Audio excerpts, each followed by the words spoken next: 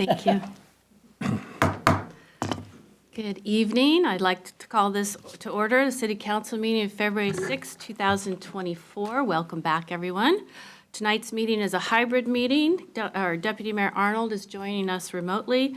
Community members are welcome to join us either in person or remotely through Zoom or by the telephone. Clerk, will you please call the roll? Councilmember Tim Chizen. Here. Councilmember Black. Here. Councilmember Sweet. Here. Councilmember Falcone. Here. Councilmember Pascal. Here. Deputy Mayor Arnold. Here. Mayor Curtis. Here. Thank you.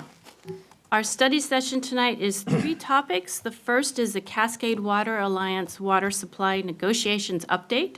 Second is Stores to Shores Greenway project update. Third is decorative pavement markings program briefing.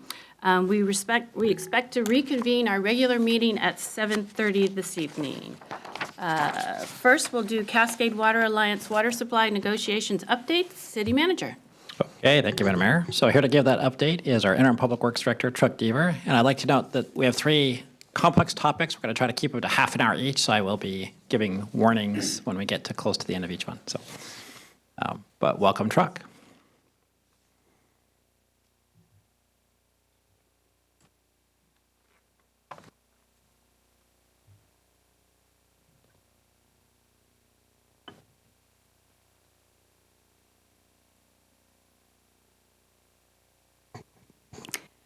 Good evening, Mayor Curtis, Deputy Mayor Arnold, and members of the council.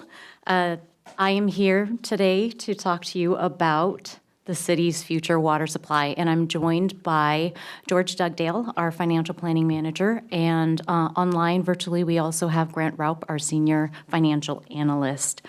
So as you all are probably aware, the city receives its water supply as a member of the Cascade Water Alliance, and there have been some important negotiations taking place regarding the future water supply. So what I'm going to do tonight is really to tee up this conversation, and in March, on March 5th, you'll have a representative from Cascade Water Alliance, Chuck Clark, out here to answer more pointed questions and provide further details about this particular negotiation. So the study session tonight, what we're hoping to do is to collect some initial feedback from the council regarding these negotiations, and then transferring that feedback to Cascade Water Alliance to help them prepare for their presentation to you in March. We'll go through just a quick overview of what CWA is, a little bit about the negotiation background, and then a high-level proposal review. So a little bit about the Cascade Water Alliance. There are 7 members. You have Kirkland, Bellevue, Issaquah, Redmond, Tukwila, Sammamish Plateau Water, as well as Skyway Water and Sewer District. CWA is one of 4 large water suppliers in this region. CWA provides a reliable water supply to 380,000 residents and more than 20,000 businesses.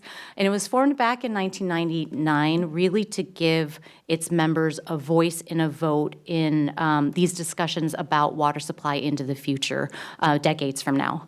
As many of you are aware, Councilmember Sweet is the board chair for CWA, and Councilmember Pascal is the city's alternate representative. So a bit about what's going on and how we got to this point. CWA currently purchases all of its water in blocks from Seattle Public Utilities, and by 2039, we anticipate that block to begin to decline under our current contract. Now, in anticipation of that, CWA and its members purchased the Lake Tapps Reservoir down south as a strategy to plan for future water supplies. Now, with the development of Lake Tapps, they anticipate this is going to take, roughly 20 years to develop. There's a lot of work that will go into it. They've got to do permitting. They've got to set up plans, get permits. And the cost is looking to be, more than $2 billion by the time it's all said and done, because they've got to implement the treatment plant, build the treatment plant, and all of the connector pipelines all the way down to Lake Tapps. So given this timeline, back in July of 2021, CWA board authorized staff to start negotiating and looking at a way to really bridge the demand between now and when they can get Lake Tapps up and running and in service if that's needed. So really what they were looking for in the negotiation objectives was to find a way, again, to bridge that gap, to potentially extend our current supplies out 20 years or longer, ensuring that there is sufficient time to defer the Lake Tapps development, and by doing so, limiting the rate hikes to consumers, providing reasonable and predictable costs, just ensuring that there's some flexibility in that contract to accommodate for, supply and demand into the future, and also looking at more of a regional approach to providing water supply. There's ample water supply, and I think that's important to note from the get-go. There's ample water supply in this region. It's just not all connected. So having to, find a way to regionalize it and make sure there's some connectivity and there's some partnerships between the various agencies that supply water. So after 2 years of negotiation, there were two companies that stepped forward with proposed contracts. You had Seattle Public Utilities, which is who the current contract is with right now, and Tacoma Public Utilities stepped up with their own proposal. And both of these, I think it's important to note that because of the declining water block, it is necessary for CWA to look at an additional contract to extend the water supply into the future. And so, either one of these options would be better than the current, where we would be running out of water in 20 years. So just this map is also in your packet, but this is just the possible supply system for CWA, whether they go with Seattle Public Utilities or with Tacoma Public Utilities. And I don't know if you could see that at the bottom there, but at the very bottom is where Lake Tapps is. So you've got to run lines all the way down by the time it's all constructed. So here's a comparison. Let me move this out of the way. A comparison between the two proposals. And as you'll see right up at the top, Seattle can only guarantee a block extension for 10 years, whereas Tacoma was looking at a 20-year guarantee through 2059. Even though the usage guarantee for SPU is 33 million gallons per day on average, and TPU's average would be 20 million gallons per day for all of its members. CWA did an assessment and believes the 20 million gallons per day from Tacoma would be sufficient and adequate to get us through 2059. The two proposals for Seattle, there's an option for 2 5-year conditional block extensions. For TPU, we're looking at a 5-year full capacity extension. Although it's not guaranteed, there are some viable options in the works, and they believe this is highly likely.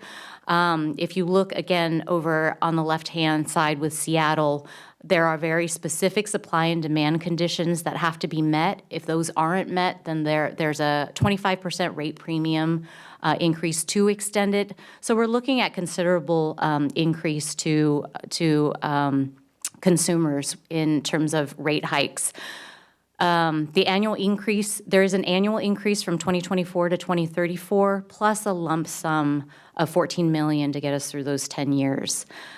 Now, if you look below that in bold, between the two, there is $132 million estimated savings compared to if we had to develop Lake Tapps by 2042 under Seattle's proposal, and under Tacoma's proposal, we're looking at nearly $300 million savings. Now, what Seattle does offer what they're saying they're offering is a 40-year conditional contract, but it's not for CWA. It would be to the individual members. There's additional costs to the individual members if they want to pull out of CWA. So I think, at this point, based on current rates, with the bonds, with current liabilities, it's $103 million to pull out of CWA. The 40-year conditional contract, although that would be the most cost-effective and least expensive for our ratepayers, they're actually saying this is very speculative. It's highly unlikely that these conditions will be met where, both 5-year extensions will occur, the supply and demand will be met, and they'd be saving $907 million based on not developing lake taps at all by 2042. Chuck, Mayor, or Councilman, Just want to Councilmember add Sweet. something. One of the things with regard to those savings is it doesn't include the fact that we will still own lake taps. We will still incur all of the liabilities that we have in maintaining the lake. That's a great point. So for Seattle and for Tacoma's proposals, this really just defers the development of lake taps, but ultimately would rely on the development of lake taps. I think the only option where you wouldn't be developing lake taps would be the 40-year conditional contract. So correct. It would just delay or push out and defer the construction costs. All right. So then let me. So what Cascade staff are recommending based on these proposals is that the initial recommendation is that CWA contract with Tacoma, and these are the reasons. They're really looking at a longer-term supply certainty, the 20 years over the 10 years at a lower cost overall, lower construction risk, more flexibility in being able to accommodate the supply and demand over time, and then opportunities to regionalize the water system. They believe that Tacoma is in a position to really want to develop a partnership with CWA. My understanding from conversations that staff have had with board members in various presentations, Seattle has been, treating CWA as a customer as opposed to a partner. And so they're really looking at, ways to regionalize the water system, get them all connected, and have those partnerships. So the next steps is we are looking to collect some input, feedback, questions that we can share with Chuck Clark, who will be out here in March to present to the council. Chuck is CWA's lead contract negotiator, but he was also CEO of CWA for quite some time, and previous to that, actually worked at SPU. So staff will collect the comments and then share it with CWA. And with that, happy to open up the floor, and of course, my colleagues here are here to answer questions as well. Thank you, Chuck. Any questions? Everyone understood that completely? All on board? Councilmember Pascal? Well, I don't necessarily have a question. I mean, I have some comments here. Hopefully others do too, but it's been really, first of all, I enjoy being a board alternate on the Cascade Water Alliance. Councilmember Sweet does all the work, and I get to kind of swoop in on the interesting kind of discussions that occur time to time. And the way that I look at this, and I've been kind of absorbing all of this over the last few years, and then just trying to understand Cascade Water Alliance in general and what that entity is and what it does for us and the benefits it provides our community. And the way that I think about this is there's three major decisions in the history of Cascade Water Alliance. The first is to form the Cascade Water Alliance. The second was to purchase lake taps. And the third is the decision that's before us today. That's how I think. That's the way I think about it. And this is a pretty significant decision to potentially move away from Seattle Public Utilities and to partner with Tacoma, with the city of Tacoma, on the future of water. And so it's exactly why we formed the Cascade Water Alliance, was to basically negotiate for our customers, our residents, a future water supply and equitable rates for us. So one of the cool things about the Cascade Water Alliance is that the folks that are in leadership positions there are former Seattle Public Utilities officials, people that led SPU that are now working for us to really dig into the details and are recommending that we move away from SPU. And so that's why I have deep trust in the staff and the recommendations, because they were on the other side of the table for many years and now are recommending that we move away for a variety of different reasons. So that's just some background that I think everyone should understand. And then the savings in dollars doesn't really give that entire picture. I know the dollars in the sense is important, but it's really about the building of the resiliency of the system. And it gets us closer to lake taps, but we're starting to build the infrastructure that we need to distribute water across the region, and really puts us into a better position for future negotiations. I mean, water's always going to be an issue for whatever community you live in. It always is. And so we're always going to have to be thinking about what's next. And I think where we're going is, I fully support, and it's really interesting to understand all of what has gone into it. So good job so far. Thank you, Councilmember Pascal. Councilmember Sweet. Okay, just to echo Councilmember Pascal's comments, I've been on the Cascade Board this is my 15th year.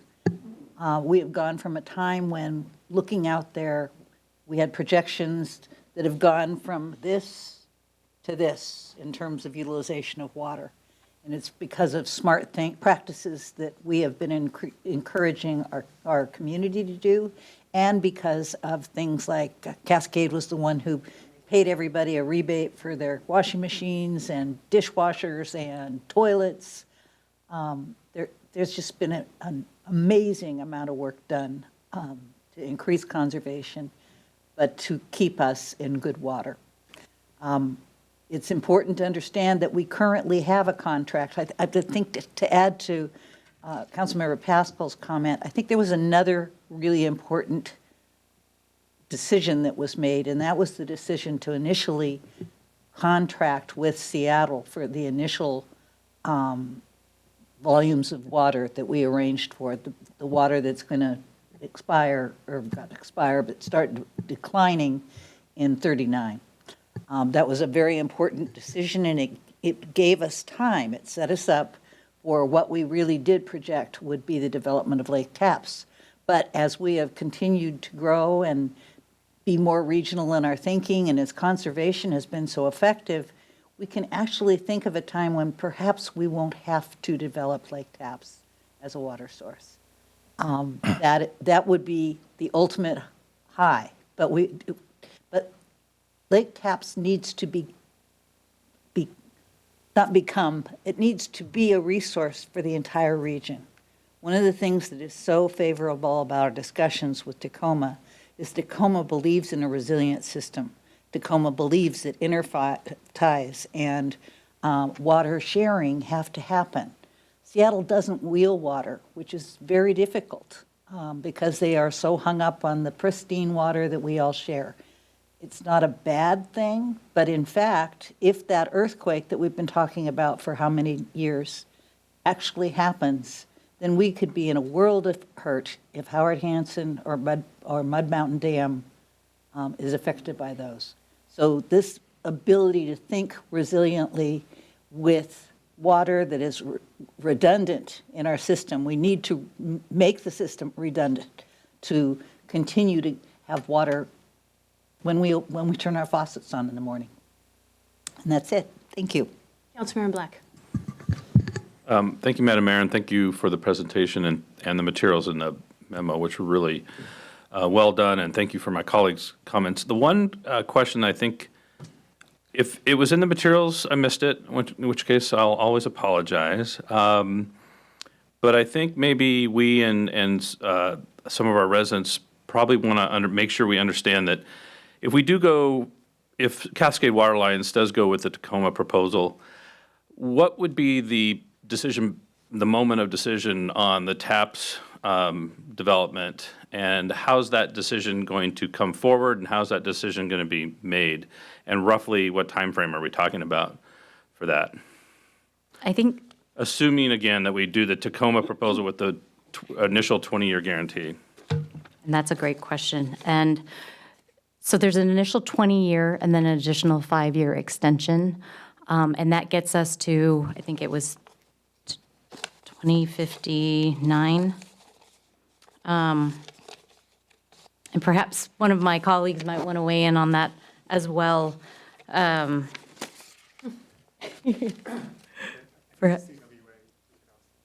Yeah, and some of these questions could probably be deferred to speak to Chuck Clark about, because they just provided some basic materials, but I think he can get into the weeds with that. Okay. And I didn't mean to put anybody on the spot.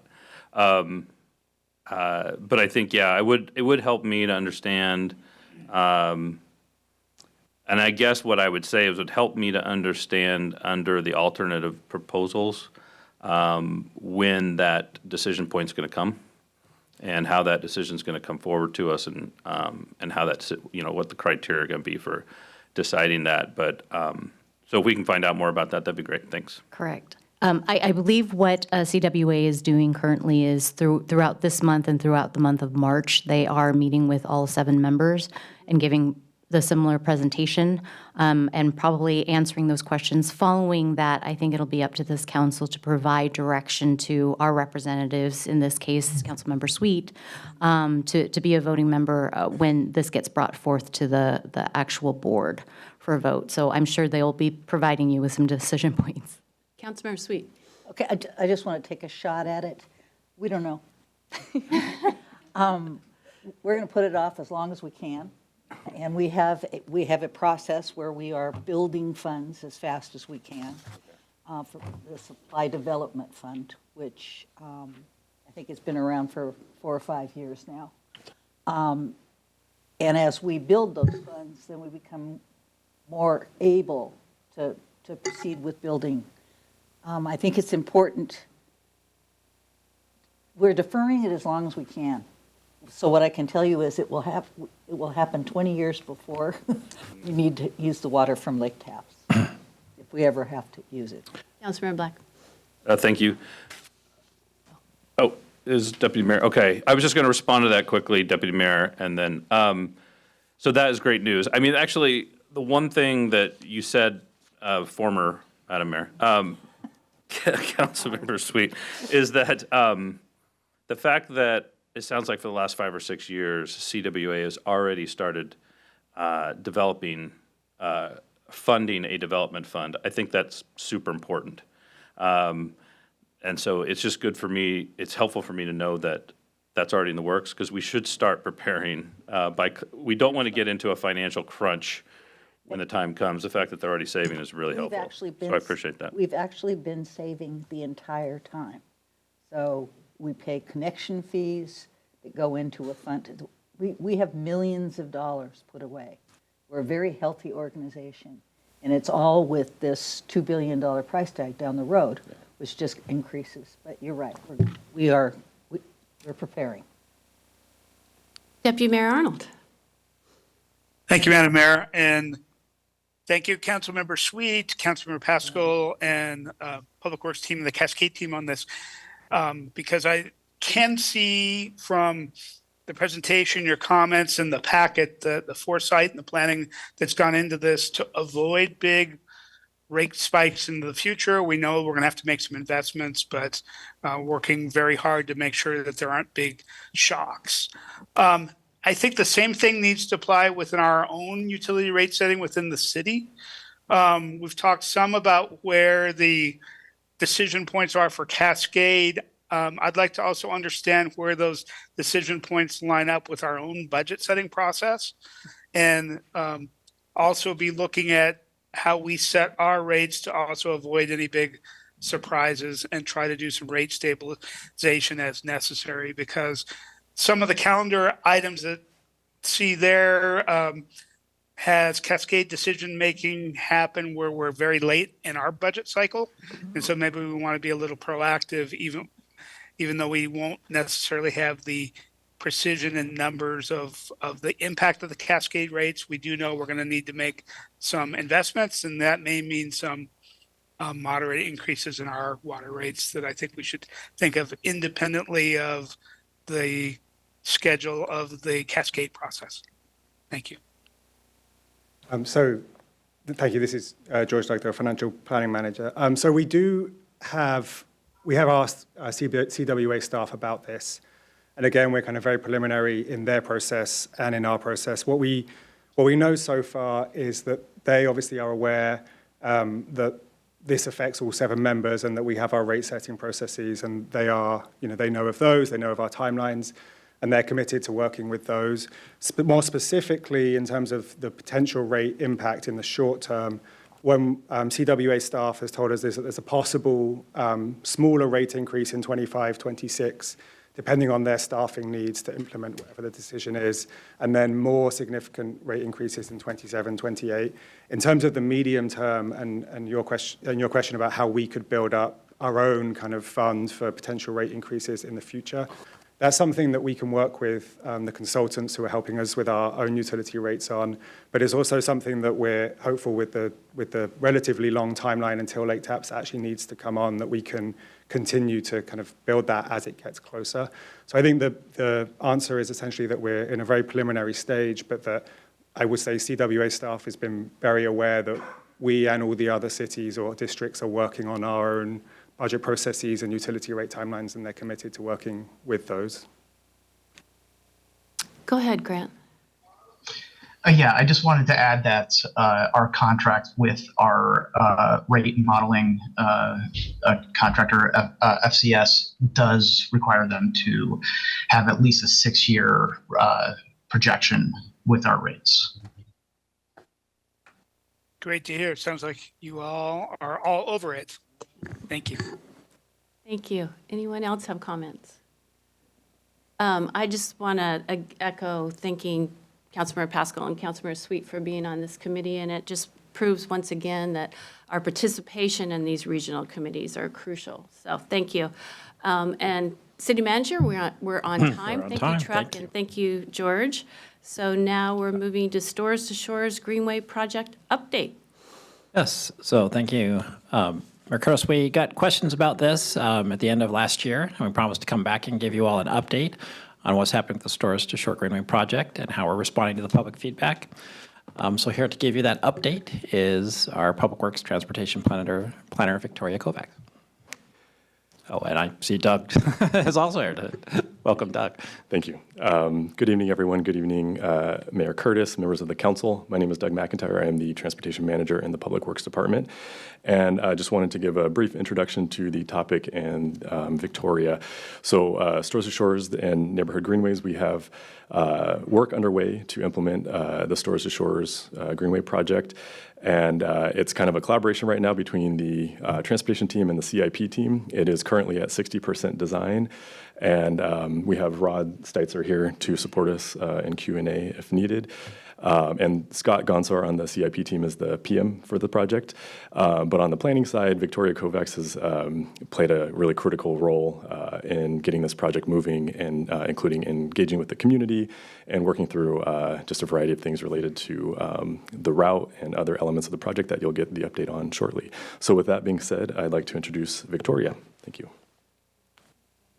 Welcome, Victoria. Thank you. I'm not as tall as Doug, so I'm gonna...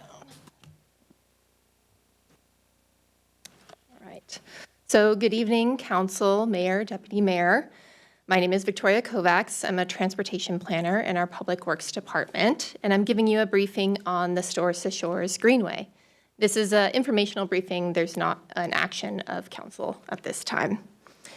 And as myself or Christian Knight, our Public Works Community Engagement Coordinator, have given presentations about greenways, we've actually started out with an icebreaker poll with multiple choice answers. I'm not going to quiz you, don't worry. But we've been really surprised because we asked, what is a greenway? Really simple question. And a lot of people did not know what is a greenway. So we've got some work to do in educating people. So thank you for having me here tonight. This is a great opportunity to share about them. So I have a simple two-part agenda. First, I'm going to go into what is a greenway, who are they for, why they are important, and some existing policies. And then I'll go into the Stores to Shores Greenway, which is our third greenway now, and some of the route changes we've made in response to the community input thus far. So first, what is a greenway? And before you are some images of tools that we use on greenways. Greenways are identifiable by the posted speed limit of 20 miles an hour and the green branded Kirkland Neighborhood Greenway sign that has a bicycle symbol and a pedestrian symbol. And the formal definition is neighborhood greenways are a select network of low-speed, low-volume residential streets prioritized for walking and bicycling through the use of signage, pavement markings, and traffic calming and control devices, some of which are pictured here. The purpose of a neighborhood greenway is to provide a route for people of all ages and abilities to feel safe walking and riding bicycles as a comfortable alternative to busy arterials. So who are greenways for? We often get this question, who are we designing for with a greenway? And I'm going to take a minute with this slide because it is really important. This graphic is called the 4 types of cyclists, and it segments the general population into these 4 groups of non-bicyclists, interested but concerned, somewhat confident, and highly confident, roughly according to the percentages below of 30%, 50%, 5%, and 5%. And this categorization was actually developed back in 2006 by Roger Geller, the bicycle coordinator of the city of Portland, at a time when the city was trying to understand the target market of how we can get more people to bike. And through a series of polls and surveys of the public, they heard the primary barrier to people biking more is a fear of motor vehicle traffic. So these categories were developed to help inform what kind of engineering we would need to do to get people on bikes and riding. And what's even more interesting is this has been substantiated on a national level by a study in 2015 by the Portland State University Urban Studies professor, Jennifer Dill, and they did a study through the National Association of Realtors. And even more interesting is we had done a survey through our active transportation plan, and over half of our respondents were interested in walking and biking more, but the primary barrier was a fear of motor vehicle traffic. So when I say all ages and abilities, I'm referring to that interested but concerned group, the largest slice of the pie. So next, why are greenways important? As I mentioned, they enable people of all ages and abilities to comfortably walk, bike, and roll in their neighborhood. We're connecting destinations, schools, parks, and neighborhoods. They lower residential traffic speeds. They're a low-cost implementation tool. They help achieve our broader climate goals, and they are foundational to our network of our adopted plans. And I put in the green box the City Council goal of balanced transportation, which is to reduce reliance on single occupancy vehicles and improve multimodal connectivity. And just as a reminder, transportation is half of all of Kirkland's greenhouse gas emissions per our sustainability master plan, and we do have a goal to reduce the average amount a person drives. So I want to bring up a reminder of our historical commitment to greenways. Greenways were first adopted in our 2015 Transportation Master Plan under the goal, connect bicycle facilities that are safe, nearby, easy to use, and popular with people of all ages and abilities. Very clear policy there, build a network of greenways with 2 actions to develop standards and to prioritize and construct projects. Then in our 2022 Active Transportation Plan, we continued that goal to create a bicycle network for people of all ages and abilities and greenways are listed as a strategy for that goal. Greenways also support our goal for Vision Zero, which is by 2035, eliminate all transportation-related fatal and serious injury crashes in Kirkland. So it does support our broader safety initiatives. And objective 1, prioritize safe street design. Greenways are, again, a strategy under that objective. So in 2018, the city developed the Greenways Guide for Implementation. And this was developed with Resident Advisory Group, the Transportation Commission. And this document really functions as a standards as we look at a new greenway project and when we want to implement it. And I've called out here the performance measures listed in that document because it really sets the bar of what we want to achieve with a greenway. Low vehicle speeds, low volumes, safe crossings at arterials, and an increase in use per year. This document also has a conceptual routing map. And as we've learned in our outreach, the routing is what the community is really interested in. So in looking at a route, we start with this conceptual map, but then we gotta kind of bring in, we want to connect destinations, we want a low stress route, and we want to think about our broader network and of our adopted plans, and then balance the realities of the many hills we have in Kirkland with the directness to those destinations.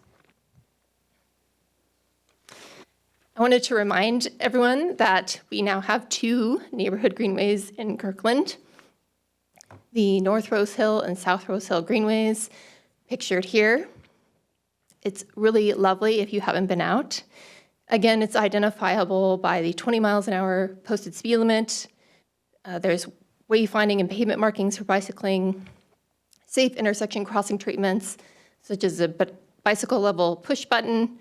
There's traffic calming devices, such as speed humps, and there's also lovely whimsical art. With that, I will move on to the Stores to Shores Greenway. Get some water. Okay. So the Stores to Shores is a crosstown east-west greenway. And in 2020, the city received federal grant funding for implementation of this project as it connects our 2 urban centers, the Stores of Totem Lake and the Shores of downtown. The route is just over 3 miles. And once we got to the 30% concept level, we started some project outreach. A project update mailer was sent to every parcel within 500 feet of this route. And we had a project website. And what was interesting was while we anticipated comments about some of the devices like speed cushions or traffic circles, a lot of the comments were about the route. And when I say route, I mean, what street is it on? Where is it going? So that was a big takeaway. And then we adjusted our engagement to also take on route comments. This is a summary of our outreach. From this fall, we did do the mailers, the website, we had signs in the wild. We did attend the neighborhood association meetings of North Rose Hill, Norkirk, Highlands, and the Market neighborhood. We also had a meeting with the Kirkland Greenways Advocacy Group. We had an online forum for capital improvement projects, and we did share this update with the Transportation Commission this December. I included this map in your packet, and I also printed it out for you. But this is a nice summary map to show that we listened. The blue map is the original route we started out with from our grant application. And the red route is now where we are in design. And I'm going to go into details about those route changes. But before I do, a reminder that overall we want a safe route. We want to connect destinations such as schools, parks, the Cross Kirkland corridor. We want a route that makes sense within our broader network, and we want to consider the hills and the utility of the route. So I'm going to zoom in on this area. The first major route change was made in the Norkirk neighborhood near Peter Kirk Elementary. And we heard very clearly that 6th Street is a very stressful route, a very busy street. And additionally, between 11th and 12th Avenues, there is a pinch point, which is pictured on the left. There's some curb extensions, so a less confident rider would not be able to ride on the side of the street. They would be required to take the lane, which is not low stress or all ages and abilities. So the neighborhood proposed this alternate route on 4th Street and 13th Avenue, which we did think was a good route change. And it also directly connects to the raised crosswalk at Peter Kirk Elementary, so a direct connection to the main entrance of the school. And it also connects to another neighborhood park, Van Alst Park. The second route change, which council might have received communication about, was in the Highlands neighborhood. So the map on the left is an image of the street slopes in the Highlands neighborhood, where green is not that steep and red is very steep. So Highlands is a beautiful but very hilly neighborhood. There's not an easy way to get up. But in looking at the original route on Northeast 97th Street, it is a very steep slope. It has a maximum slope of 22%. And it is a street that is closed in winter conditions. So we heard very clearly from both the neighborhood and the Greenways advocates that it would not be a tenable route for people to bike up and down on a regular basis.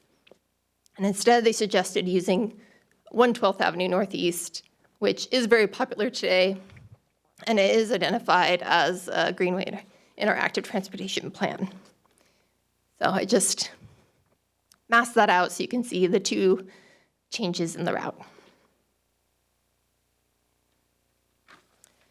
I brought up this slide again to say there were many other requests for route changes from the neighborhood. And considering route changes, we did want a clear safety or user benefit. And thinking about these standards in our Greenways guidelines about we want a low stress route, we want to connect destinations, we want to think about our adopted plan networks, we're balancing the hills, and then again, our broader goals of what we want to achieve out of this project. So we did listen and we did assess other route changes, but we didn't incorporate all of them if they didn't meet a clear safety or utility benefit. So next steps, as Doug mentioned, the project is at 60% design. So we are anticipating to continue that and actually construct and complete the project by the year end, weather pending, of course. And then the guidelines document that I shared, that standards document, is a work plan item for the transportation group. So I'll be working on that in this year. So I'm happy to answer any questions.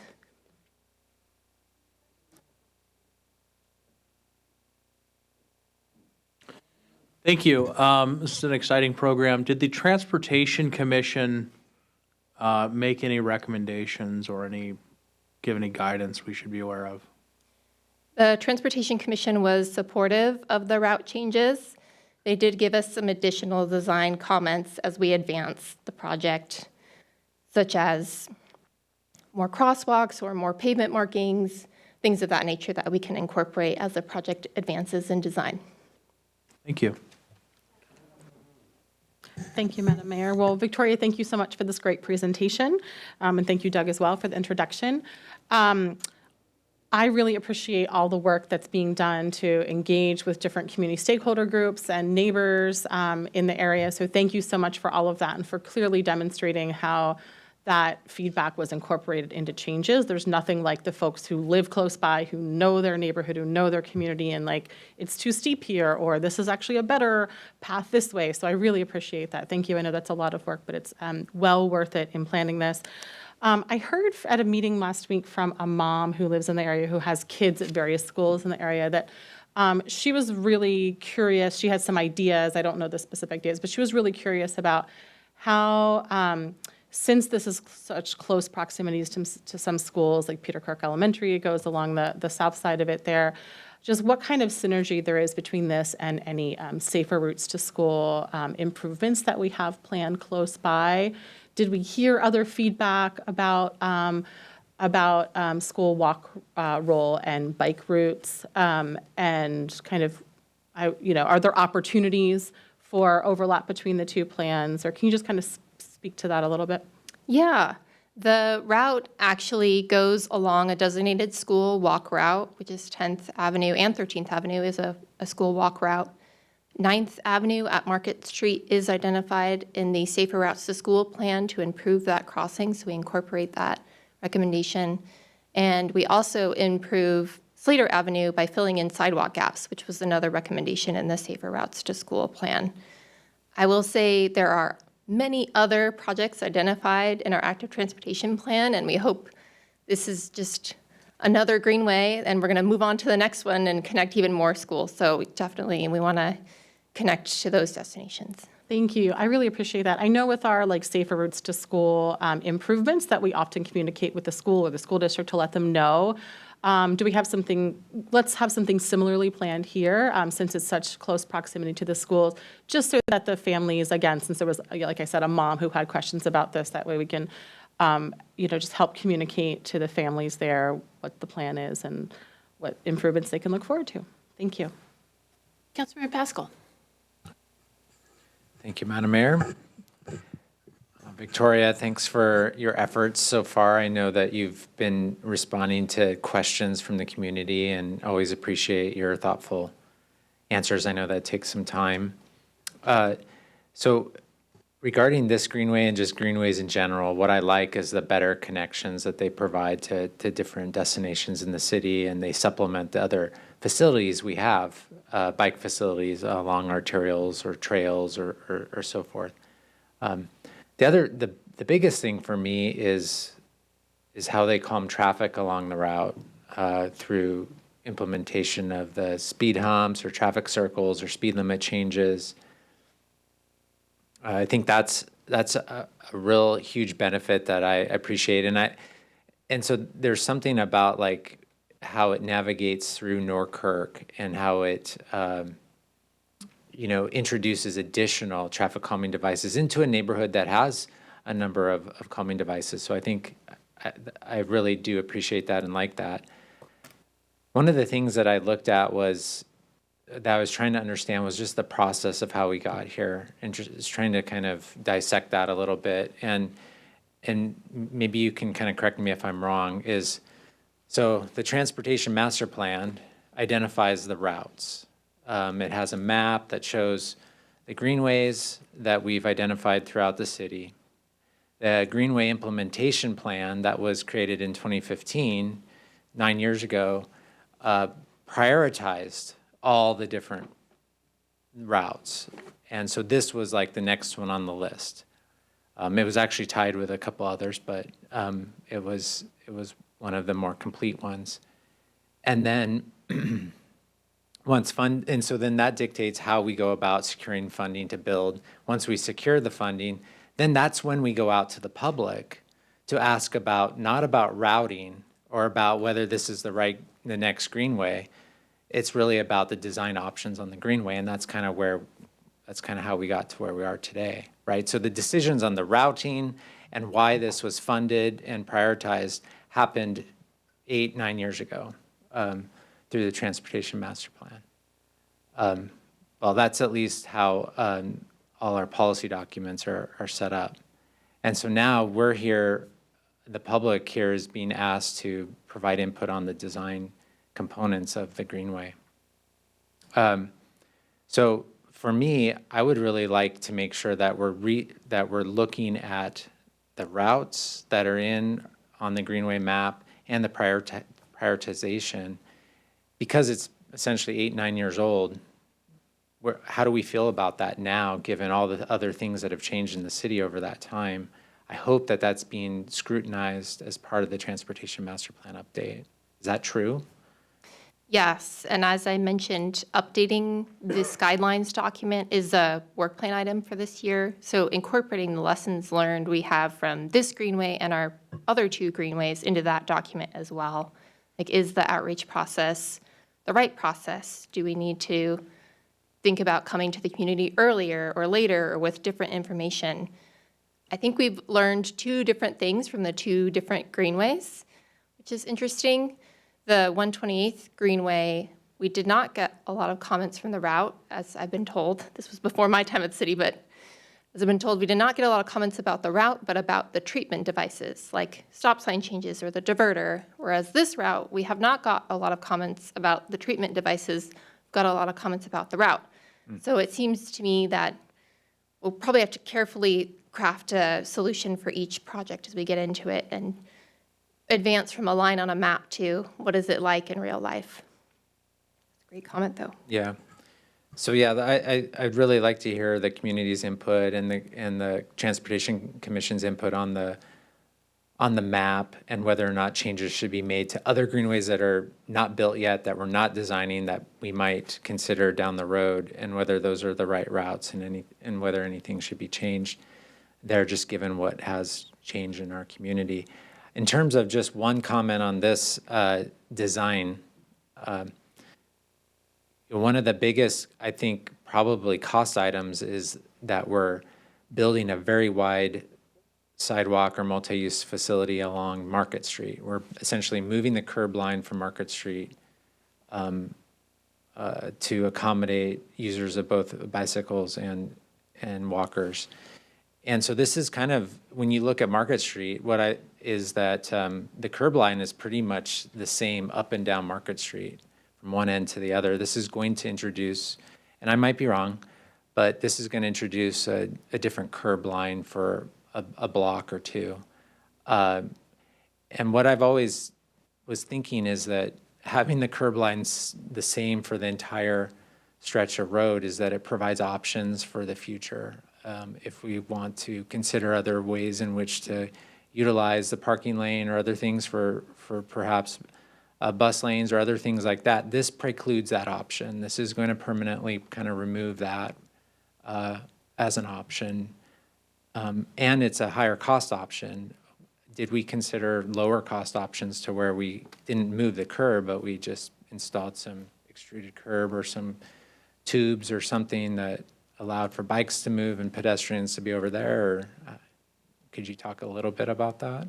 Sure. And this is a great plug also for our transportation strategic plan now, no longer the master plan, but the strategic plan update. We do have a now live public web map where people can give us comments on all of the lines and projects, including greenways and transit projects.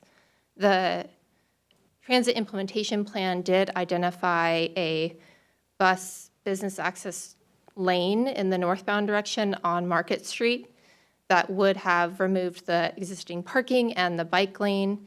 And as we revisited that project, that was also a recommendation back from, I believe, 2015. And understanding the utilization of Market by the bicyclists, we didn't feel removing the bike lane was appropriate.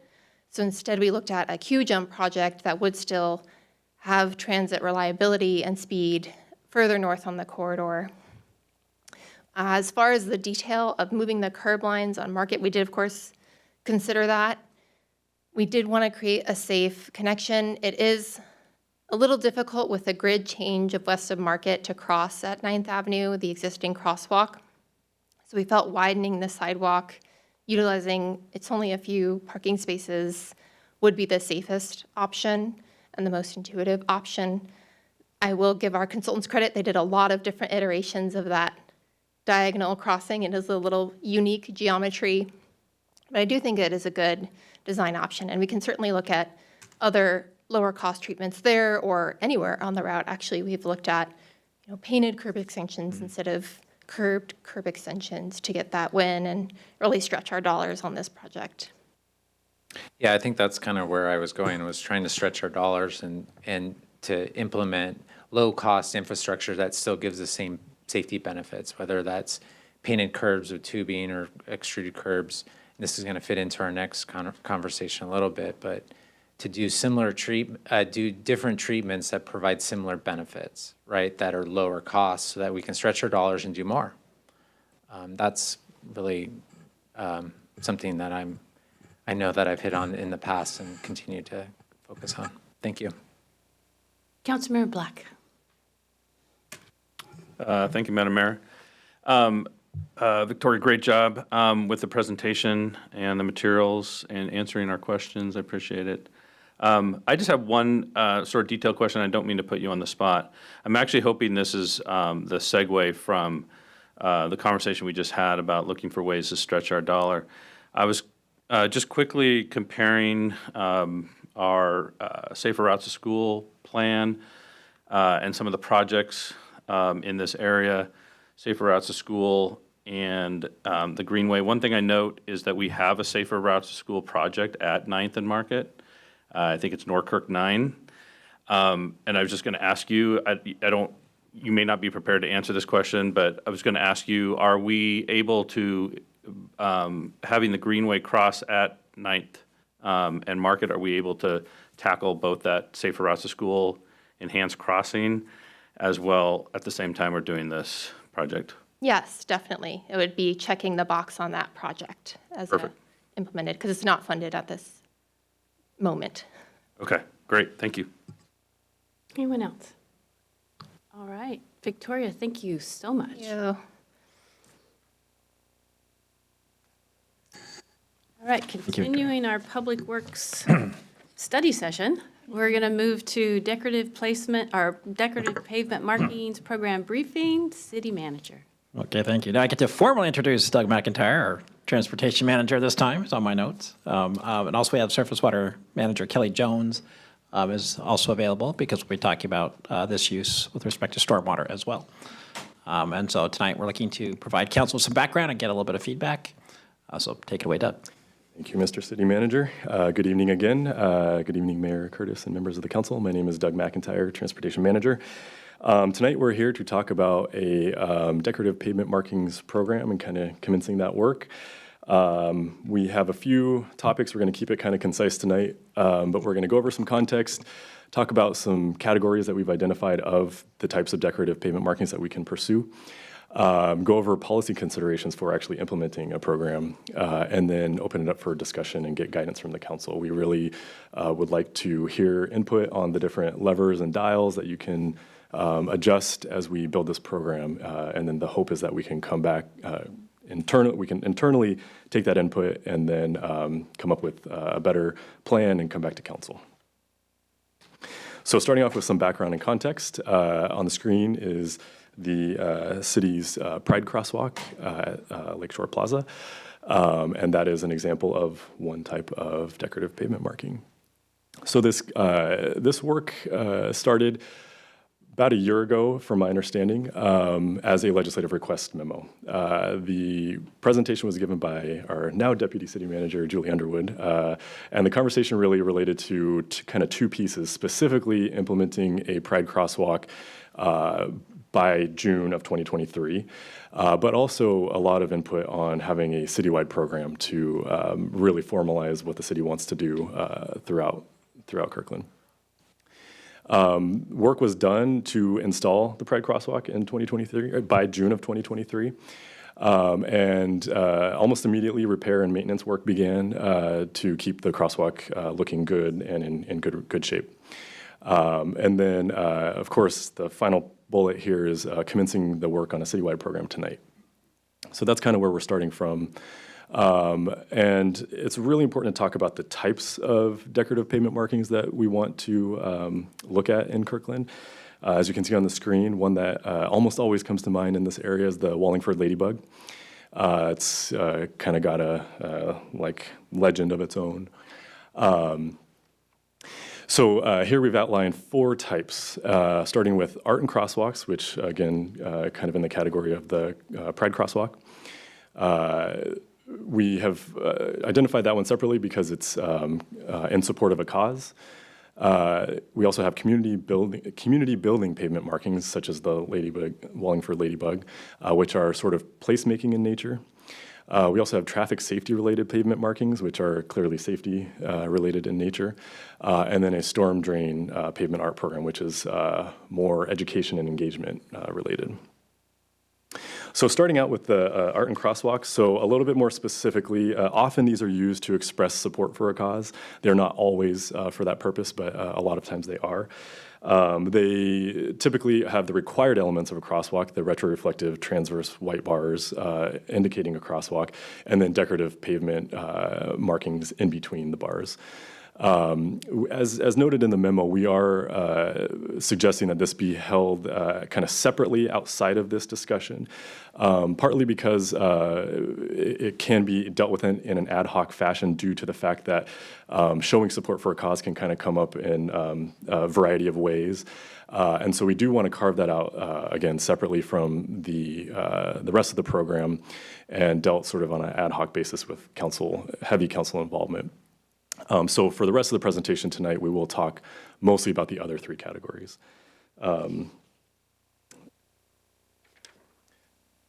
So the second item here is community building pavement markings. Again, kind of placemaking in nature. The one on the screen here is from North Portland. These are generally community driven. The city would not necessarily have any heavy involvement in doing this, but really kind of encourage a grassroots approach. These are generally intended for low volume, low speed intersections so that they can last longer and be more of that kind of neighborhood placemaking idea. The third item here is the traffic safety related pavement markings. On the screen is an image from San Luis Obispo, California. And the idea here is that the painted white lines extend the curb, it can be referred to as a bulb out of the curb extension, with delineators. And then within that, between the curb and the delineators, is a decorative pavement installation. These are primarily for safety purposes. As you can see, by putting the delineators down, it shortens the distance for pedestrians to cross a street and be exposed to vehicles. It also makes the turn radius such that you have to slow down to make that turn instead of kind of just cutting the corner. And so the city would really have a heavy hand in this kind of pavement installation in the sense that we would want to be able to identify the locations. We would obviously consider very heavily community input on this, but ultimately we would want to have the engineers review and suggest these installations. In this case, the city would recommend funding these types of installations. We also have the storm drain pavement art category, which, as you can see, is meant to sort of enhance storm drains and catch basins and other storm water related elements of our infrastructure. Again, these are primarily for educational purposes and really building community around these art installations. It helps to also educate the public about pollution prevention.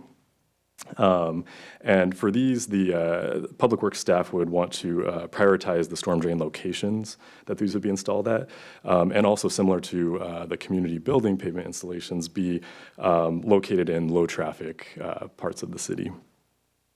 One point to note is that similar to other roadway markings, these would be done with the intent of having minimal environmental impact. Anytime there would be an installation of this nature, there would be pollution prevention work involved. So moving from the categories now, I think we really want to focus on the discussion around the policy considerations for this citywide program. So on the screen are kind of the main points. Obviously, in our discussion, there might be other things that we want to add. Within each of these points, again, are levers and dials that we can adjust to be more suited to what we want to implement in Kirkland. But starting out, we want, obviously, decision-making process. We will need to set up an application process for this. But ultimately, these kind of, if you think of a flow chart, we would want these to be safe and not be distracting to drivers and not be confused with traffic safety elements in the roadway. So that's kind of the main first decision point. We also want to ensure that any time there are pavement markings of the decorative nature, that they are conveying government speech, which is, my understanding, is held to a different standard than just generally freedom of speech. So those are some important elements in decision making. Also, with regard to the traffic safety program, we would want to carve that out separately because it would be safety related. So we would want to allow the city to have a separate process to do the traffic safety related pavement markings. Oops, sorry. For the evaluation criteria, there are obviously a lot of things to consider, but again, at a minimum, safety for drivers and users of the roadway. We also want to evaluate the location. So it does depend on the type of pavement marking being considered. Again, community building pavement installations would be low volume, low speed environment. And then traffic safety would be areas of need. So there are some delineations there. And then, let's see, for maintenance, one thing that's kind of important to note is, this is also identified in the memo, but using some of the lessons learned from the city's first installation of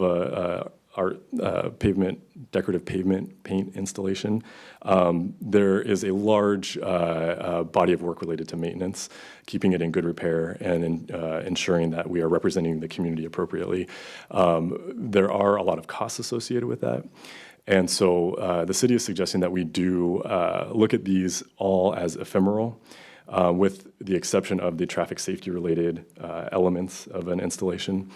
And the reason for this is to ensure that we can be clear about what's needed to make this a program that we can implement and not allocate extra staff, extra equipment, extra training, et cetera. For costs, the city is, again, suggesting that we would pay or fund the implementation of the traffic safety related markings because those would be city driven. The community building type of markings would be more grassroots in nature, and the city would not look to fund that directly. However, there could be considerations for grant programs or stipends or something of that nature if the council wishes. Again, the cost for maintenance is a large piece of that. So by looking at these as ephemeral, you kind of take away a big burden there for costs. Liability. So one thing that came up in the discussion a year ago on the LRM was about liability. And it essentially what the question was, well, are we going to be at more risk if we have these installations? And at that time, the question was more about art and crosswalks. But we look to the MUTCD, which is the Manual on Uniform Traffic Control Devices, and the required elements are the retroreflective white transverse bars for crosswalks in this case. But anything that is conveying a traffic safety message has that retroreflectivity. So anything that would be installed would be paint and not of a retroreflective in nature. So that helps us kind of draw that line in the sand between required and decorative. Of course, I did mention also about speech. So again, anything that we would want to be installing in our rights of way would be government speech, consistent with the message that the city of Kirkland wants to convey. And then finally, to wrap up here is a note on staff time. As I mentioned, there are elements of this that we would need to be heavily involved in. One would be the application process. That does involve a lot of staff time to review, depending on how many and the types of applications we would get. It is something that we would need to look at. One thing to note here is that given the workloads that we have currently, we are looking at the earliest that this could probably commence on a citywide basis is 2025, potentially later than that, depending on a variety of factors. So that is definitely a consideration here, and making sure that we do it, but also do it the right way with the right appropriate level of staff engagement. With that, I will open it up to discussion. Thank you, Doug. And great presentation. And I'm sure when you started this career, you thought, someday I'm going to do a presentation on a ladybug on a street.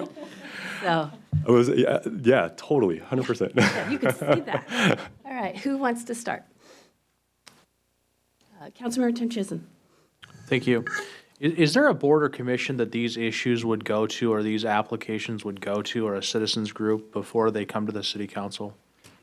That's a great question. I don't think we've gotten to the point of suggesting that level of the process yet, although I do know, just by way of example, that I believe the utility box art goes through the art commission. So yeah, we haven't had any conversations internally about that quite yet. Yeah. I was just suggesting that because in addition to staff time, there's, city council time, and as opposed to us holding deliberations on what specific artwork is appropriate, maybe there would be an appropriate board or commission that could do that. Thank you. Definitely something that could be considered. Thank you. Councilmember Pascal. Thanks, Doug. Thanks for the information and looking at this in different ways. My interest, I've expressed interest in this, and it was one day that I was out and about and I drove by the 7th Avenue, decorative pavement there. I hadn't known about that, and this was on council. And so I was with my son, and I was like, okay, I gotta stop, I gotta get out, and I gotta take a picture. And he's like, Dad, come on, let's keep going. I was like, no, this is really cool. I gotta take a photo of this. This is neat.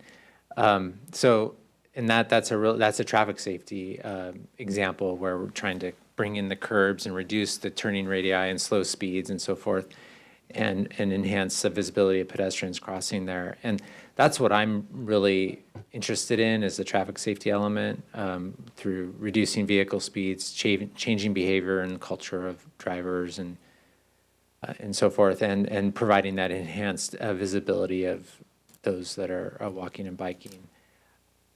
The types of areas that I really see this are the things that I think you've talked about, but the chicanes or the reducing widths of roadways where there's like ample pavement that's unused, it's, is kind of excessive. We can kind of bring that in without having to spend lots of money to do that, ripping it out.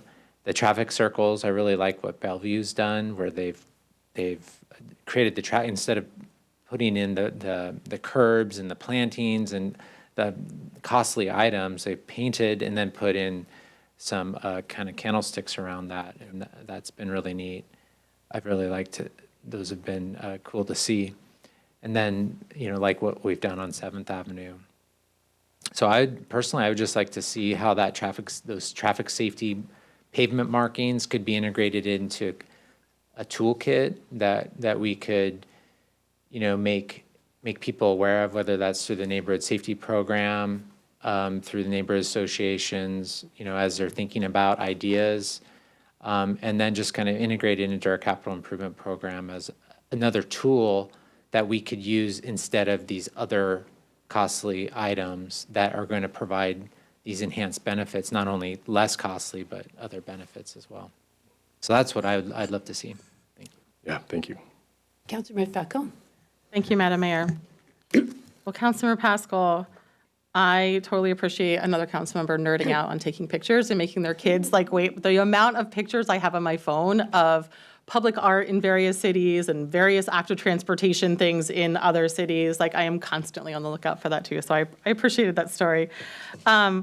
Well, Doug, thank you so much for this presentation. I am really excited about this program. I think it has a lot of potential. I understand we want to take the time to do it right, and I know staff are working on a lot of really important things this year. So I appreciate that and being self-aware of wanting it to be a success. I love that it's at the intersection of multiple topics that are important to us. And yes, pun totally intended, the intersection. Anyway, I'm feeling corny tonight. Anyway, it involves, as Councilmember Pascal mentioned, active transportation safety, right? It also includes community building, which is really important, especially in today's time. It's inexpensive, right? And it also creates public art as well, right? These are all things that I'm passionate about, that, as a council, we've expressed interest in pursuing even more. I was really interested, I read a Washington Post op-ed recently that was published last week on this very issue, so very timely. And they mentioned, I'm no expert on this, but I'm glad, Doug, that you mentioned United States Department of Transportation Manual on Uniform Traffic Control Devices, the MUTCD. I don't know how you said that, anyway, however you pronounce that. That it was very recently updated in just the past couple months on this very issue, whereas historically, I'm not even going to attempt to summarize it, but it's more friendly in favor of this now is the moral of the story. There's more details there, but I will not get into all of those.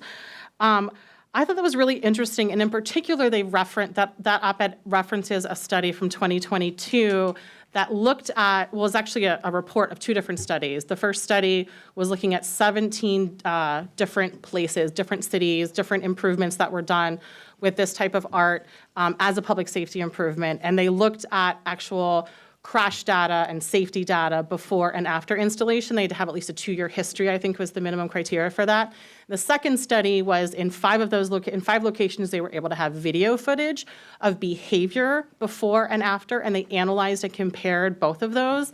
And the analysis found significantly improved safety performance across a variety of measures during periods when asphalt art was installed. And this wasn't just the type of art that we're talking about, that we're calling our traffic safety related pavement markings. This was a variety of different type of markings, even some of the ones like crosswalks and the community building art that we're talking about. So it's a variety of different types of public art traffic safety installations, more specifically from the one that compared the crash data before and after. They found a 50% decrease in the rate of crashes involving pedestrians or other vulnerable road users, a 37% decrease in the rate of crashes that lead to injuries, and a 17% total decrease in crash rate. So that's pretty significant. And then what they call the observational behavior assessment, where they looked at the video footage of pedestrian and driver behavior before and after the installation. They found a 25% decrease in pedestrian crossings involving a conflict with driver, a 27% increase in frequency of drivers immediately yielding to pedestrians with the right of way, so they were more likely to yield, and a 38% decrease in pedestrians crossing against the walk signal. So everyone's behavior improved. The pedestrians' behavior improved, the driver's behavior improved, the actual safety improved, number of crashes improved, the injuries improved, all from this artwork. So this is one that was cited, as I mentioned, in the op-ed that also mentions the MUTCD recent improvements. Seattle, interestingly, was cited as one of the kind of pioneering cities on this type of artwork. So I'd like for us to look at all of these categories potentially as safety improvements, because I do think there's likely some value in all of them, even if historically the United States Department of Transportation and the transportation engineering industry has not. It seems to be moving in that direction, more friendlier and more understanding that this does change folks' behavior. This does increase overall safety for both drivers and pedestrians and bicyclists. So I'm really excited about that part of it, right? I've told my story a million times. School walk route safety is what got me involved in working with the city, so I'm super, super excited about that. I also love art. I'm an art docent at my, kids' elementary school. I'm very passionate about public art, so I'm so excited that public art is an aspect of this and that it's inexpensive, right? I remember when learning more about the Cultural Arts Commission when I was brand new on council, and how expensive everything was and how much red tape there was. I mean, they do an amazing job with all of the hurdles that they have to bring forth more public art. This is such a quick and easy way to have more traffic safety improvements, pedestrian, active transportation safety improvements, and to have more public art, right? I've said this so many times. I see canvases everywhere, and this is just a whole nother, area of canvases that we have in our city, and there's so much of it. And this is just one of many tools, right? This is not going to solve everything, but it's interesting that it's now being viewed more as a safety thing. And again, it's inexpensive. I really, really like that. And more public art is good for economic development. It's good for creating a sense of belonging.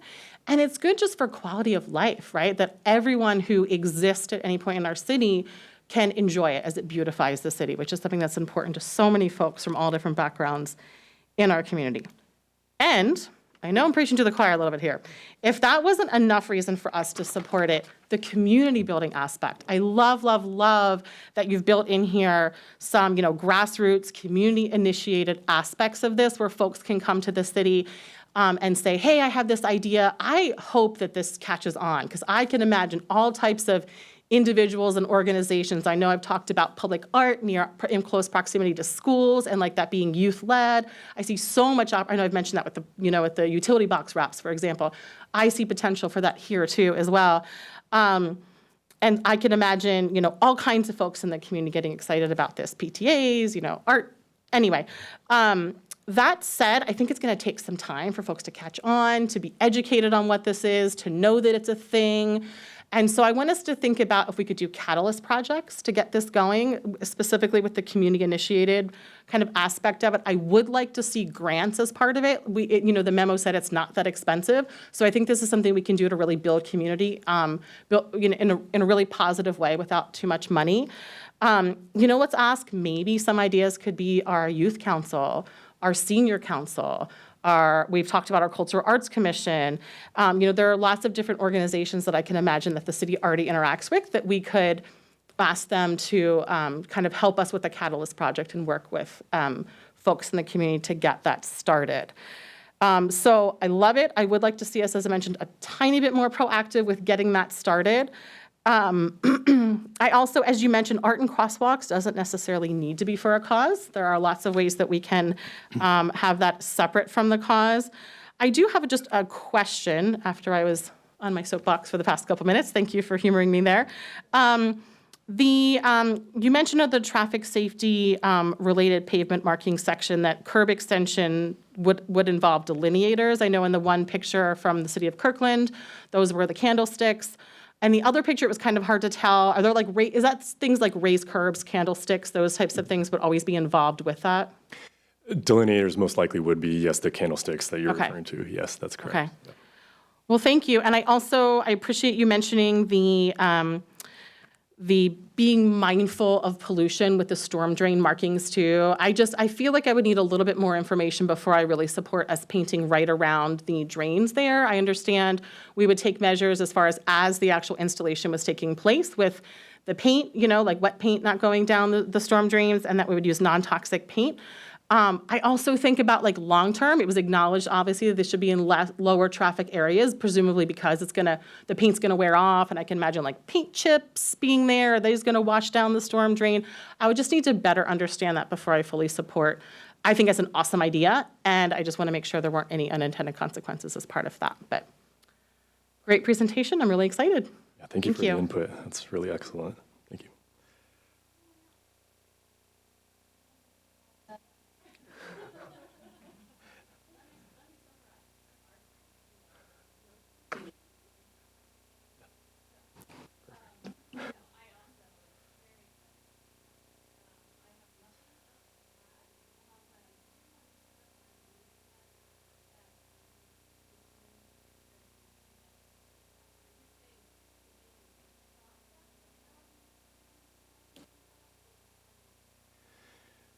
Yeah, I think it's fair to say that we're working on it, commencing the project now, in the sense of getting this input. We're going to talk internally. We'll kind of hash out some of these ideas, and then the actual implementation of a citywide program. I think the absolute earliest that could happen is 25, potentially later, just given the staff workload and everything. So, yeah.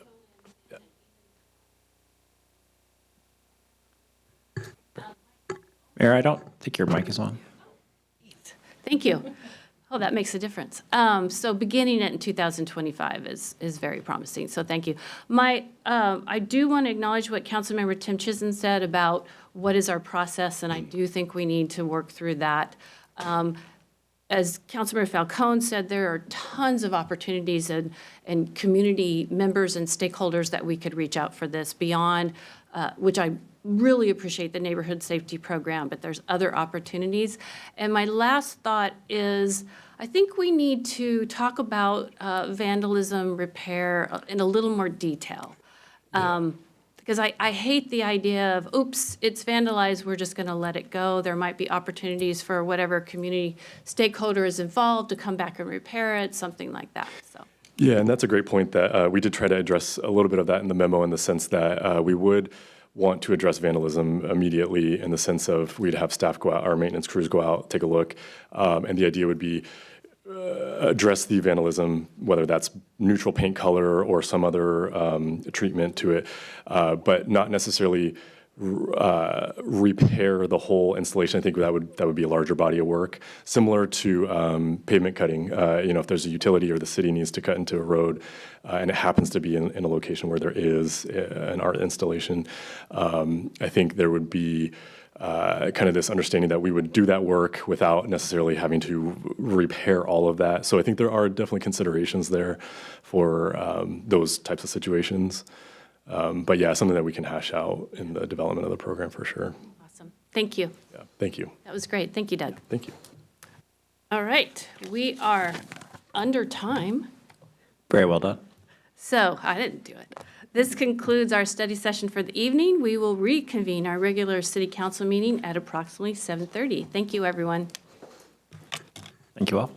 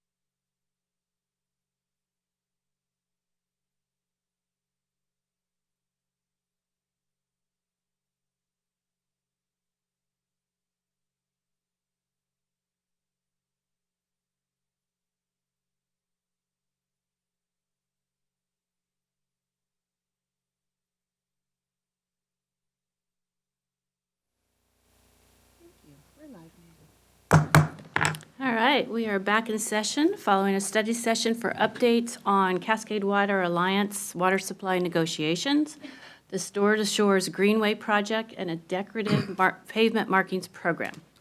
Before we turn to honors and proclamations, I want to note that council may consider a Goat Hill land use moratorium. If we do consider that issue tonight, it would be necessary for council to vote to amend our agenda to include that item as part of our business meeting. To introduce that topic, I want to call on the city manager. Thank you, Madam Mayor. So as the council and the committee knows, the Goat Hill neighborhood has some significant physical, geological, and environmental constraints. There are narrow roads, there's limited emergency access, and landslide hazards. It's become under increasing development pressure, and so we'd like the council to consider a temporary moratorium on permit applications to allow staff time to evaluate the life, health, and safety concerns proposed by development, and to consider adoption of regulations to mitigate or minimize those concerns. We'd like to give the council a presentation tonight and a draft ordinance for their consideration, and so we would be looking for a motion to add a temporary moratorium ordinance as a business item 9A, and they would have a staff presentation at that time. Thank you, City Manager. Is there a motion to amend tonight's agenda to include consideration of an ordinance that would impose a temporary moratorium on the acceptance of applications for the review and/or issuance of permits in the Goat Hill area? Second? All right, it's been moved by Councilmember Falcone, second by Councilmember second by Councilmember Pascal. All of those in favor say aye. Aye. Aye. Is there any opposed? The motion carries. We'll add this item to our business agenda as item 9A. All right, thank you, everyone. We are going to now move on to our regular business honors and proclamations. Our next item is the Lunar New Year proclamation. First, before we get started, I want to thank the Parks and Community Services group for hosting a Lunar New Year celebration this Saturday. It was well attended, and I'm sure Councilmember Falcone will talk about it in our council reports. There is artwork in the lobby that was created during the Lunar New Year celebration, so I encourage everyone to take a look and perhaps take some pictures of it. So, Councilmember Falcone is going to read can't get names straight tonight. Councilmember Black is going to read the proclamation. Accepting the proclamation will be Amy Ju, English as a Second Language and Naturalization Program Coordinator of the Chinese Information and Service Center, CIS. CIS is an organization that helps immigrants through King County achieve success in their new community. Welcome.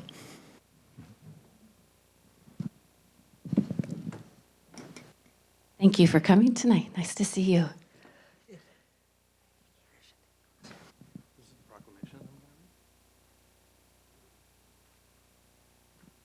Thank you. So tonight I will be reading a proclamation of the City of Kirkland recognizing February 10th, 2024 as Lunar New Year in Kirkland. Before I get started, I did want to welcome a couple of my family members. My wife, Joanna, and my mother-in-law, Sue Jen. All right, I will now read the proclamation. Whereas Lunar New Year is a significant cultural and celebratory event for many Asian communities around the world that celebrates the first new moon of the lunar calendar. And whereas this festivity is widely observed by various Asian cultures, with each bringing their unique traditions and practices to the celebration, and whereas Lunar New Year is traditionally a time for family gatherings and embracing the hope of prosperity and good fortune in the year ahead, and whereas the city recognizes the importance of acknowledging and celebrating New Year to encourage a welcoming and belonging community and promoting a deeper understanding of cultural diversity and heritage. And whereas the city hosted its annual Lunar New Year celebration on February 3rd, last Saturday, which featured cultural demonstrations and entertainment by the Seattle Chinese Arts Group, education about zodiac animals, and craft activities with dragon puppets and origami shapes. And whereas resources to learn about and engage in Lunar New Year celebrations and customs can be found on the city's website and through local community organizations. And whereas the City Council has worked to demonstrate a deliberate and intentional effort to create a Kirkland where everyone belongs through the approval of resolutions R 5240 in February of 2017 and R 5434 in August 2020, and the adoption of a diversity, equity, inclusion, and belonging 5-year roadmap in July 2022 that identifies several actions to ensure that Kirkland is a safe, inclusive, and welcoming place for all people. Now, therefore, Mayor Kelly Curtis, on behalf of the City Council, does hereby proclaim February 10th, 2024 as Lunar New Year in Kirkland and encourages all community members to learn about, participate in, and enjoy the vibrant cultural traditions associated with this celebration.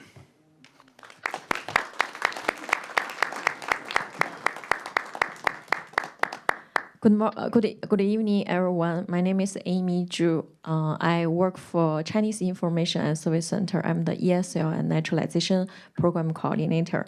I'm so happy to be here today with all the city of Kirkland council member and the mayor and all the staff here. It's my great privilege to receive the proclamation.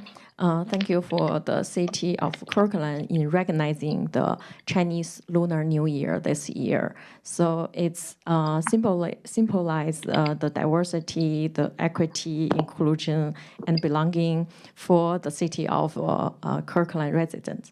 So on behalf of the community that Chinese Information and Service Center served, I would like to express our gratitude to the city of Kirkland ongoing support and partnership.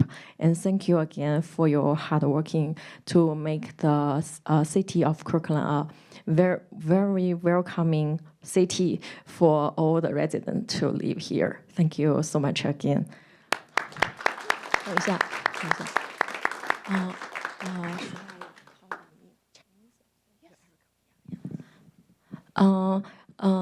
各位晚上好，我叫 Amy， 我是来自于人人服务社，我是负责入籍和英文项目的。今天非常荣幸能够收到市长的公告，也非常感谢这个科克兰城市对于中国农历新年的认可，在今年这一年，那它也其实代表了在科克兰城市居住的居民的多样化。公正性、包容性和归属感。那我呢，也仅代表在人人服务社我们所服务的社区，感谢科克兰这个城市给提供的持续的支持，还有合作伙伴的关系。然后也再次感谢所有科克兰城市的市长，还有我们的理事会成员，还有所有工作人员，在此刻还依然在工作。谢谢。谢谢。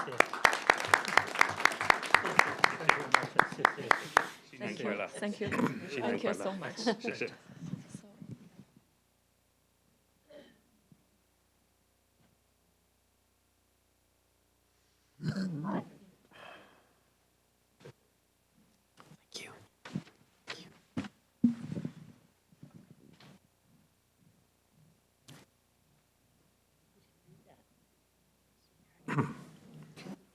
To come back up here to introduce the next proclamation. Our next item is the Day of Remembrance for Japanese American Incarceration Proclamation. I'm tongue-tied tonight. DEIB Manager Erin Mascuro will read the biography of our recipient. Unfortunately, she could not be with us tonight, but her grandson will be here tonight. I'm going to talk a little bit about this proclamation before we get started. The Japanese Day of Remembrance Proclamation is of specific interest in Kirkland. As you may know, on May 20th, 1942, approximately 60 Japanese American families from Bellevue boarded a train in the current-day Everest neighborhood, bound for a relocation center in California. To remind the community of the stain on our country's history, the Rotary Club of Kirkland, with support of the Kirkland Heritage Society and others, included a memorial at the Kirkland Pavilion, Rotary Pavilion, located along the Cross Kirkland corridor near Kirkland Way. I would like everyone to visit the remembrance of this tragic injustice and to commemorate the rescission of President Roosevelt's incarceration order in 1976. Councilmember Pascal will be joining us for reading the proclamation, and Jeff Kirkland will be receiving. Thank you. Erica. Thank you, Mayor. So our special guest that is not able to join us tonight because she's feeling under the weather is Musuku Ikari Okada. And she's represented tonight here by Jeff Kirkland, her grandson. And also she has family across the country who are watching now. So thank you so much for coming, Jeff. We appreciate it. I am going to read this short bio that was written by Leslie Okada Roberts, Musuku's oldest daughter. Musuku, as she likes to be called, a Nisi, which means second-generation Japanese American, was born in Seattle on 21st and Yesler 98 years ago. She moved to California as a youngster with her family. When the war broke out, her family was scattered and placed in different internment camps. But she and her mother were sent to Poston, Arizona. Mutsu decided to study nursing and left camp to become a cadet nurse in Minneapolis, where she met and married Peter Okada. She joined her husband in Osaka, Japan during the occupation. They moved to Kirkland in 1980 and have been here ever since.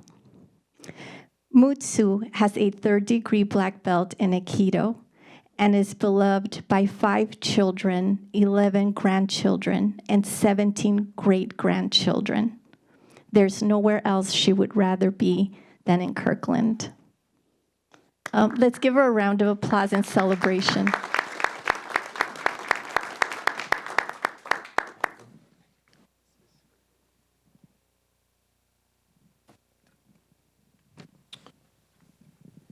So I'm going to read a proclamation recognizing February 19th, 2024 as Day of Remembrance of Japanese American Incarceration during World War II in Kirkland. Whereas on February 19th, 1942, shortly after the attack on Pearl Harbor, President Franklin D. Roosevelt signed Executive Order Number 9066, which authorized the forced evacuation and incarceration of thousands of loyal United States citizens because of their Japanese ancestry. And whereas other countries followed the United States in issuing similar orders, including Canada, Mexico, Peru, Brazil, Chile, and Argentina. And whereas on May 20th, 1942, approximately 60 Japanese American families from Bellevue boarded a train in Kirkland bound for a relocation center in Tule Lake in Northern California. And whereas over 2.5 years from 1942 to 1945, the U.S. government removed Japanese Americans from their homes on the West Coast from the states of California, Washington, and Oregon and the Alaska Territory without a trial or due process, and many unable to inform their families, forcing them into internment camps in unfamiliar lands in the states of Montana, New Mexico, and North Dakota. And whereas approximately 7,390 Americans of Japanese descent from Western Washington and Alaska were forcibly relocated and incarcerated in concentration camps.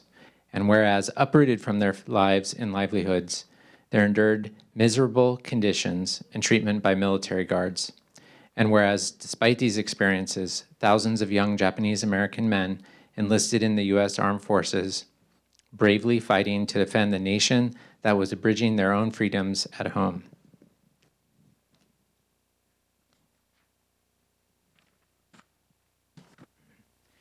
And whereas we honor their sacrifice as well as the resilience that made it possible for thousands of Japanese American families to reclaim and rebuild their lives after the war. And whereas the U.S. government in 1988 admitted that the forced evacuation and incarceration of Japanese American families was based on race prejudice, war hysteria, and a failure of a political leadership. And whereas this stain on our history should remind us to always stand up for our fellow Americans, and that acknowledgement of past injustices can help bring people together around a recommitment to the shared values in our country of civil rights and civil liberties. And whereas the City Council has worked to demonstrate a deliberate and intentional effort to create a Kirkland where everyone belongs through the approval of resolutions R5240 in February of 2017 and R5434 in August 2020, and the adoption of a diversity, equity, inclusion, and belonging 5-year roadmap in July 2022 that identifies several actions to ensure that Kirkland is a safe, inclusive, and welcoming place for all people. Now, therefore, Mayor Mayor Kelly Curtis, on behalf of the City Council, does hereby proclaim February 19th, 2024 as a day of remembrance of Japanese American incarceration during World War II in Kirkland, and calls upon the Kirkland community to join in the solemn remembrance of the issuance of Executive Order 9066 in 1942, and to commemorate the rescission of that same order on February 19th, 1976. Thank you. That was very tough to read. You want to say a few words? I'm just going to keep this nice and sweet and short. I'm honored to accept this on behalf of my grandmother. She would have loved to be here, but of course she called about an hour ago and she was feeling ill, so she felt it best to be at home with her youngest son, Andy, who's been taking care of her for years now. But I know she'd be honored to be here.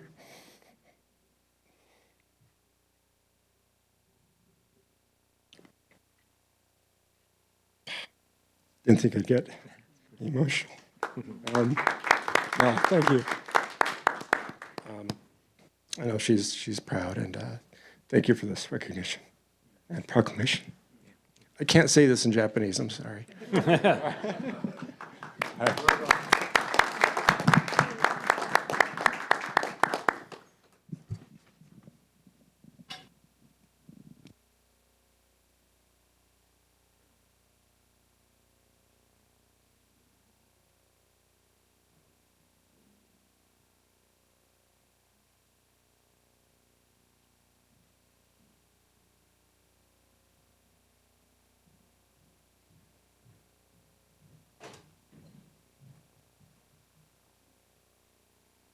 Thank you, everyone, for your time and attention.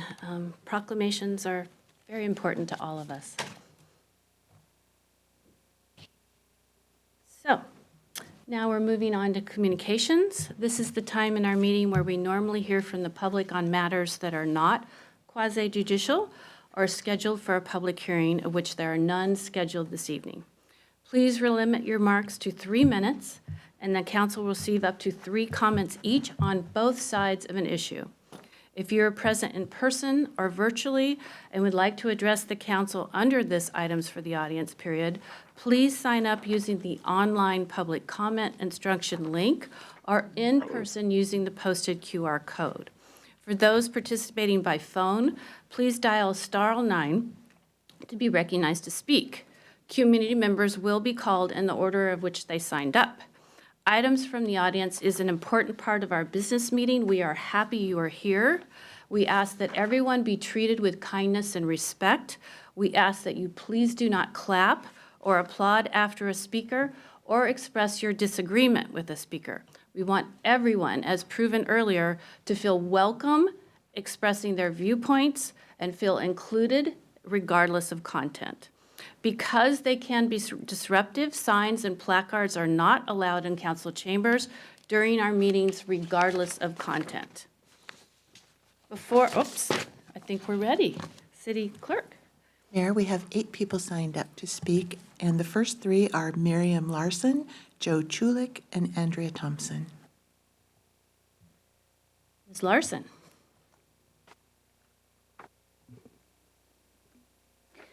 Hello, my name is Miriam Larson. I'm a resident of Goat Hill.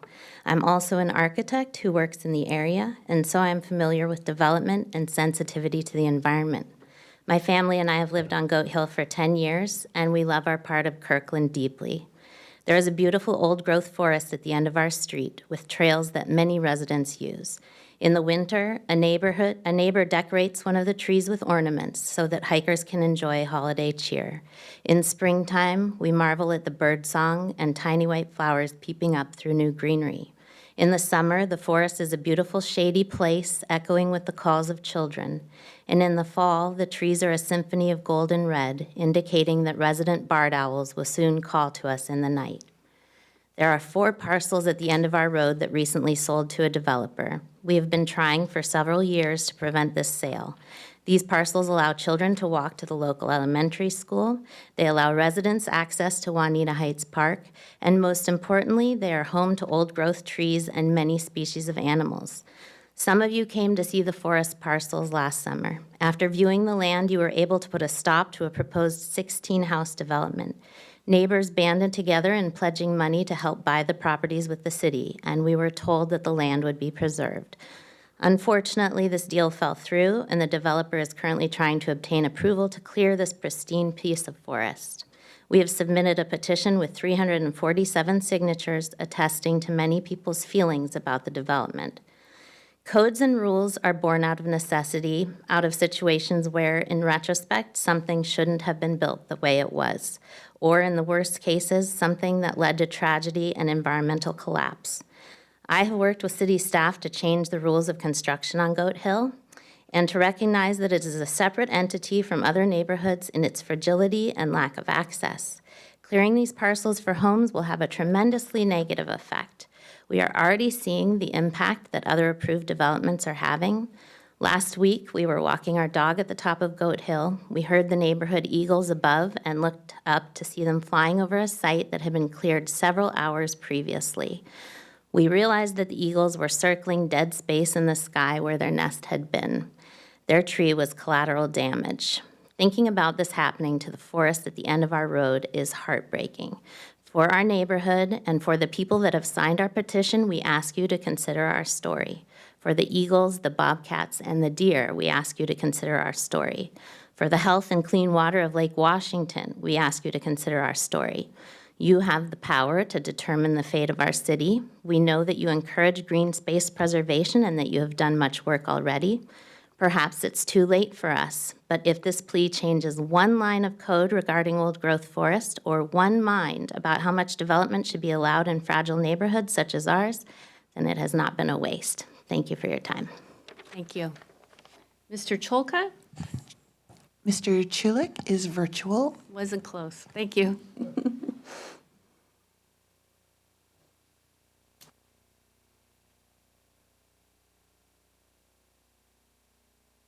Hello, can you hear me? Yes, go ahead. You can go ahead. Hi, my name is Joe Chulik.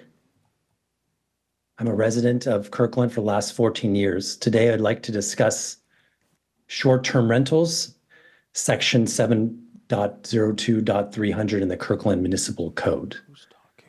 I have a neighbor that's been renting short-term for a number of years. He's not lived in the home for more than 10 days and 9 years. I've worked with the code department on opening up enforcement in the summer. However, 6 months later, licensing is still awaiting responses to items that they're trying to collect in terms of days rented from VRBO or his response.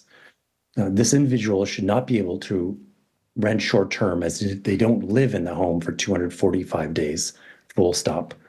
The overarching theme, as the city continues to zone for more density, many investors will continue to buy homes and short-term rent on Airbnb or VRBO.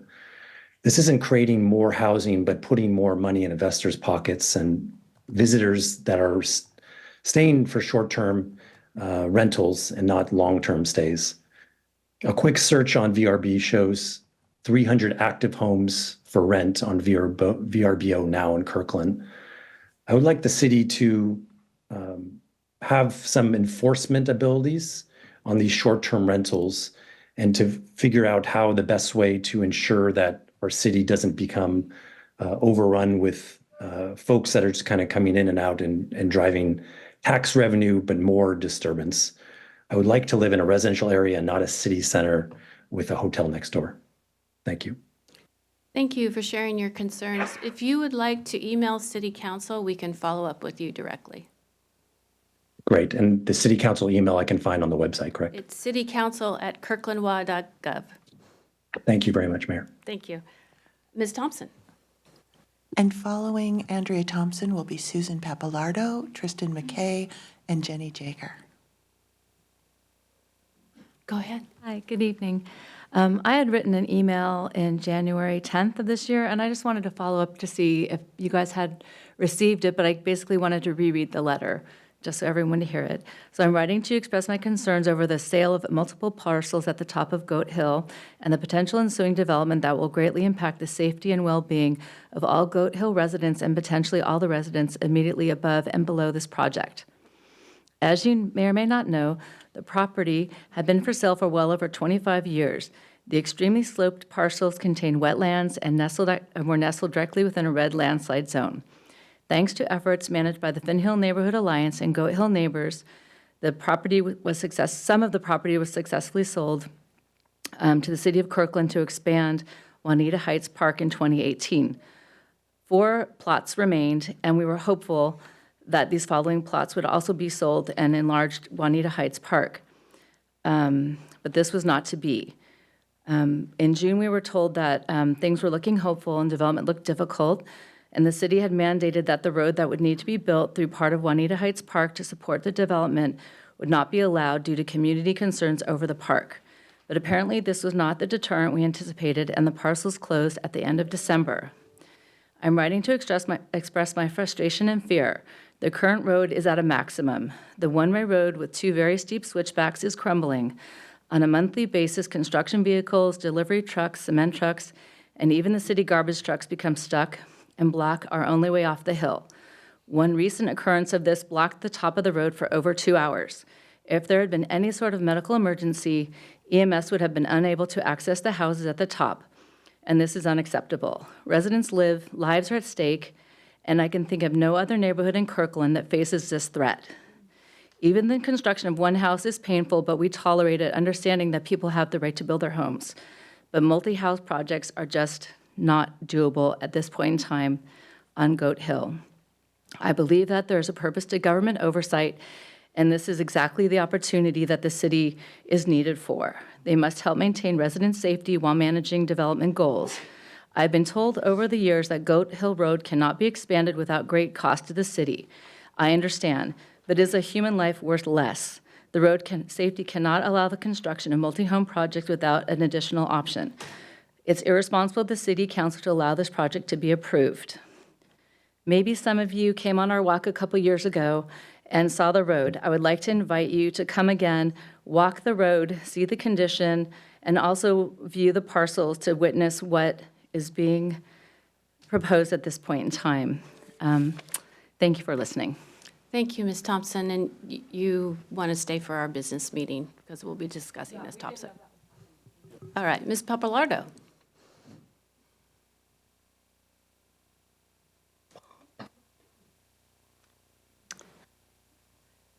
Good evening, Mayor Curtis and Deputy Mayor Arnold and council members. My name is Susan Pappalardo, and tonight I'm addressing you as a Kirkland resident, a PFAC member, and the co-founder and president of Splash Forward. Our Splash Forward mission is to support new public aquatic facilities and programs in our region that expand access to aquatics. Tonight, you'll be receiving feedback from the PFAC Park Board, Youth Council on Prop 1 and possible next steps. You will also be reviewing updates to the post-ballot measure community survey. As the pro-campaign chair, I've shared input with you after the November 23 election through the PFAC and throughout the survey development. I shared feedback yesterday on the survey updates. Thank you to staff and all involved in the survey development. I greatly appreciate the inclusion of supportive statements, better worded questions to inform the respondent, and questions that will help refine future aquatic facility proposal, including what residents value and prioritize in a new facility. I'm here tonight to voice my support for ongoing community engagement and to continue the hard work to determine a proposal that meets the needs of the community, fits within current aquatic facility ecosystem, and that meets the community's appetite for public support. As I've previously shared, it will be the partnerships, equity and affordability solutions, and community engagement that will create success for residents. Whether the timing is right for a ballot measure this year is to be determined, but I do know that our community has been waiting over 13 years for a new facility, and we're drastically underserving our needs with facilities that are over 50 years old.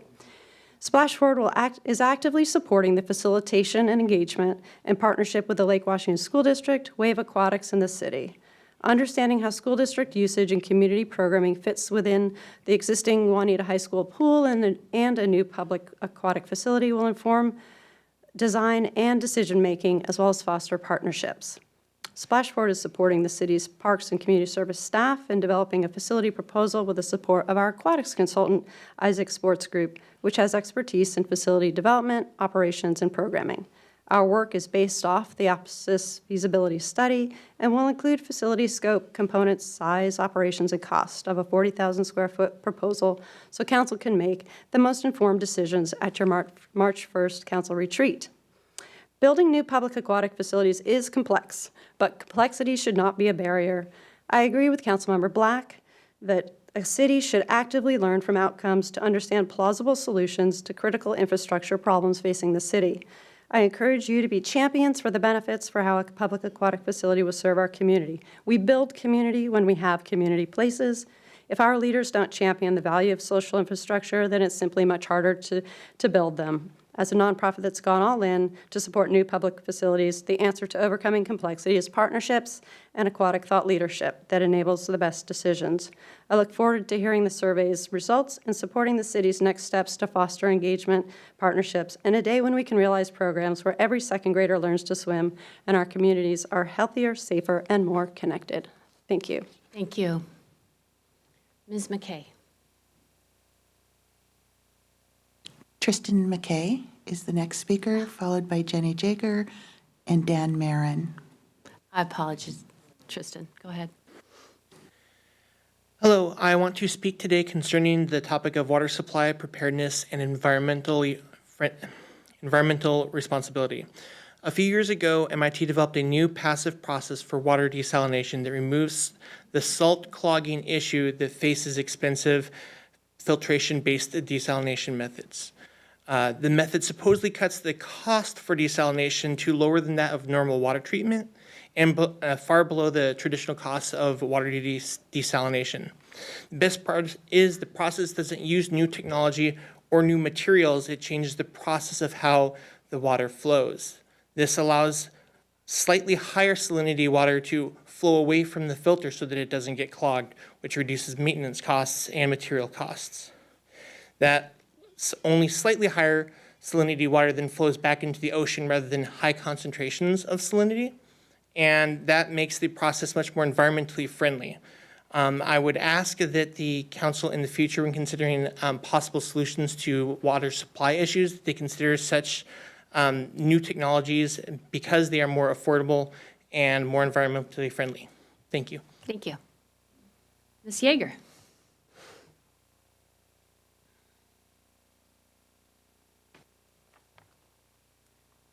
Greetings, council members, Madam Mayor and Deputy Mayor. My name is Jenny Yeager, and I'm here to support crosswalk option 2, which puts the crosswalk at the intersection of 100th and 140th. I'm here to speak for pedestrian safety, especially for my 2 teenage children who both use transit to get to work. My family lives on the east end of Northeast 140th Street. My son, who can't speak here tonight due to being in class right now, is a heavy transit user. He has to walk across 100th frequently to catch the southbound bus to get to work, and he's often in a hurry to do so. Soon, due to the widening of 100th, traffic will be faster moving than ever. And I know my teenagers. I know that sometimes they are not going to walk half a block extra twice to use a crosswalk that is out of line with where they need to go. Evidence shows that many other pedestrians will also behave this way. It is human nature to want to take the shortest path, especially when you are rushed or tired or carrying a heavy bag. There is a difference between inconveniencing drivers and inconveniencing pedestrians. For drivers, it's just annoying. For pedestrians, it is annoying and sometimes deadly. So for safety's sake, please support option 2. Place the crosswalk at the intersection where it will be in line where pedestrians want to and sometimes will cross, regardless of whether there is a crosswalk there. Thank you. Thank you. City Clerk, who is next? We have additional signed up speakers.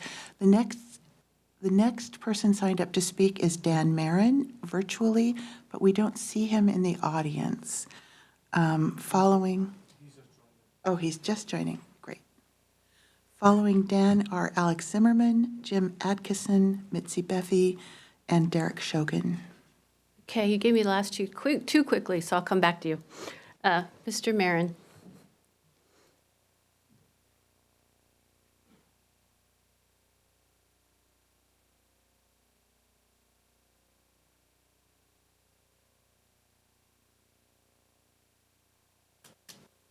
Mr. Marin, are you with us?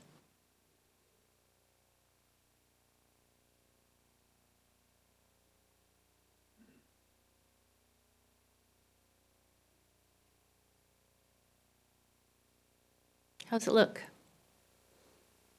Well, I'm sorry, can you hear me now? We can, thank you. I'm sorry. Thank you, Council. Appreciate the opportunity to speak tonight. I'm calling in to express some concerns with the increased density in our low-density residential neighborhoods. I'm from South Rose Hill, specifically multiple units on single parcels.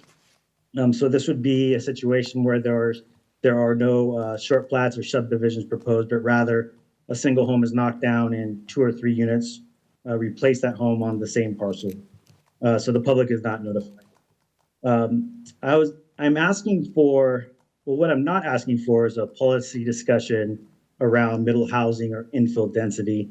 I actually support the council's previous positions on encouraging increased density in our low density residential neighborhoods and multiple units on the same parcel. Basically what I'd like from the council in the near future, if you could, is to do a check-in with our residents in our low density residential neighborhoods like South Rose Hill, and basically ask the question, how is this going? Because since 2020, the city has actively courted and encouraged development of ADUs and cottage housing. I think there are outstanding results in some situations and very bad results in others around the impact it's having on the neighbors and the neighborhoods. If there's any way to address or gather information so that adjustments can be made and responsiveness from the city to address some of these with zoning code changes or whatnot, I'd be really interested in having the council do that. And I promise to follow up with some emails to the city council for some examples of what is and what is not working. And I have been in touch with the planning and building department. But just wanted to put that on your radar. And I thank you very much again for the opportunity to speak. Thank you very much. We appreciate your input. Mr. Zimmerman. Yeah, I'm lucky. Too many people speak today. It's very good, so people wake up. It's very important. Sie Heil, my Dori dem Nazi Junta. Yeah, my name is Alex Zimmerman, and I will speak about something what is new era in America, and I will explain to you detail. Yeah, this is very critical and very important. So Bellevue Council elect Iranian Muslim Mohammed Malakotian to consul. It's okay, I go for election too, no problem. But they make him a deputy mayor. A situation absolutely different right now. It's a critical, is this exactly what is new era in America. Number one, he worked for Amazon. So government right now support corporation officially. This is a pure fascism. Is this not my fascism? This come from, what is this guy from Italy? Oh, Mussolini. Yeah, exactly. This number one. But this fascism come very interesting because have 2 different faces, yes. When they appoint him, you know what is mean, Iranian Muslim, for deputy mayor, they show so they hate Jewish people. So this pure government anti-Semitism, official government anti-Semitism, similar to Soviet Union, what they have experienced, my family have from German Nazi. It's number two. And number three is absolutely critical and idiotic. They approve this when we have a war with Iran. In every week, American people dying from Iranian rocket. This can come to a big problem. We talk about this every day right now. So what do they show? So they support us enemy? In all civilized country, when you support enemy, you possibly go to jail or be executed. They doing this officially. And this is very interesting and critical, because when I want to speak, they cut me, block me, never give me chance ever speak. What does it show? They show so they are number one American enemy. They Jewish enemy, they Christian enemy, they the enemy of America in American. Everybody quiet about this. Every time what as I'm talking about this, everybody look normal. This exactly why happened. Because we have democratic mafia junta who control us for 40 years. It exactly can happen only for one particular reason. 40 years, we have a total control of junta. 90% of people never vote for them. You understand what this means? It's simple statistic. In Bellevue, for example, 150,000, 135,000 never vote for them. You know what this means? It's 10% only supports this. It's the same percentage was half German Nazi in Germany, in Soviet Communists in Soviet Union. You understand about what I'm talking, guys? 40 years we have a fascism, official fascism, and people in country, in state Washington accept this for 40 years. It's a nightmare. I cannot understand this. So I speak right now to everybody who not pure freaking idiot. Mr. Zimmerman, your time is up. It's time up? Thank you very much.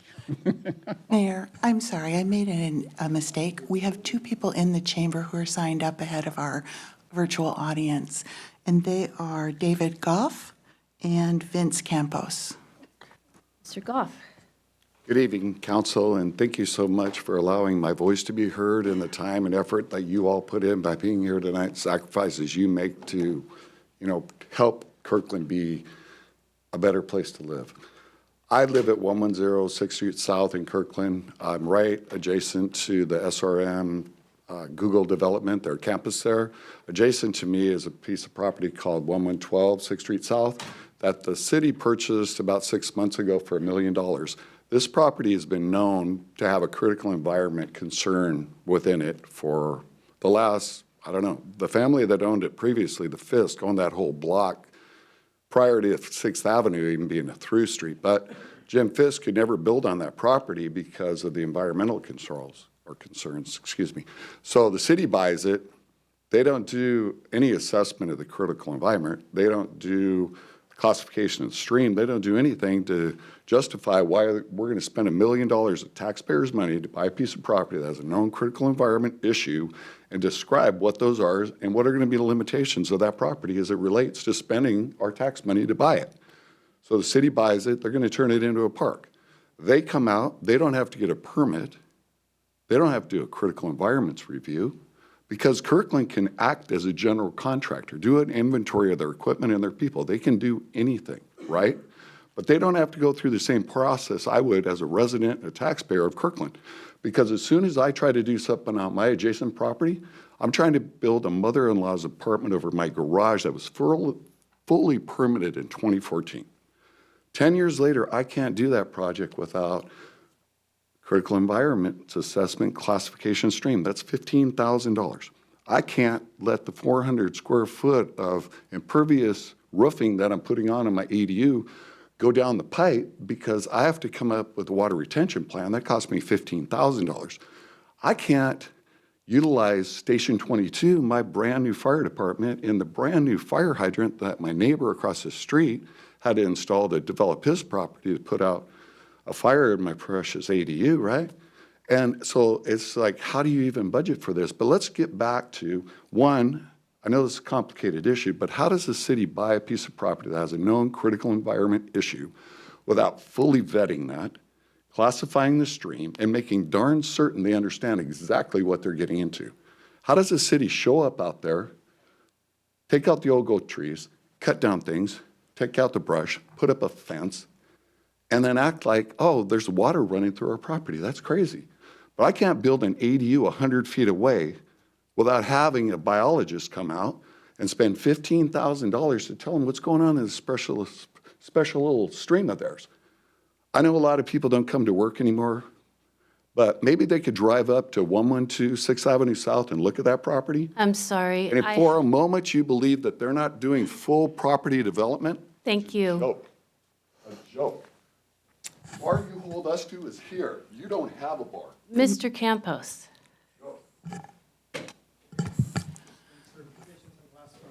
Following Mr. Campos, we have 7 audience members with their hands raised, but they have not signed up to speak.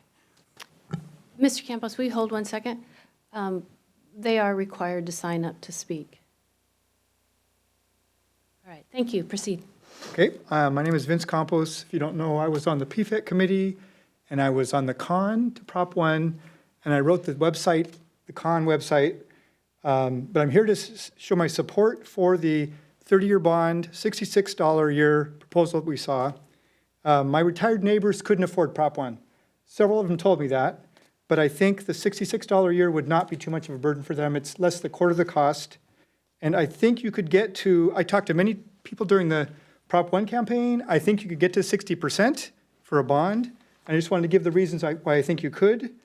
It's not a permanent tax increase, and that resonated with many people. I think that would sway many voters. The $66 is just so much less than $280. It just seems like less. I think that would sway many people. No one would be on a con committee. There'd be no con statement, no signs around town. I think that would go a long way toward proving that. It's a transparent, straightforward funding, a bond to pay for the pool. I think the funding swap with the general fund turned off a lot of people. That wouldn't be there. I would try to help. I would support this, the 30-year bond, $66 a year proposal. You know, I'd go on social media saying I was on the con committee for Prop 1, but I support this. I think that might sway some people. Also wanted to add that if you partnered with the Y, from what I heard, that would go a long way. They have a lot of goodwill in the community. A lot of people were saying, you know, that the vote was not against the city, it was for the Y. The idea of a Y-run pool to many moderate income people just feels like a community efficient operation, where pool and rec center, that sounds like a sports club that moderate income people don't have memberships to. So I think you would get to the 60% for a 30-year bond for a pool. I would ask that you recommend that you keep the message very simple, that it would be for swimming lessons for kids, that for many people that's a essential public safety need that's worthy of tax money. But from what I heard, the people I talked to, I wouldn't talk about being for recreational swimming, swim teams. A lot of people feel like that's not an essential service. Those people are going to vote for it anyway. So a lot of people were against the complexity, all the items they saw, but many people I think would vote for a facility so our kids could have swim lessons. I think you could get 60% with a 30-year bond for that one. So I just want to show my support of that. But, okay, thank you for your time. Thank you. And I just want to thank you and Ms. Papalardo for serving on 9 months of PFEC. Your input has been really important to all of us. Mayor, we've had 2 more on-site signups. We have Kurt Dresner next, and then Christy Berry. Mr. Dresner.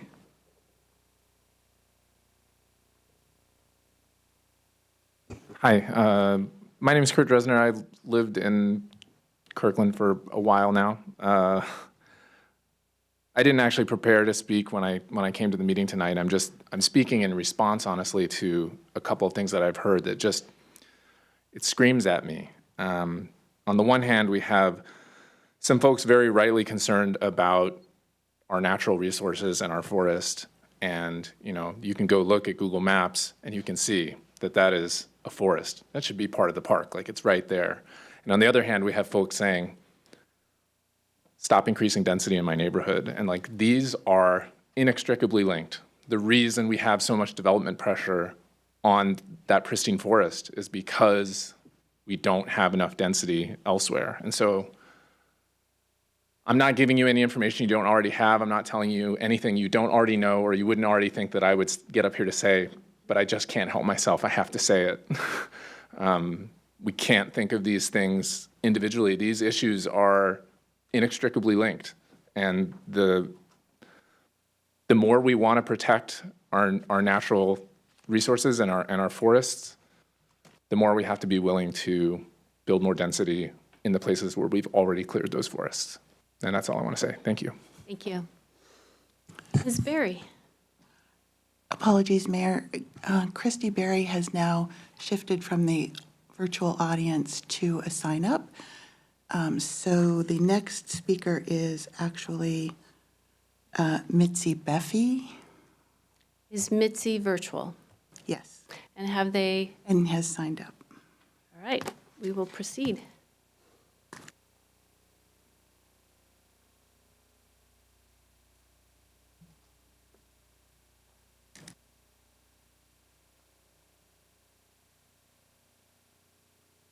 Hi, can you guys hear me? We can. Phenomenal. My name is Mitzi Bapay. My goodness, that I wanted to actually speak. That man who spoke in person, I believe his name was Mr. Zimmerman. I just want to say, Sieg Heil, brother. I sincerely hope stop you. this now. Thank you. We have other audience. What's wrong with Sieg Heil? Why can he say it, but I? Thank you. We have other audience members who have also signed up, and they are Phil Barber,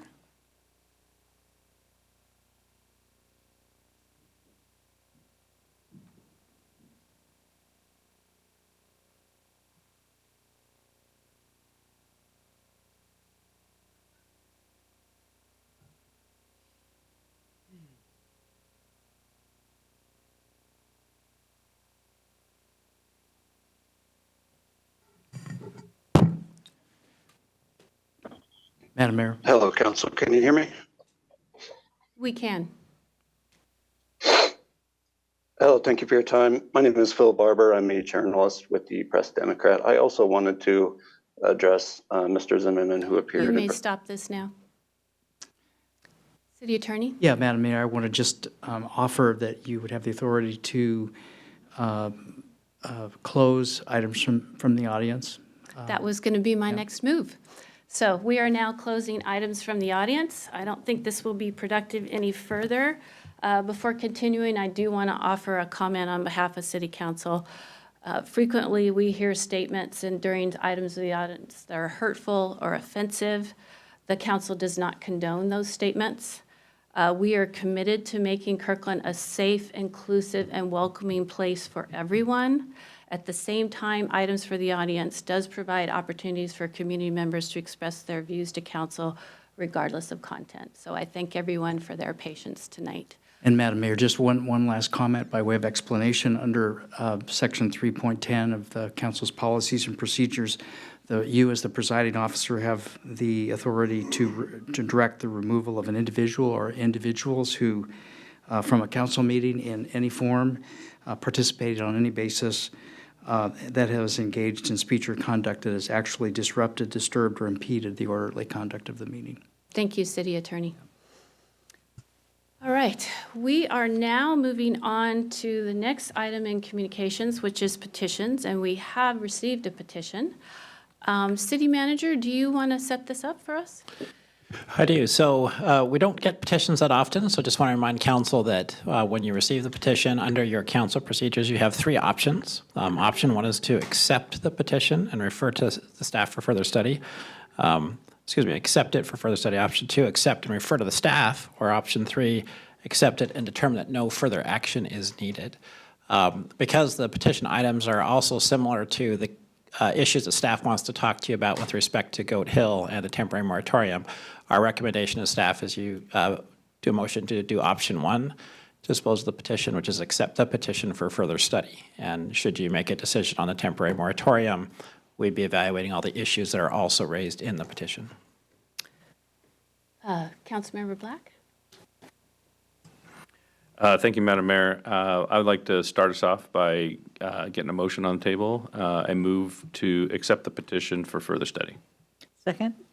It has been moved by Councilmember Black and seconded by Councilmember Sweet to accept the petition for further study. All those in favor, please say aye. May we have discussion? Oops, sure, thank you. Point of order. Thank you. This is, what is the period of time? 60 days. I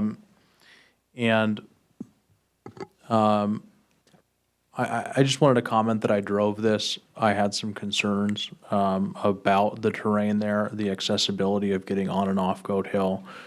And I just wanted to make a comment that after I heard some people speak on the mic, I think some of the things they said misrepresented what council has actually done and hasn't done yet. And I just wanted to say that after driving that terrain, I do have some concerns, and I would like further study. Thank you. Thank you, Councilmember Tim Chizen. Anybody else have comments? All right, the vote is on the motion to accept it and refer this petition for further study. All those in favor, please say aye. Aye. Any- Thank you, Deputy Mayor. Any opposed? The motion carries. Thank you. All right, we are moving to the consent calendar. Before we have a motion, I would like to ask Deputy Mayor Arnold to present audit of accounts and to highlight the proclamation we have on the consent calendar. Thank you, Madam Mayor. We had payroll in the amount of $6,243,470.01 and bills in the amount of $12,936,084.25. Also on our consent calendar, the mayor, on behalf of the council, proclaims February as Black History Month in Kirkland. This proclamation celebrates the extraordinary achievements and contributions made by Black people to the social, artistic, cultural, political, economic, spiritual, and national advancement in the United States and beyond. Throughout this month, the city will post to social media various stories featuring local Black leaders to commemorate the countless contributions to our region, our nation, and the world. And there's more information included in our packet. Thank you. Thank you, Deputy Mayor. Is there a motion to approve the consent calendar? So moved. Second. It's been moved by Councilmember Falcone, seconded by Councilmember Sweet. almost called you Councilmember Mayor. Because the calendar includes ordinances, our vote will be by roll call. Clerk, will you please call the roll? Councilmember Tim Chizen, Here. Councilmember Black, Point of order. Yes. Councilmember Black, Yes. Councilmember Sweet, Yes. Councilmember Falcone, Yes. Councilmember Pascal, Yes. Deputy Mayor Arnold, Yes. Mayor Curtis. Yes. All right, the consent calendar is approved. We are now moving to, I believe we are finally at our business items. So, and Adam Weinstein is ready to roll. So, I'm looking for my notes. We are calling this item 9A, and this is the Goat Hill moratorium. City Manager. Yes, thank you, Madam Mayor. So as we added this to the council agenda, I just want to do a brief introduction. The city, we are always very cautious about doing moratoriums. That's why they're temporary moratoriums, and we try to do them very rarely. We did feel the issues that were developing on Goat Hill were significant enough that we wanted to bring this option to the council for consideration tonight. Here to provide you with an overview of that is our Planning and Building Director, Adam Weinstein, who's going to give you an overview of why the moratorium and what the ordinance itself has, and then we'll be looking for council action. We also have Stephanie Kroll, our Senior Deputy Assistant Attorney, here to answer questions from the legal standpoint. Great. All right, good evening, Mayor Curtis, Deputy Mayor Arnold, and council members. So as the city manager mentioned, here to bring you a recommendation on the moratorium on Goat Hill. It's a very short presentation. We just have 7 slides tonight. As the city manager mentioned, yes, we have the city attorney's office, ready to answer questions as well. All right. I think you all know where Goat Hill is. You've probably been there many times. It's 66 acres. It was annexed into Kirkland in 2011. Fantastic views of the lake. The area has developed organically over time, so housing has been added to the area over a period of years. So, lovely place to live, very difficult to get in and out of. The hazards and the development constraints in the neighborhood are very well known to us. 97% of the area that we consider Goat Hill consists of moderate to high landslide hazards, as shown on this map. Those crosshatched areas are headscarps, which are basically the tops of landslides. So you can see this is a very seismically unstable area. This, I think, is northeast 118th place, looking uphill. There are only two main access points into the neighborhood. The streets are very twisty and steep. Many of them don't adhere to current street standards that the city has. Also, infrastructure like stormwater infrastructure is also substandard in a lot of the hill. When you drive around the neighborhood, you see, in some cases, ditches on the sides of the road that are conveying stormwater. So our knowledge of development constraints on Goat Hill is not new. It's something that we've been studying for a long period of time, ever since we annexed the neighborhood into the city. We've done several things to mitigate the impacts of development over the years, which are shown on this slide. As one of the commenters mentioned earlier, we've established special construction period traffic management procedures and rules for Goat Hill construction. We've constructed and are constructing new stormwater infrastructure.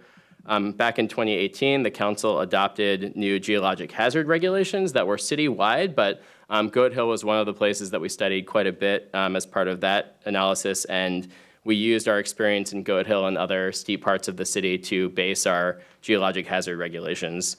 In 2022, we adopted new Goat Hill-specific SEPA standards so that if you're building 5 or more dwelling units on Goat Hill, you have to do SEPA analysis, unlike the rest of the city where the threshold is 20 units. And then I don't have this on the slide, but I should have mentioned this. We've also bought open space on Goat Hill as well to protect certain parts of it from development. But problems and concerns still exist on Goat Hill, so we think it is time to take a deeper look at the types of development that can happen on Goat Hill and how development happens. And that deeper look is called a moratorium in this case. A moratorium is something that is authorized by state law, as we discussed in your staff memo. I want to make really clear, especially to folks in the audience, that a moratorium is not a permanent ban on development, just a pause in development so that we can study development issues and environmental issues in more detail. They can last for up to 6 months, and they can be extended. They can also be retracted if you're done with the work earlier. And we'd very much like this one to last for 6 months. I think we have done a lot of study already in Goat Hill, and we're hopeful that we can narrow the focus of the study and the pursuant code amendments. So the moratorium that we're proposing would extend from today, if the council adopts it, until August 6th. Just wanted to say a couple of words about how focused this moratorium would be. We really are recommending to focus it just on the construction of new dwelling units. We want to ensure that infrastructure projects, some of which are intended to mitigate the environmental constraints on Goat Hill, can continue. And we also don't think that things like permits for remodels or plumbing permits or electrical permits are really contributing to the challenges on Goat Hill right now, at least in any substantive way. So this slide lists the things that we'll study. Again, nothing surprising here. We'll study critical areas constraints. We'll study access. We'll study emergency vehicle access as well, and then other environmental and development issues. And then at the bottom of the slide just identifies some of the types of code amendments that we'll be wanting to look at as part of the moratorium. So changes to construction period requirements, like the ones that we already have related to construction traffic, requirements for roadway improvements, and then also obviously changes to development allowances on Goat Hill, how much you can build and what that building needs to look like. Lastly, This is the last slide. Just next steps. We are recommending adoption of this ordinance so that we can initiate additional study of Goat Hill. If you adopt the ordinance tonight, we'll come back to you with a scope of work and a public hearing and get some additional public comment on the issue. And that will happen sometime in the next 6 months. And then, yeah, just lastly, as I mentioned before, there's already a lot that we know about Goat Hill. We've done many geotechnical studies on the hill. We've done many critical area studies. We have lots of engineering reports for construction on Goat Hill. So we will very much aim for the scope of work to be focused, along with any code amendments, and would very much look forward to your thoughts on the scope of work if and when we bring it back to you. And with that, that closes the slideshow. I'm happy to answer questions. Does anybody have any questions? real quick. City Manager. Yeah, Adam, could you clarify the impact this might have on if someone's already in construction or have already received a permit? Yeah, so yeah, the city manager is talking about the vesting issue. So basically, this moratorium would not affect permits which have been complete building permit applications that have already been submitted. So if somebody has submitted a complete building permit application for a dwelling unit or anything else, that project would be allowed to move forward during the moratorium. This is really only capturing permits for new dwelling units that have not yet vested with the city. So a complete building permit application has not yet been submitted as of the adoption of the moratorium. Thanks. That's helpful. Councilmember Pascal. Yeah, a question, Adam. Thank you for being here tonight. You mentioned that you'd be developing a scope of work on what to look at. Now, well, you said it may come before council or it may not. I'd be interested in at least having an opportunity to comment on it. But I think more importantly, make sure that the community has a chance to provide input on it, right? And so how would that work? Or how do you see that working? Yeah, thanks for the chance to clarify. We would definitely bring you back the scope of work for the study, and we would probably do that at the same time when we come back for a public hearing. So the scope of work would likely be elaborated on and described in the staff report that would accompany the public hearing, basically. And so we'd outline the scope of work in that, at least a tentative scope of work in that, and then we get feedback from you at that meeting, and we would also get feedback from the public at that meeting. Great.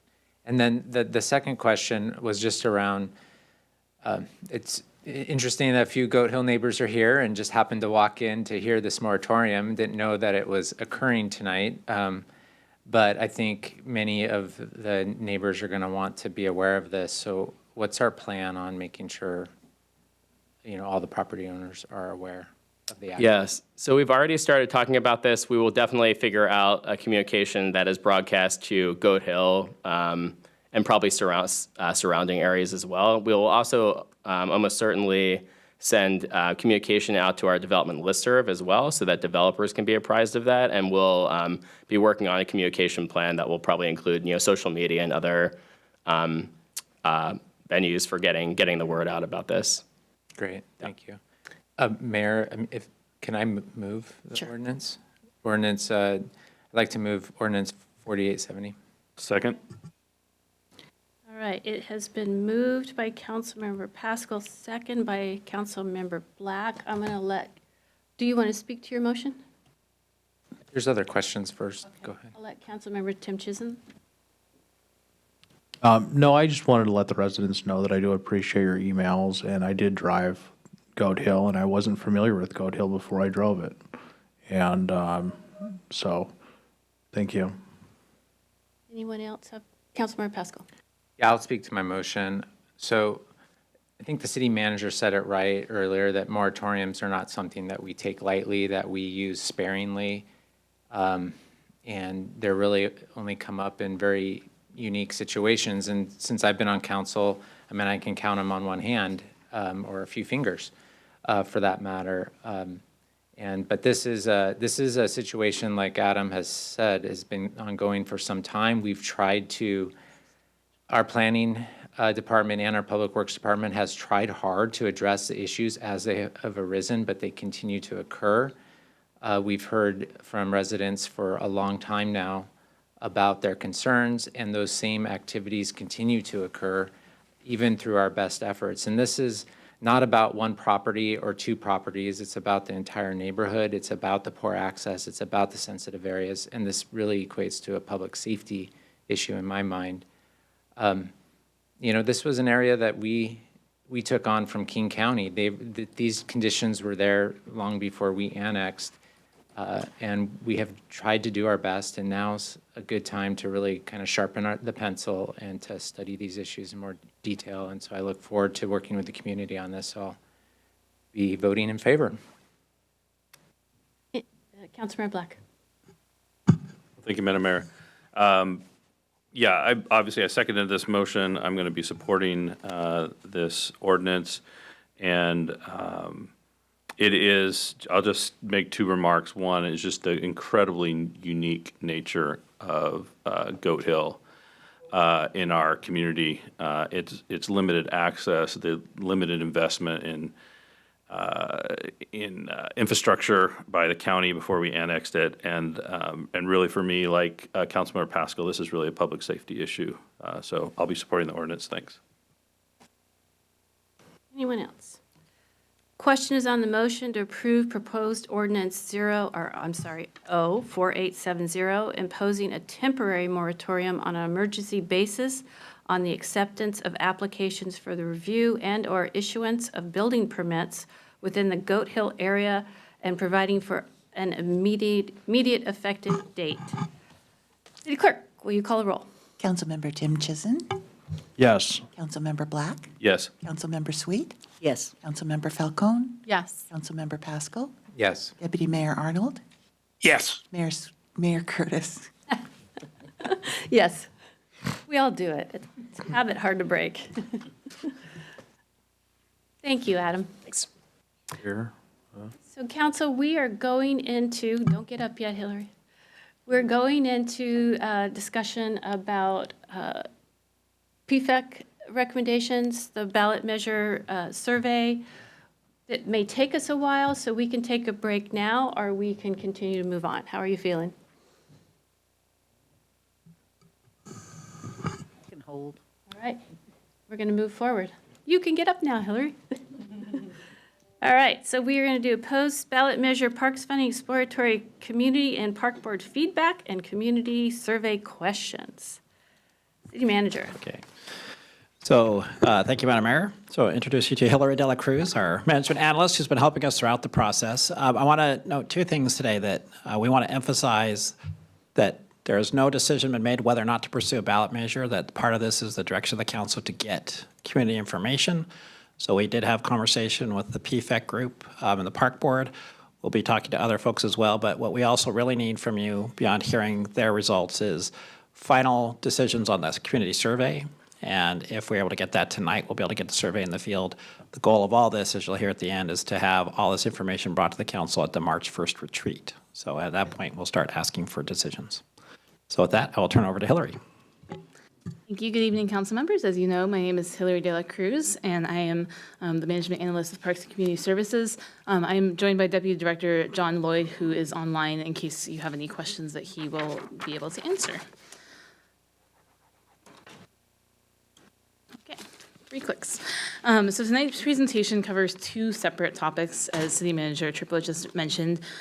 First, I have 8 slides for you with feedback from the Parks Funding Exploratory Committee, or PFEC for short, and from the Park Board. And then I have 13 slides of the updated post-ballot measure community survey questions, and we'll seek council's feedback on the questions. Before I dive into the PFEC and Park Board feedback, I did want to mention that I was personally unable to attend both of those meetings. However, I worked with staff to synthesize all the notes that they took, the very thorough notes into the council packet in this presentation tonight. And as you have questions about the feedback, I'll do my best to answer, but if, in case I can't, City Manager Triplett and John were both at the PFEC meeting, and John was at the Park Board meeting, so they'll be available to answer questions as well. So, as you read in your packets, 25 PFEC members attended the January 23rd PFEC meeting, which was kind of asked them to reconvene to give some feedback on Proposition 1 and what they thought happened, and 3 additional members provided feedback via email. And attendees included people that were working on both the yes and the no campaigns, as well as people that have broad perspectives. And staff facilitated a series of small group conversations at these meetings, followed by kind of larger group synthesis conversations. And the notes on the following slides are key takeaways that were shared at the meeting. And your council packet had a very detailed attachment that really shared kind of verbatim some of the things that were shared by PFEC members. We wanted to do our best to get all of that information to you so you could hear the diverse thoughts that PFEC members had. So this slide shares reasons that PFEC members shared that people voted yes, that they'd heard, and kind of the high-level summaries. So people voted yes because they, and the reasons included knowing the need for a pool in Kirkland, mentioned that families with children often were more likely to vote yes, people having a sense of community pride and thinking the measure would bring community benefit, and support for the additional elements in the Prop 1 package beyond just the Aquatics and Recreation Center. When considering reasons that people voted no, PFEC members shared reasons that included thinking Prop 1 was too big and too expensive, the dislike of the permanent tax structure, the impact that recent property value assessments and property tax increases have had on households. You might remember we talked a lot about assessed value last year and these big changes that were happening. So there's some thoughts that had an impact. And then not supporting an operating model of having taxpayers subsidize operations for the facility. Concerned about having to pay a membership fee as well as a tax to use the facility. It mentioned that seniors on fixed incomes felt Prop 1 is unaffordable. There was also some mention of the tech industry undergoing the contraction over the same time period and creating concern for economic stability for tech families. And then the location at Houghton Park and Ride was mentioned by some as being too far south for folks who live in the northern part of Kirkland. We also asked PFEC to share some of their things that they had heard that might have been confusions or misperceptions, just for our education as staff and for you as council about what was out there in the community that might not have been shared exactly right or might not have been fully understood that would be important to address if there's movements forward in a different ballot measure. And so the kind of the biggest item that really seemed, there was a complex and complicated ballot measure with the language, the funding mechanism, and the funding structure. They also shared that some people thought there was no demand for a pool and didn't know about the 10,000 plus swim waitlist entries and thought that the current pools at Peter Kirk Pool in the summer and Juanita High School were sufficient for the need in the community. There was also confusion about the operating model and different options for entrance fees, and I think there were some thoughts that somebody would have to pay a membership in order to go to the facility, whereas staff had intended for there to be an understanding that there would be some different levels of drop-in entrance fees and ways to attend without needing a full membership. And then there's also, I guess that is the next item I went into. So those were some of the big misperceptions that were shared. And then PFEC members also shared some of their thoughts about looking forward. So the second kind of, after we looked back at Prop 1, the group moved to a forward focus, and staff asked PFEC members if they thought council should pursue a ballot measure for the construction of a smaller community pool in 2024, and then reviewed two potential funding options, which we mentioned at the last council meeting, and I'll describe in a couple of slides, and asked for PFEC's feedback. And most PFEC members were supportive of another ballot measure in 2024, since there is still a strong need for a pool, though there were members that said that this was not the right time. And they also shared the importance that there be messages from council that demonstrate how council is listening to community input, and any decisions that council makes regarding the next step are based on that community input. While the proposals shared with PFEC were really focused on construction and what it costs to build the building and put everything inside the building, many PFEC members named the importance of communicating about the general structure of an operating plan moving forward, even if that's not part of what's being funded right now, to talk about that and what impact that would have on people that would want to use the facility. And then PFEC members also talked about the timing of the ballot measure and the location of the facility, which I'll cover in a few slides. So the next day, on January 24th, there was a very similar conversation with the Park Board, and 7 members were in attendance there. And so kind of going through a similar format of feedback from Park Board, the reasons that they shared for people voting yes included access to swimming lessons for children, replacing aging infrastructure, an indoor pool being a critical need that has been missing from the community benefit that would come with the investment of the pool. And reasons for voting no were, again, that it was too big and too expensive, the permanent tax structure, people feeling tax burden and just not wanting any more property taxes, some confusion over operational versus capital versus program costs, and location. So a lot of these reasons were similar to what PFEC had shared as well. And Park Board had also shared many of the similar, hearing some more of the same misperceptions and confusion that PFEC heard out in the community. So looking forward, Park Board generally supported going forward with a smaller pool-only focused measure. They didn't have a consensus on which funding mechanism type. Like PFEC, they want some kind of discussion about the operating plan so people can understand what impacts that would have for them. They talked about how the timing decision is a difficult one to make, and they shared that both the 9-year levy lid lift and the 30-year bond scenarios could be good options and both at reasonable prices, especially compared to what the 2023 measure was.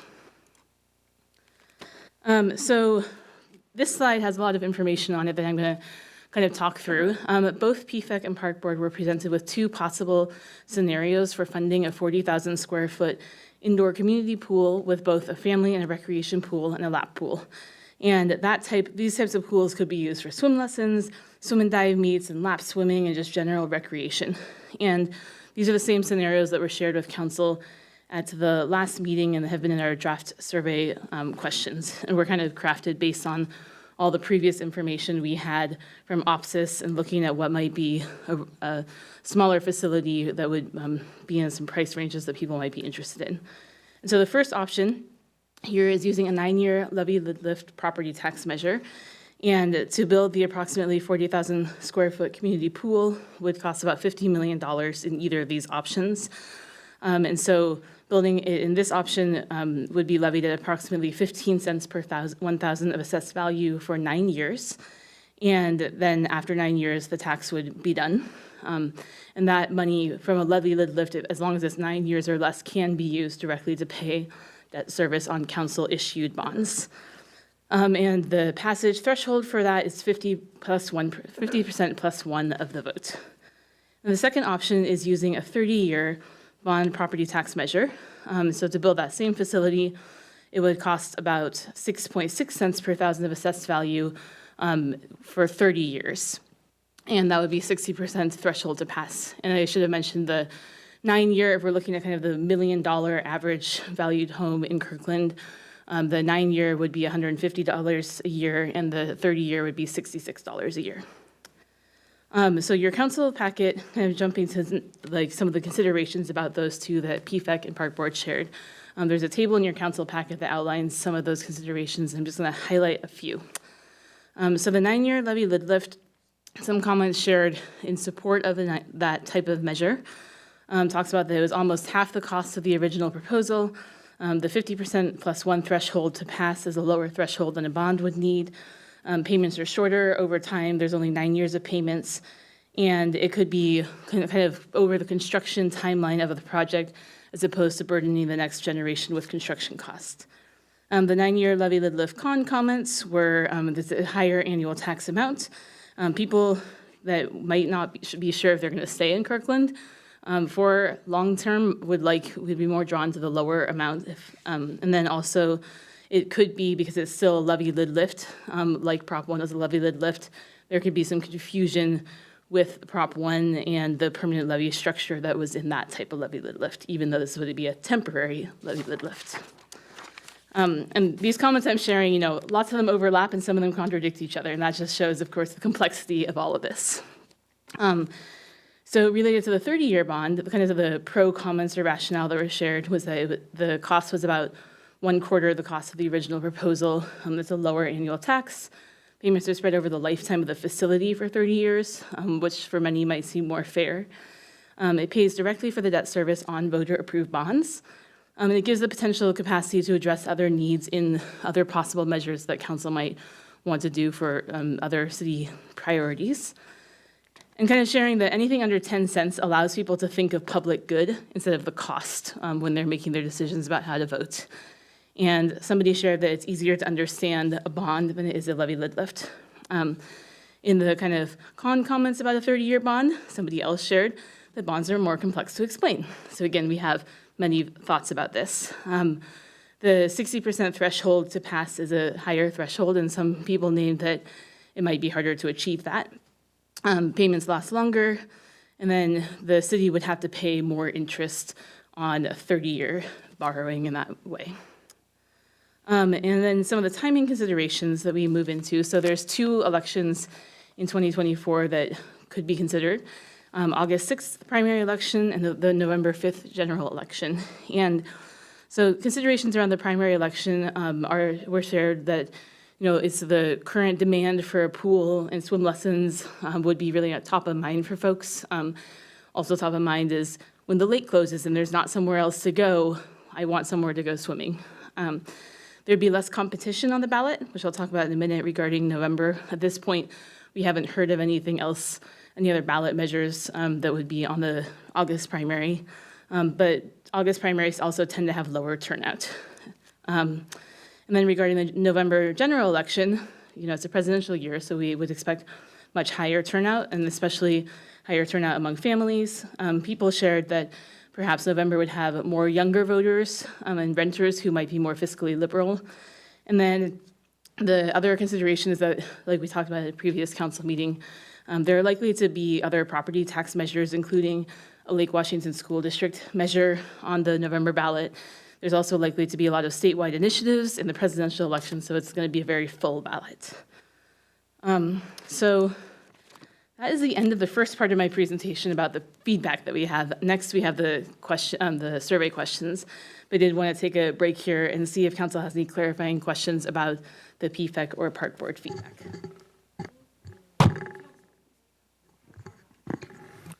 Thank you, Madam Mayor.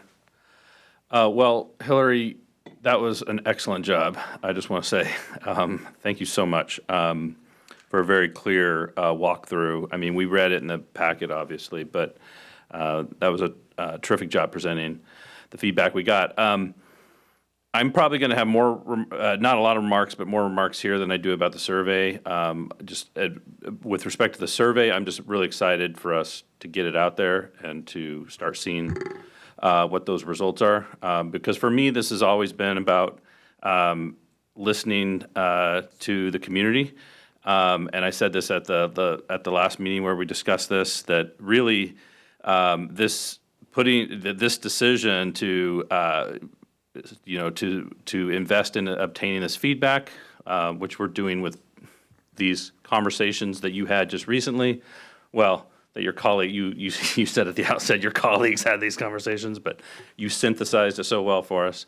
And then the survey, it's hard in the face of a rejected ballot measure to put another ballot measure the very next year on the ballot, but doing it the way we're doing it, we're really seeking input from those PFEC members who have dedicated so much of their time in 2022 and 2023, and now again providing this feedback. Our park board and ultimately our community. Again, I'll just say that what we put in front of the voters in 2024 is going to be very different than what we put in front of the voters in 2023, and it comes from this process of listening. So I really appreciate that. The one question, oh, geez, that happens every single time. I did have a question for you, Hillary, but now I can't remember what it is. So I'll yield my time and just thank you for and all the staff for the hard work on all of this. And I'm really looking forward to March when we can hear more of the results of the community outreach.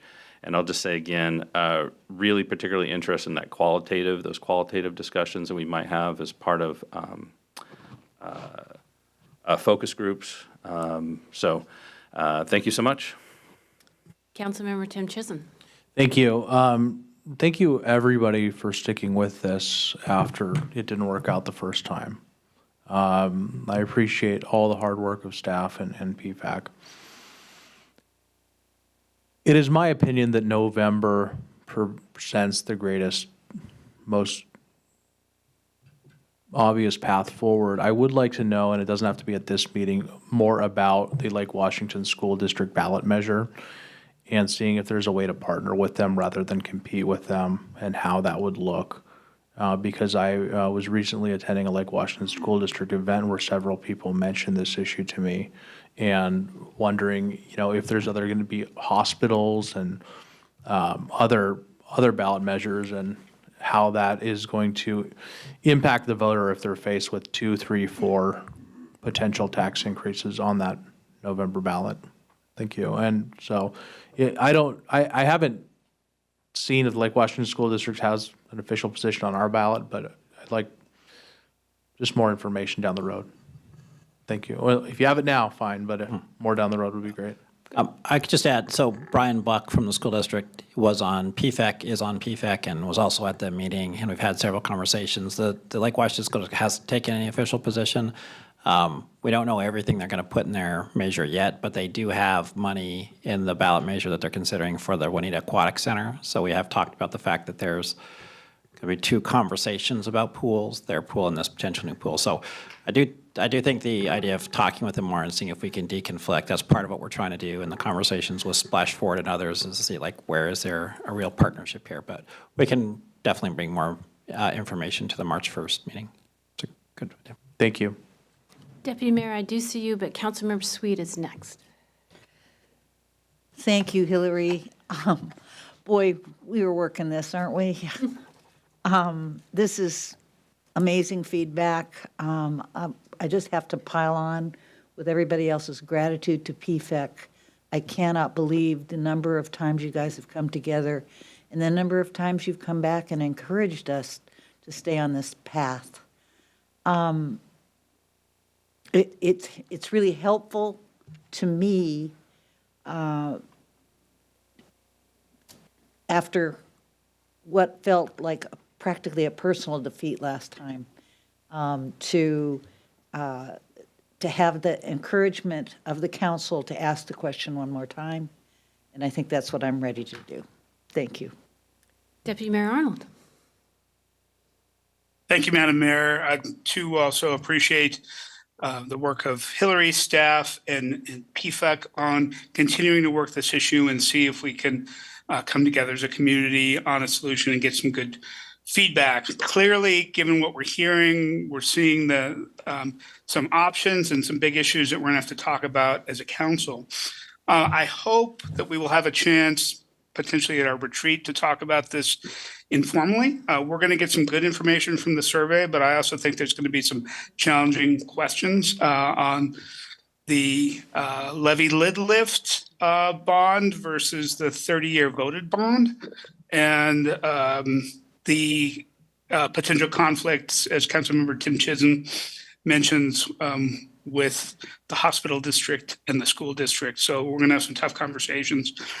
As we have those conversations, in addition to what we're going to get out of the survey, I'm hoping staff can provide some more information on some of the proposals that they are putting together in the survey. It's really interesting that we're finding some ways for some significant cost savings, but there's some trade-offs there. A smaller facility isn't meeting the full needs and may have some that we identified with Prop 1 last year. So that may mean some trade-offs and conflicts between different user groups and how much open swim time there is for the public versus classes that we want to put on, swim team and other events from the aquatics community that are really eager to build and support and use this pool. I'd like to understand those things. Also, given that we'd be looking at a smaller facility, understanding as we're looking at our decision-making opportunities for expansion and those costs at some point in the future. And then finally, the differences in the facilities that we're talking about that get us to saying, here's something that's potentially a quarter of the cost. Well, what did we lose from what we're talking about with the community pool versus the full aquatics and recreation center? So we understand that. So I'm hoping we can have those conversations as well. Thank you. Thank you, Deputy Mayor. And Councilmember Black, you thought of your question? I did, but I want to leave room for my other. The penalty for forgetting your other question is that you have to wait for the rest of the council to speak. I keep looking over there. They're okay. Go ahead. Okay, great. Thank you, Madam Mayor. So Hillary, in one of your earlier slides, I don't think it's important that we go back to the earlier slide, but in one of the earlier slides, some of the feedback we got from these conversations we've had with PFEC members and the Park Board has to do with the complexity of the ballot measure language itself, which is not really, I mean, it's profound, but it's not news to us because we knew about the complexity of the ballot measure language and the sort of the ways in which agencies like ours are somewhat hamstrung by state rules regarding the language that has to appear in a ballot measure. I would like, if we can, and obviously you don't have to answer this tonight, just as part of this process, I'd really like to understand a little bit more what those complexities were. I have my own assumptions as to what was confusing and complex, and I'd like to sort of put them in buckets if we can. The ones that we're stuck with because that's the way the state insists that we do ballot measure language. And then, what we can really learn. The ones where there is some flexibility for us and we can actually learn. So I just wanted to highlight that. And I guess also it's a little bit of just making sure that we're here from the dais tonight, communicating with our community that there are limitations on what we're able to do. And as much as we would love to craft something that was as clear as we would like it, we don't always have that flexibility. So it looks like maybe the city manager had a comment I was for going me. to say, city manager? Well, was to follow your comment, but if you're finished. I am absolutely finished. Yeah, so the city attorney and I talked about your question. We're going to make sure that we provide that and talk to bond counsel too about what's required and then what might be flexibility. And maybe someday we should change in the state law to make it simpler to put understandable ballot language on. I just wanted to say two quick things, because I think Deputy Mayor Arnold raised a really good point, and I want sure that anyone listening knows this, that the reason this is so much less expensive is because it's just one focused community pool. The Aquatic and Recreation Center on the ballot was really three great facilities in one. It was an aquatic and recreation center. It was a really great indoor recreation center with 2 gymnasiums and workaround stuff, and it was also a really good community center. So it isn't that we just magically made it cheaper, it's that we are talking about letting go of 2 other really needed facilities, which is indoor recreation and community space. So we're still trying to keep that feature of a really good pool, and I think that's going to be something we'll make sure that we talk to the council about in March. So I just want to say that. Last thing I want to say about the PFEC process, because I had the privilege of being there, also Mayor Curtis was there as well through the 2 hours, is we did have a conversation at PFEC about location. And it was the one place where I think there was just really so much mixed input that they said, yeah, that really does need to be a survey question. So there are definitely folks who felt the location was a key issue. There was others who felt it wasn't really a relevant issue. There were some that talked about the cost of it, but they all concluded that, yes, you need to know the answer to that. And the reason I'm highlighting that is because when we get to the questions, we're actually proposing a couple supplemental questions you hadn't seen yet that further elaborate on really getting to the issue of does location really matter when people make a decision about the pool. So just wanted to tee that up. Thank you. Any? All right, Hillary, part 2. Great. Thank you, everyone. So this table here, we're shifting gears in the community survey, and this slide shows an updated timeline for the survey and for additional upcoming feedback efforts. And so as you received a message from the city manager, we decided to extend the survey question writing time a couple of weeks to be able to review the questions again tonight and to use some of that feedback we've been getting in the meantime to incorporate them in. And so you're reviewing the draft questions tonight. Ideally, we will be able to turn those around and get them back to EMC tomorrow. And if all things work well, we'd be able to go into the field later this week. If not, next Monday. We have to avoid doing any surveying on the Super Bowl. And so then we also, after that, some of the other additional feedback for the qualitative items are on this slide. So we are going to have feedback on February 12th from the Youth Council, on February 13th from Senior Council, and then we'll have the open link survey after the statistically valid survey closes. And then at the end of February, city staff are hosting 3 kind of feedback quasi-focus group conversations for folks to give additional qualitative data during. And then March 1st will be the day that you receive all of this additional feedback, the community survey questions, and some of the other questions that folks have brought up tonight, we are planning that into our March 1st meeting materials as well. So there will be lots for you to talk about.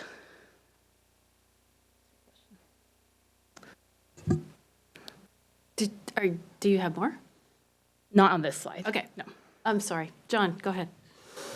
What is the hard date that we have to make a decision by for August?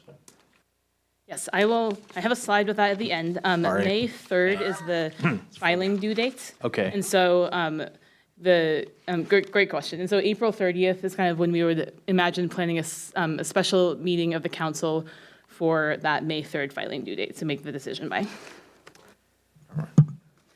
Anyone else? All right. Great. Go ahead. And for anyone listening, or just to clarify as well, March 1st is kind of, and we'll talk about this later, is the kind of the decision point of, does council want to move forward with some of the exploration based on all the feedback that's been gathered? And that's a pretty firm date, I would say, for being able to keep moving forward. So the next 11 slides contain the draft survey questions that you've received in the council packet that were updated since the last council meeting. And I am just going to go through each slide and again, kind of like last time, pause at the end to see what questions or comments you have on these questions. And just wanted to mention a couple overall adjustments that were made. And then on some of the specific slides, I'll mention a few key specific adjustments. But overall, we were adding property tax with the specificity of property where applicable, using the term entrance fees instead of membership fees to convey that there would be multiple payment type options, and adjusting the forward-looking questions to use the term indoor community pool with both a family and a recreation pool and a lap pool to be more clear about the purpose of that facility. I think we talked about this before, but we were trying to convey that there's just pools in the facility, but it was also 2 pools, and trying to help people understand what those pools could be used for. So on this slide, we have the first 4 questions in the intro statement, and the only little adjustment was made to question 4, adding the words couple of. Do you have any comments or questions about these questions? Councilmember Falcone? Thank you, Madam Mayor. I shared some of my feedback already with staff, so I won't go into detail on all of my feedback, but one of my pieces of feedback was just on question 4. I think this question is worded a little bit unclear. Were you able to vote? It's not clear if we're asking, did you vote, or were you eligible to vote? And so I think we need to be really crystal clear based on the screening in question 5, or the instructions in question 5. It seems like we're asking, did you vote? So I think we should just ask, did you vote? And then also, relatedly, in question 5, we should change the language in there related to if voted. Great. Yes, we definitely were intending for the did you vote version of the question, so we can adjust that. All right, go ahead. Great. So now we have questions 5, 6, and 7. And so again, question 5, the paragraph of text explains what proposition was and asks the respondent how they voted or how they would have voted if they did not vote. And we can make the adjustment to just make sure it's really clear about that question that Councilmember Falcone just raised. And then after council's request for more details about what Proposition 1 was, we added a little more information about what some of those park enhancements were. And then we also added the note that the average homeowner is somebody that owns $1 million home, because we got some feedback that people might not know what that was. And then in questions 6 and 7, we changed those to be able to ask people what are the best reasons to support or the best reasons to oppose, to allow for 2 responses instead of just one that was there before. I know last time we'd had some wondering if could we share this, could we make it even broader, and EMC's feedback when considering the length of this whole survey was taking the 2 was going to be the best approach, and most people would probably share, just have 1 or 2 to share. Any questions or comments on these? Doesn't look like it. Great. So now we have the next 2 slides have the 14 statements that respondents will be asked to respond to on a 5-point agreement scale from strongly agree to strongly disagree. And the introduction to this set of questions was expanded to explain the council's heard from community members about the topic and wants to seek more community feedback in figuring out how to move forward. And so the statements, I just want to clear, I'm not going to read through them all, but I will welcome any questions or comments you have. But the statements on this slide and the next slide, all of them will be read to all participants. They'll just be in a randomized order so that they aren't in the same order for anyone, except on the next slide, question 20 will always be asked at the end. No questions. This is the next chunk of those questions, and a few edits were made to these ones to reflect council's input. Councilmember Falcone. Thank you, Madam Mayor. The wording on question 15, I think, is a little bit confusing, given that that is the location that was proposed. If I were taking the survey and I read that and I had been aware of the ballot measure, I would have been like, that doesn't make sense. That's where it was. So I think that needs to be reworded just to be a little bit less confusing. And I just want to note that 18 and 19, I think, are really crucial in timing and in follow-up, and I'll have comments on that later. But, you know, that because they have to do with timing. My family can't afford this right now. And because of the uncertain economy, right now is not the right time. So just wanted to highlight that. Thank you. All right, go ahead, Hillary.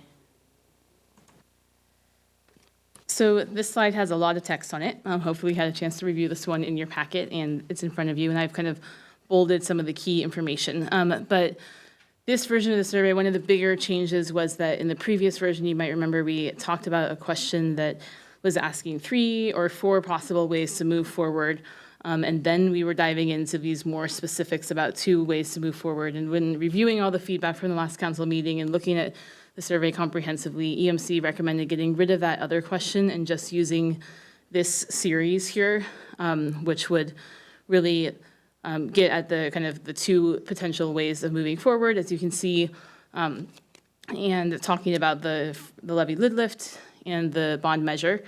And we think this will answer this part of that question of like whether someone is more supportive of a levy lid lift or a bond measure. And it also, of course, has some of the different dollar amounts that are associated with that.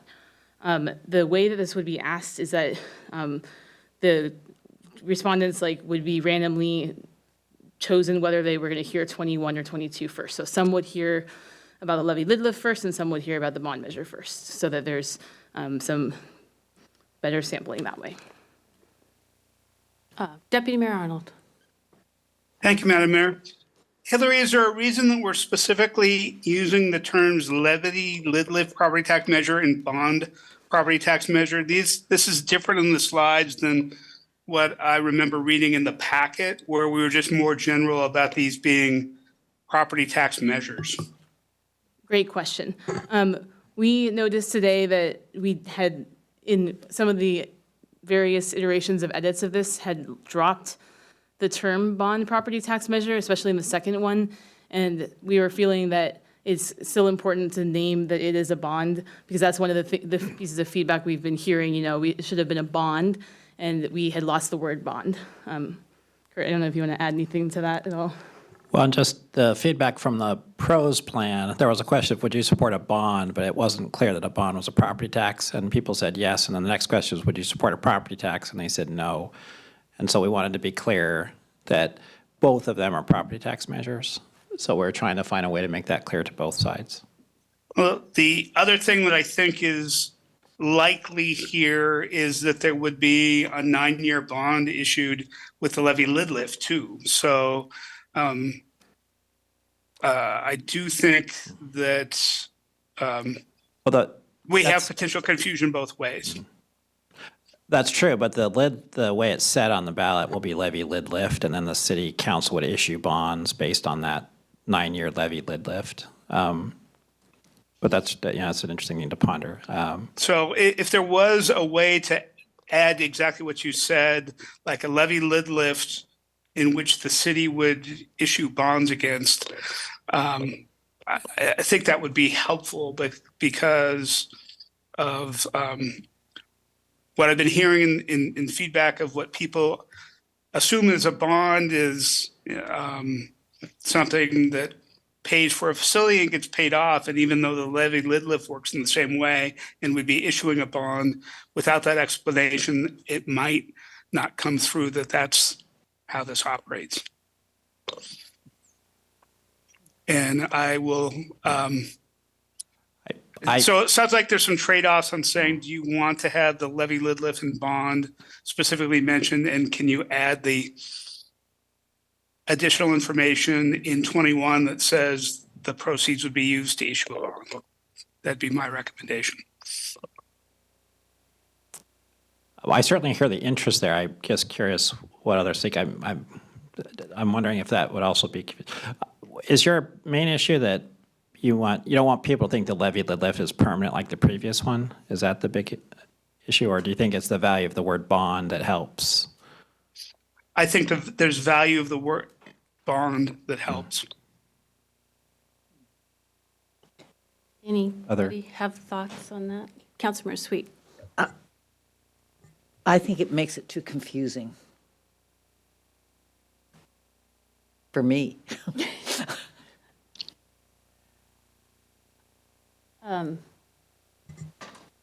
I agree.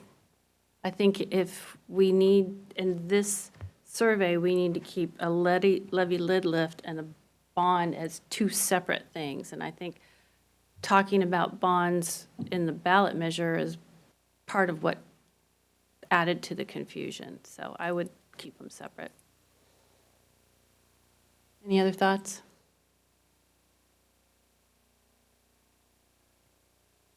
And if I could just maybe add, I think, I know that one of the confusions of the way we talked about the levy lid lift before, of course, was that we couldn't talk about it directly funding the construction because of how it was structured. And in this case, we will be able to talk about it directly funding the construction. And so I think in the subsequent messaging, if it weren't to include the word bond up there, we would be able to very clearly say that, and it's would be fine how we say that it's going to pay for the construction in that way.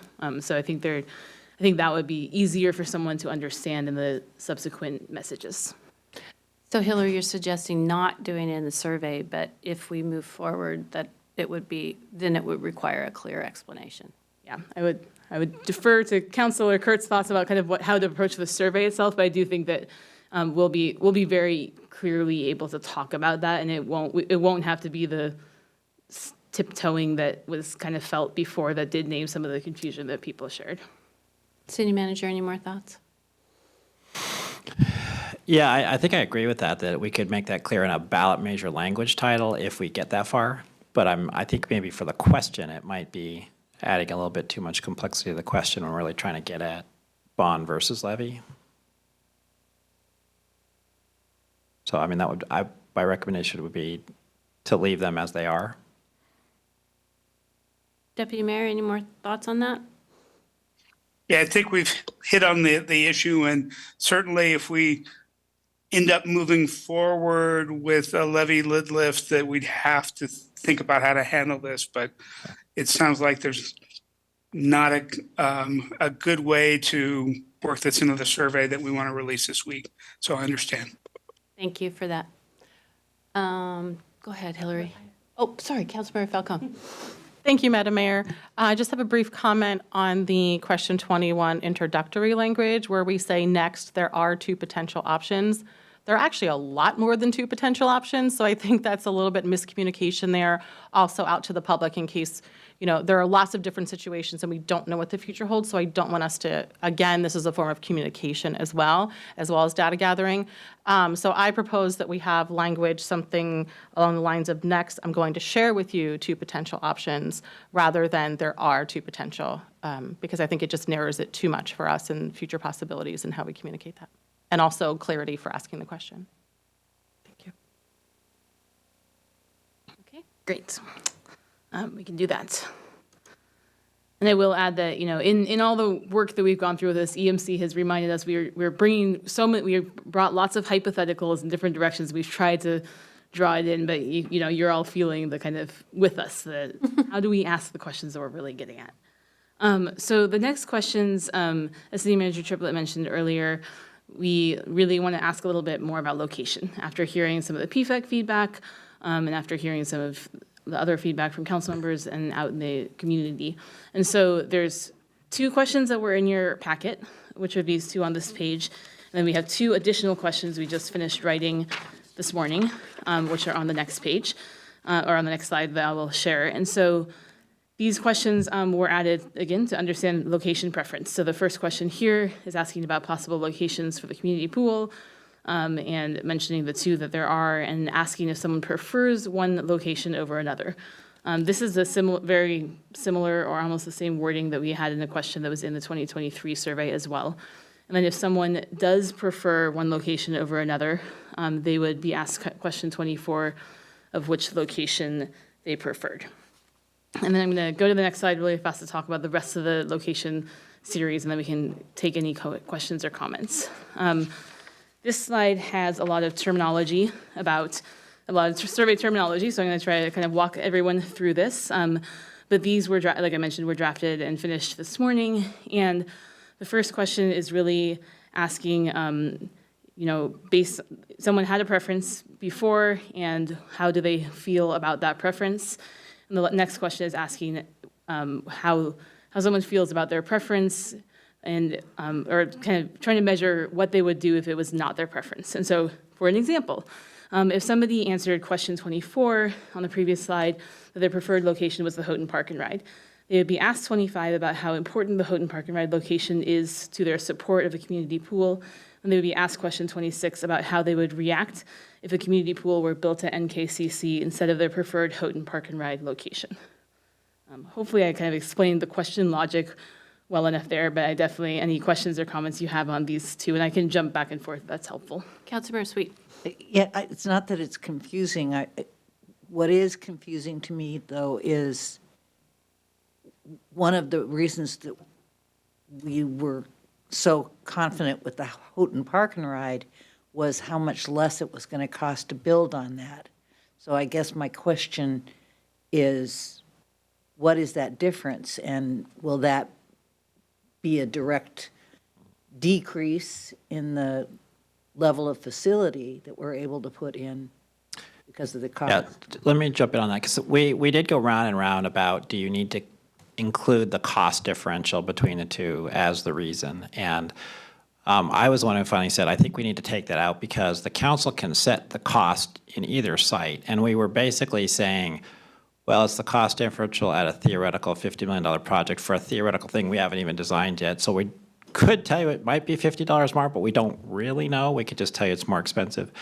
And in the end, trying to synthesize all the feedback we got from PFEC and others was, I want it there, price be damned, or I don't want it there, right? And what we thought we would get out of the survey is if price matters, you're going to hear that through the survey. And so if price matters, you're not going to go to NKCC anyway. But if you got this clear, like, we really wanted NKCC, you're still going to have to decide how much you want to pay. So you may make a lesser facility NKCC, or you may risk a higher ballot measure. But we really were just trying to say, is that really a decider for people or not? Is location really a decider or people not? But so it is a more expensive location, but it just got too much to try to sleuth that out, right? And we didn't want to be vulnerable to, well, you could make it cheaper there by taking one of the pools out, right? So it's like, okay, well, let's just find out, does it really matter if it's at NKCC or if it's out? And that's what we're trying to get at with this. Councilmember Falco. Thank you, Madam Mayor. I appreciate this line of questioning, and that what we're trying to get at, I think, will be really valuable to us in our decision-making. This is adding 4 questions, which I think is a lot to get at this one concept. And given that we're concerned about the length of the survey, I think we can accomplish this in fewer questions. I'm just kind of thinking on the fly here. So, but we could first just ask something like, on a scale of 1 to 10 or whatever, what is your preference for each of the 2 sites? And then if there's a site that's a less preferred site, then we could ask like the follow-up question, like, we realize we understand that this is not your preferred site, or that you prefer the other site over this site. Would you still support a ballot measure to build a pool here? I think that would really get at what we want to get at, and would be much more simplified and help cut down on the number of questions. And I had some ideas about Councilmember Sweet's idea with cost as well, but since it doesn't seem like we're going in that direction, I'll hold that. Yeah, we actually talked about, do we just drop 25 altogether? Because 26 really kind of captures the same idea, right? Which is, if it's not built where you want it, how much does that bug you? Right. So I think you're right. I think we can simplify it. I think we can combine it down to maybe 2 from here. Okay, anyone else? Yeah, so that's an area for consolidation. We'll focus on that.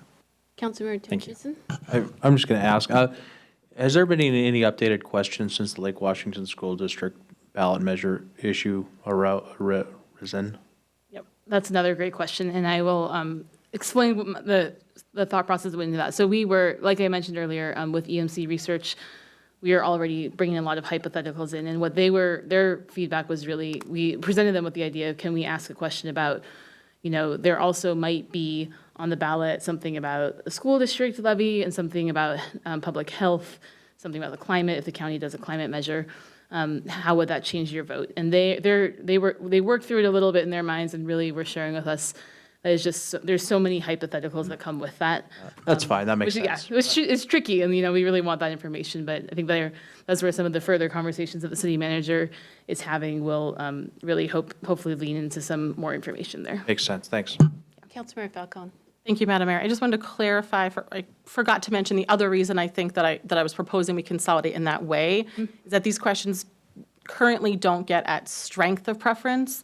And we do ask about, likelihood of voting, but in my mind, this survey is not just about how are people likely to vote or what are they willing to support, but really trying to get at what the community wants. And so to me, it's not just what's possible, but really how can we best meet the needs and the wants of the community. So that's another reason why I was proposing the first question be a scale of strength of preference for each location. Thank you. Thanks. Okay. Great. Okay, so then the next section here is a new set of questions that was added, and you saw this in your packets. And these were really adding statements in an agreement scale that was looking forward. And so you can see the statements here on the slide. Are there any questions or comments about these ones? Councilmember Falcone. This is just a comment. I really appreciate these questions because I feel like this does get at what I know I say, a little bit of a squeaky wheel, is that any survey is also a communication device. It's not just collecting data, and I think this does both. So thank you. Great. Okay. And then this is the last question before demographics. And this was added as an open-ended question to, again, kind of ask, if there was a pool built in the future, what would the most important features or amenities be for it to include? And so to get folks' responses, and as you can see, EMC's noted that they would take up to 3 responses, but to really get some of that more open-ended discussion. And I'll just note, I know that in the previous council meeting, we asked about where would we place this, and EMC's really recommended placing it at the end so that the kind of logic of the survey works to have this, once everyone's thought about these other things, come at the end rather than kind of pre-priming them to put it to then answer other questions based on this. But that's how this question came to be. All right, no comments on that. Great. So now we have the demographic Sorry, questions. Hillary, set might for jump city in just real manager. quick. So one last thing before Hillary goes over these, because so we're going to do a final check-in with the EMC on time tomorrow, and we may be long. And one of the things they suggested is that if we are long, they could cut some of these demographic questions. So we have them up here, but we want to just have that in your back of your mind. Would you be willing to not have some of these, or would you like to have all of these? Because if we have to have a little bit of time, we might look elsewhere, but they are suggesting this could be a place you could save some time. Councilmember Falcone. Thank you, Madam Mayor. Yeah, if that's the case, I think I mentioned this last time, my proposal would be to start with question 40. I don't think it gets us any information, and it actually is somewhat sensitive in nature and related to educational bias, so just wanted to mention that. Any other thoughts on that? All right. Why don't you go through those real quick, and then if... Madam Mayor? Yes, sir. Oh, sorry, Jay. Deputy Mayor. On question 32, what's the purpose of asking for whether someone's a registered voter? If that was a screening question, I'd get it, but as a demographic question, I'm not sure the purpose if we're looking for things to cut. Great question. That's really in there. So all of these, but kind of especially that one is in there so that we can run the crosstabs of the sample size of 600 people to see who says what. So EMC's estimate is that in a sample of 600, because we're just sampling adults in Kirkland that are over 18, and so in a sample of that, they're estimating we might have around 400 registered voters. And if we don't ask that, then we wouldn't know that piece of information to be able to run different analysis on that.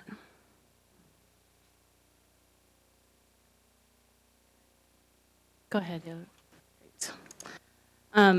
So then this is our final set of questions was asking people if they're willing to participate in some follow-up.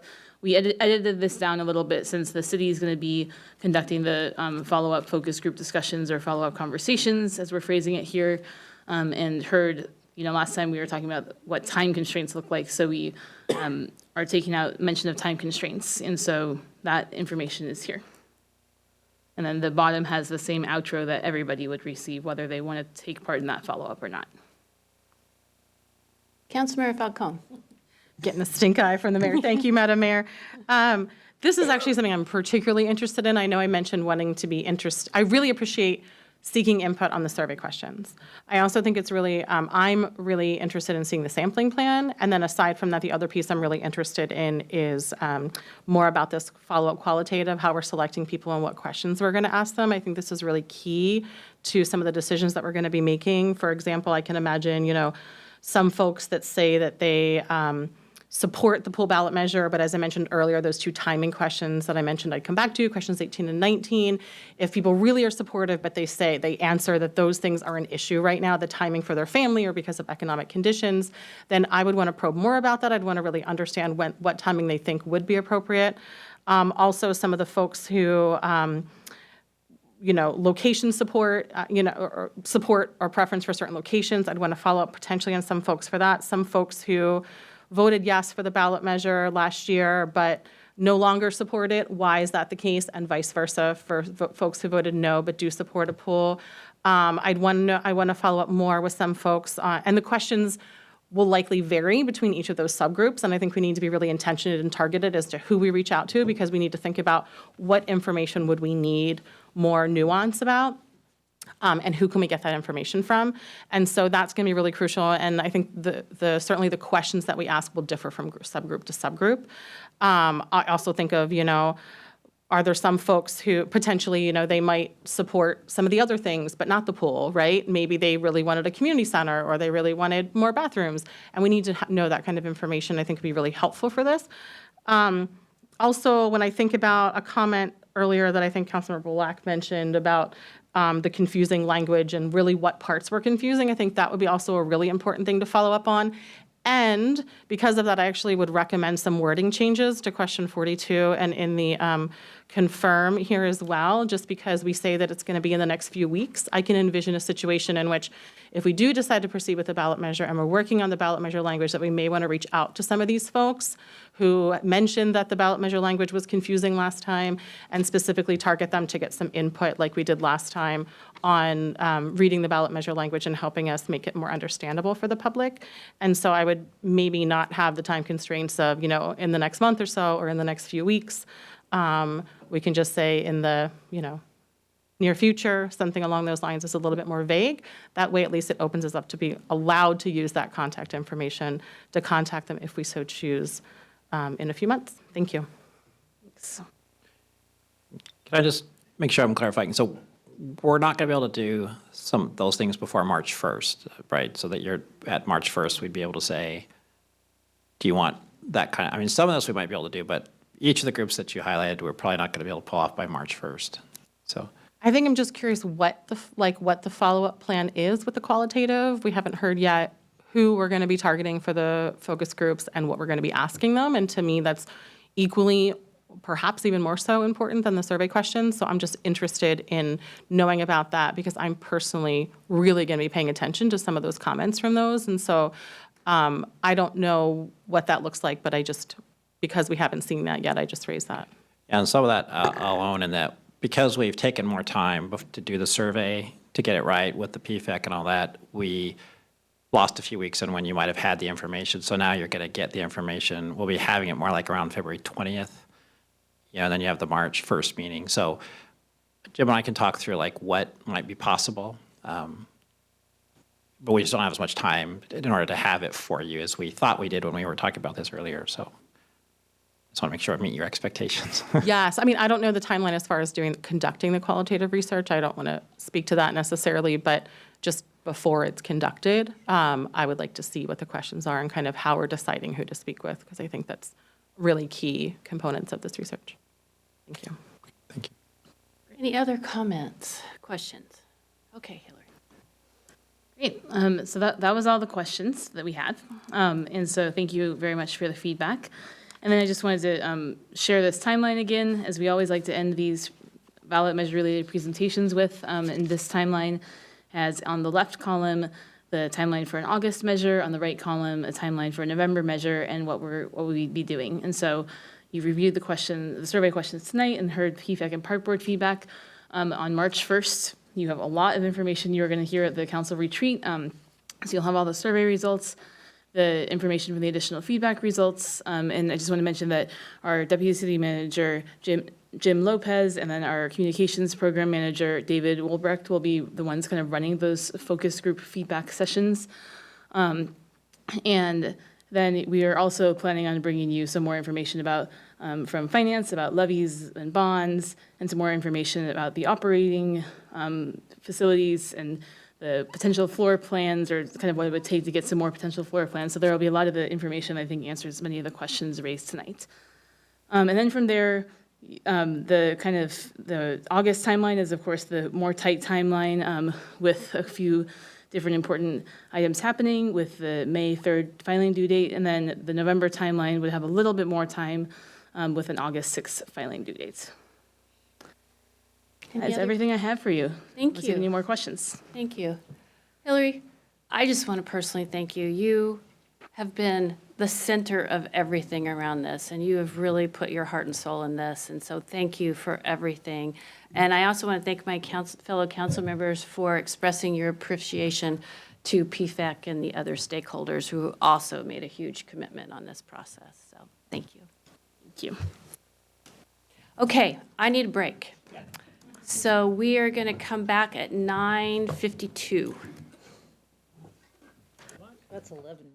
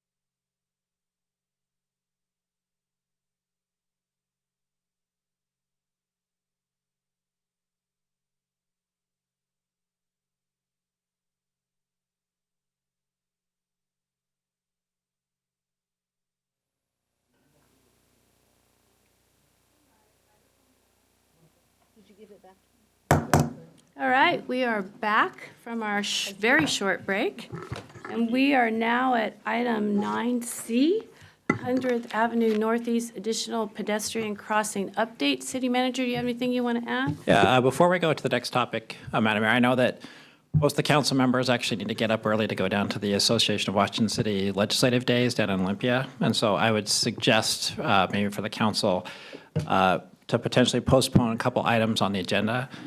So I'd like to suggest that we could defer the city debt issuance. It's just a straight update of what's in your memo, so it's just straight information, no decision. I'd also like to suggest that we defer the item 9G, which is automated defibrillators in parks. That's something that there's no time limit on that. We can bring that back to a future council meeting. And then I'd also like to suggest that you could move the executive session for the performance of an employee to a future council meeting as well. So if that would have no objection from the council, I would suggest you take that up. The council is grateful. Thank you, City Manager. Does anyone object to shortening our meeting up a little bit? All right, then we will take your recommendations. Thank you. And now we will go to item 9C. Back to 9C. So let me once again introduce our Transportation Manager, Doug McIntyre. We'll be talking about the 100th Avenue pedestrian crossing and be looking for some direction from the council. So welcome, Doug. Thank you very much, Mr. City Manager. Good evening again, Madam Mayor, members of the council. Doug McIntyre here, Transportation Manager, Public Works.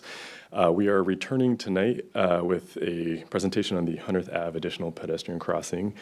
This is a follow-up to the council presentation we gave in December 12th, seeking council feedback and an overview of the work that we're pursuing. With us tonight is Laura Drake, the PM of the project online, as well as Jennifer Palmer, our traffic engineering supervisor. And with that, I will turn it over to Jennifer.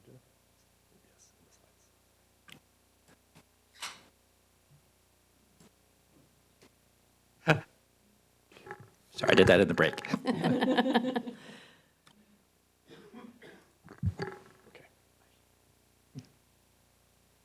Welcome, Jennifer. Thank you. I need to. Doug needs to start lowering the podium for. Build that into his Yeah. transition. Well, thank you, Doug. Thank you, Mr. City Manager. Good evening, Madam Mayor, Deputy Mayor, council members. As Doug mentioned, I'm Jennifer Palmer. I'm the Transportation Engineering Supervisor here in Public Works. Tonight's presentation, as Doug mentioned, is following up from a previous study session item on December 12th. I will mention that all of the items presented tonight are in your packet in full, including a history of past council meetings about this project. Tonight, you'll receive the results of our evaluation and our staff recommendation. And then we'll ask you to provide direction on our staff recommendation to install a pedestrian crossing for the 100th Avenue project currently under construction. And at the end, I'll be happy to answer any questions you may have. Our safety evaluation was based on these 4 key criteria. So reducing potential vehicle-pedestrian conflicts, proximity to bus stops and other pedestrian generators, turning vehicle access, and consistency in driver expectations. The results ranked the northern mid-block location between Northeast 140th Street and Northeast 140th Place as the preferred alternative. Furthermore, when comparing Hawk signals and RFBs as potential crossing enhancement options, the Hawk achieves a higher average driver yield rate, according to studies from the FHWA, and is regulatory in nature, as compared to the RFB, which is a warning device. Either treatment option would be a safe crossing enhancement, but the Hawk appears to be the safer of the two. With the help of our design consultant, we've taken a look at the different factors that make the crossing either easier or more difficult to implement at each location. All of our proposed improvements include items that support a safer crossing environment, such as street lighting, a pedestrian median refuge island, ADA-compliant curb ramps, and more. Some of the design revisions that we're anticipating include, but are not limited to, stormwater management and bioretention areas, changes to the wall and grading design, and revisions to curb ramps, sidewalks, and the raised bicycle path.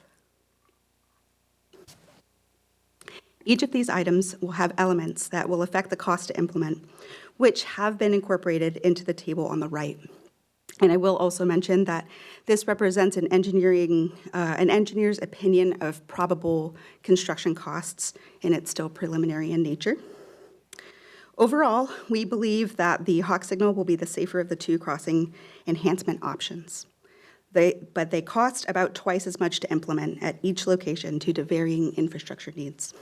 I will also note that while the improvements will be costly to implement, if we're going to do them now or in the future, they're never going to get less expensive to implement than in this project that's currently under construction.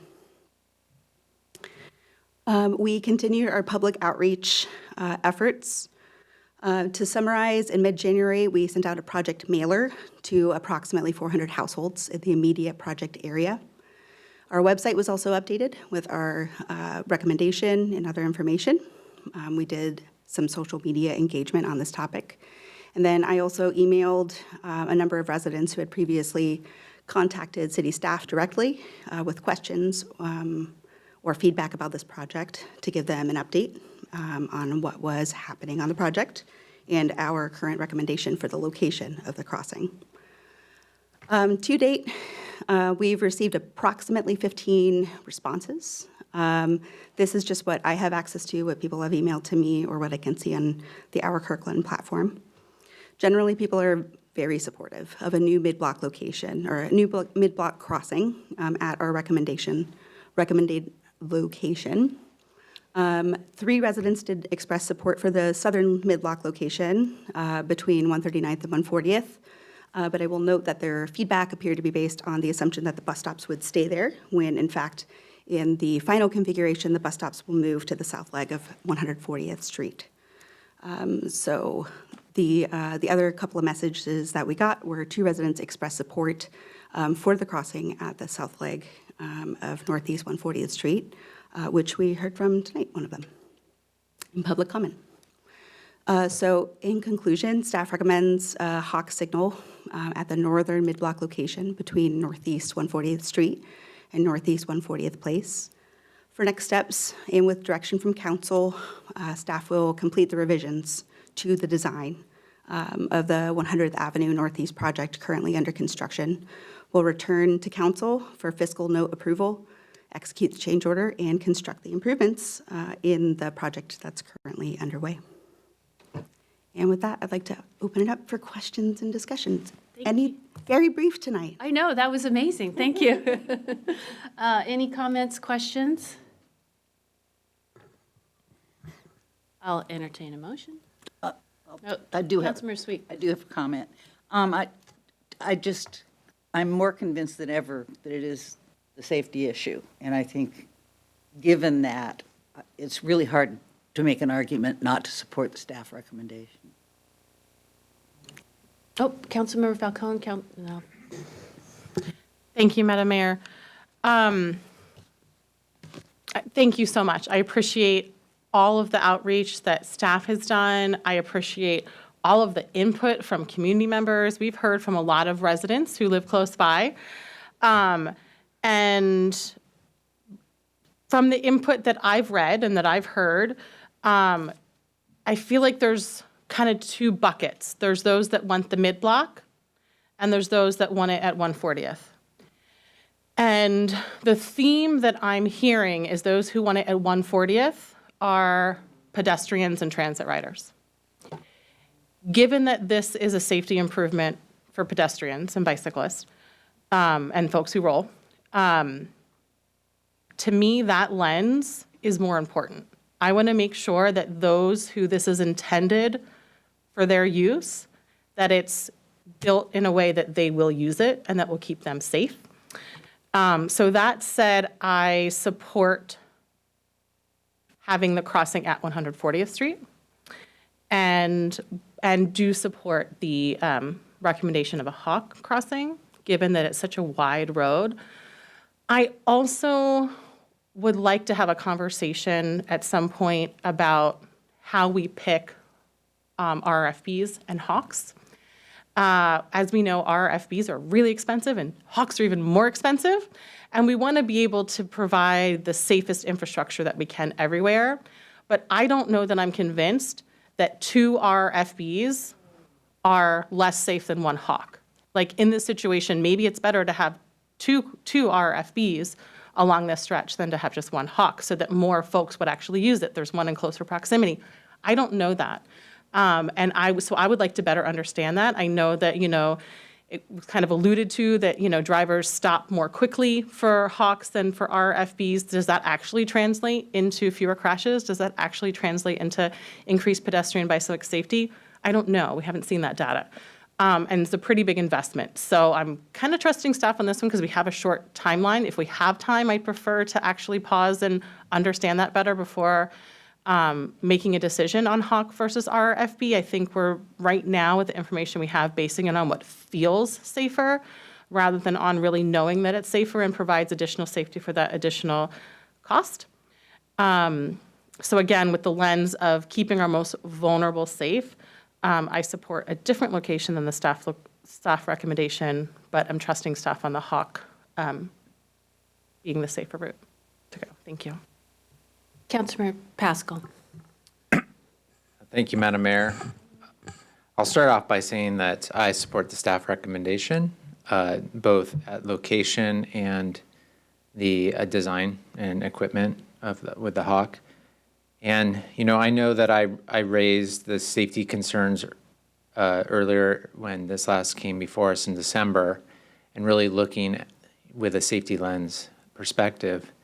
And I want folks to understand that the decision is not about, for me, it's not about whether or not to maintain access into and out of the neighborhood at that location. To me, it's that locating a crosswalk where there aren't vehicles turning, making left turns, is proven to be safer. That is where the most deadly collisions happen between a vehicle and a pedestrian.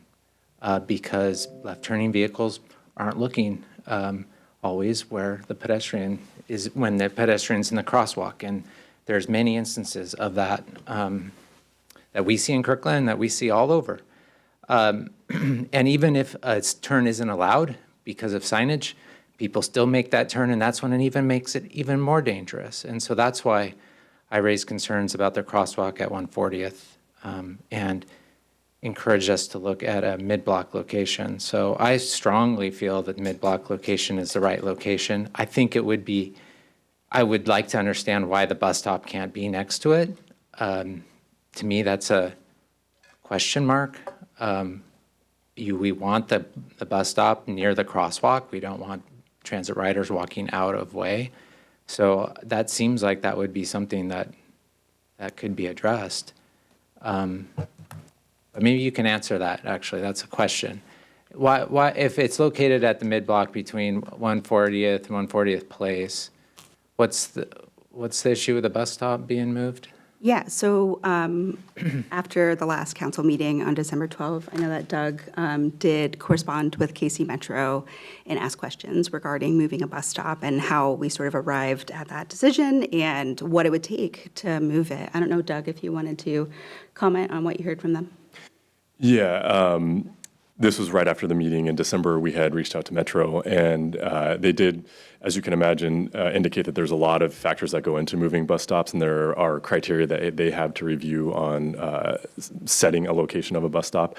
I have to go back to my emails and kind of dig up some of that detail, but it has to do with a variety of things, including the pedestrian desire line that was talked about earlier in the December meeting, service and reliability, and but I will need to go back and look in more detail on some of those specifics. Yeah, for us, I think that's definitely a question too. Just to echo some of your sentiments, right? Like I want this to be a safe crossing in a safe location, and the pedestrian desire line is very important to consider, right? Putting in a location that people will use it. But just to sort of echo Councilmember Pascal's comments, looking to reduce those potential conflicts with turning vehicles is very important. And the northern mid-block location does represent the fewest of those conflicts. And then on the Hawk versus RFB,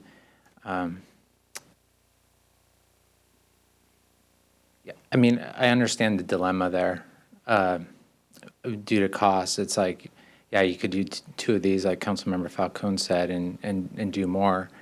And I think that is something that we need to be thinking about and considering. My understanding is that we are in the process of installing hawks in all of our 5-lane kind of mid-block locations. And it's and that's something that we're working towards. And so the 5-lane crossings along Northeast 124th Street, for example, near the community center, that's going to be changed out with a hawk, and same with some other crosswalks. So I see this as eventually we're changing these out because they're proven to be safer. That's Yes. Yeah, that's correct. Yeah, that is my understanding as well. Yeah, they do have different costs to implement, but they also have different safety features, right? And I will mention here that staff is working on a crosswalk policy. We currently have a published crosswalk policy that hasn't been updated in a little while, so it's under review by our group right now. There's a draft made that gives more guidance on when you would do a hawk versus an RFB, because it is an important question. It's a big investment, and we want to be judicious with the funds that we have. So that is something that we are currently working on. Great. Any other questions? Councilmember Falcone. Thank you, Madam Mayor.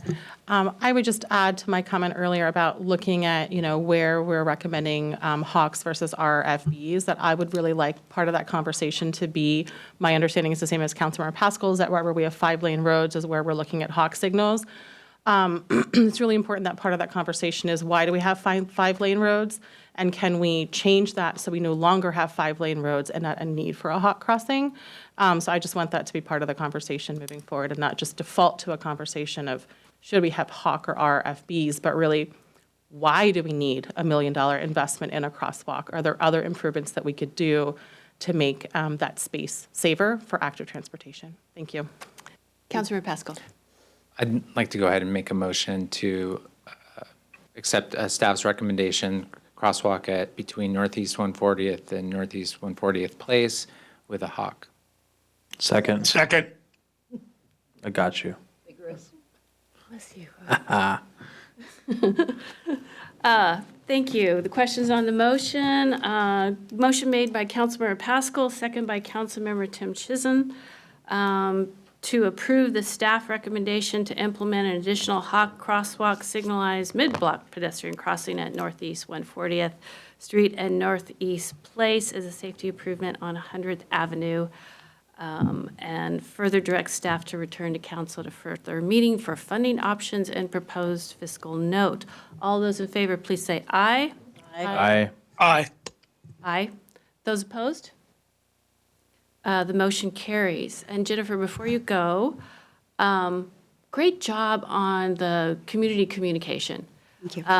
Our Kirklands are popping up in our mailboxes, and we all are like, Jennifer has it, she's proactive, and she's quick, and it's very impressive, so thank you. Thank you. I appreciate that. All right, we are moving on to 2024 legislative session update.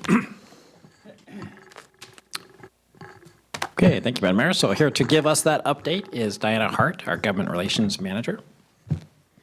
Welcome, Diana. Good evening, Council. Try and keep things short tonight so we can get down to Olympia not too much later from now. Starting today is day 30 of the 60-day short session, which means we've passed both committee and policy cutoff deadlines, and both chambers had nearly full time to the floor. With those cutoffs, 1,259 bills survived policy cutoff, and 746 of that 1,259 survived fiscal committee cutoff, which takes Kirkland's tracking list down to 138 bills. Obviously, with all the usual caveats of bills can come back at any time when they're determined necessary to implement the budget, or NTIB, and that can either mean because they have actual fiscal components that make them necessary to implement the budget, or sometimes some political components that make them necessary. So with that, we'll dive into an update on what we've done since our last meeting. Our first item is transit-oriented develop. Kirkland's amendments to preserve incentive zoning were taken in committee, and Councilmember Sweet testified in support at the February 2nd hearing. While the House bill did make it out of fiscal committee, the legislation is anticipated to have an uphill battle the rest of the session. So we'll continue to monitor and support this legislation as it travels through the process. The next one is real estate excise tax. For the REIT 3, both components have now had a public hearing and await further action. As these proposals would raise revenue, they could be determined necessary to implement the budget and be brought forward for consideration at any time. Next, we'll dive into behavioral health. All of the behavioral health bills we're tracking have advanced through cutoff, with House Bill 1939 already making it out of the House. And then jumping into property tax cap, 5770, another piece of legislation likely determined NTIB, but is also moving, which is a great sign for optimism for this legislation because it's faced a lot of challenges in the past. Diana, hang on Oh, one are you second. not? We lost your presentation. Your slide did not advance. Oh, there it is. There we go. That one work? Thank you. There we go. Sorry about that. Which then takes us to things that all the actions that we've taken since our last meeting. We signed in support for numerous bills that supported the city's general principles due to their alignment with our plans and policies.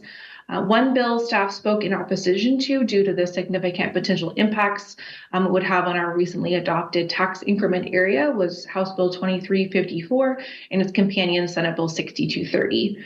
These proposals would have granted junior taxing districts the option to opt in instead of being automatically included in tax increment financing, drastically reducing the amount of potential revenue that TIFs could generate and prevent the type of economic development activities that local governments have been advocating for through the allowance of TIFs for many decades.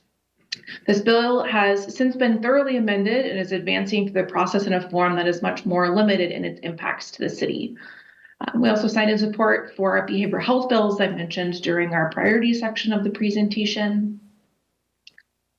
And there continue to be numerous housing bills attempting to target different impacts and processes to reduce barriers to housing developments. We signed in opposition to 6285, one of a handful of impact fee bills that would have reduced our ability to use or generate impact fees. This and other similar legislation did not survive cutoff. And that takes us to heading down to Olympia tomorrow for City Action Days. And that's the big upcoming news that we have. We do have one item for discussion, and that is the traffic safety camera bill, which is House Bill 2384 and its companion 5959. Only the House version survived the policy and fiscal cutoffs.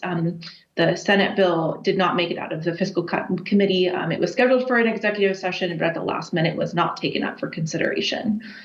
These bills concern automating traffic safety cameras, which Kirkland recently authorized in some of our school zones. The bill was recommended by the Traffic Safety Commission, of which Councilmember Pascal is a member. This legislation does numerous things, including allowing for traffic safety camera footage to be reviewed by non-commissioned officers and allows local governments to keep more of the revenue generated by traffic cameras. Instead of sending a good chunk of the revenue back to the state, this bill allows local governments to keep the funds for local traffic safety purposes. While these are all great items, one concern is that Kirkland currently uses some of the revenues to fund the city's traffic-related law enforcement officers, and that isn't explicitly listed as one of the allowed traffic safety purposes in the legislation.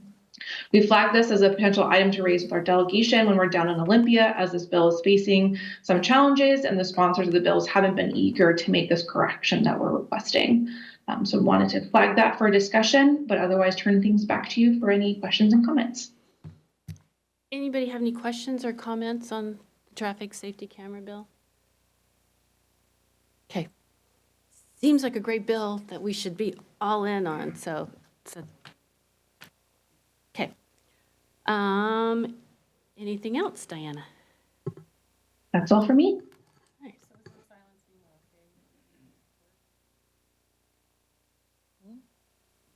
Go ahead, Councilmember Felk. I I just want to clarify the silence of council. Is that being interpreted that we continue to support the traffic safety camera bill? Because that was what mine meant, but I just want to make sure that that was clear. Thank you for that clarification. Thank you. All right, thank you. I'm getting tired, sorry.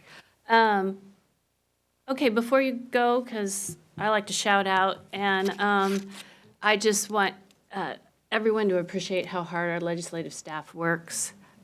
It's clear when we're heading down to Olympia how much prep time has gone into that. And you guys have no idea how awesome Diana is. Like, this woman knows her legislative stuff. And I promise you, if you throw a bill number at her, she will tell you where it is, what the bill is, and what's happening next. So really, really proud of our staff, and I'm really looking forward to spend time with everybody in Olympia. So thank you. All right, we are done with our business, and Nope, we got to pick the lottery. oh, we do, thank you. Just about to say the same thing. Thank you. So All we have right. our, We're going to go to City Council Board and Commission interview selection, City Manager. This will be quick. yes, thank you, Madam Mayor. So as you know, your policies set up a interview panel that does a screening for full interviews by the council, and we draw that name by lots. So the city clerk will be selecting 3 folks to do that original screening. And the winners are.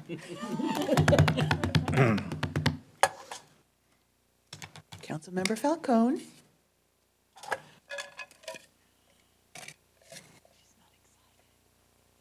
It isn't. It's Councilmember Black. It is an honor.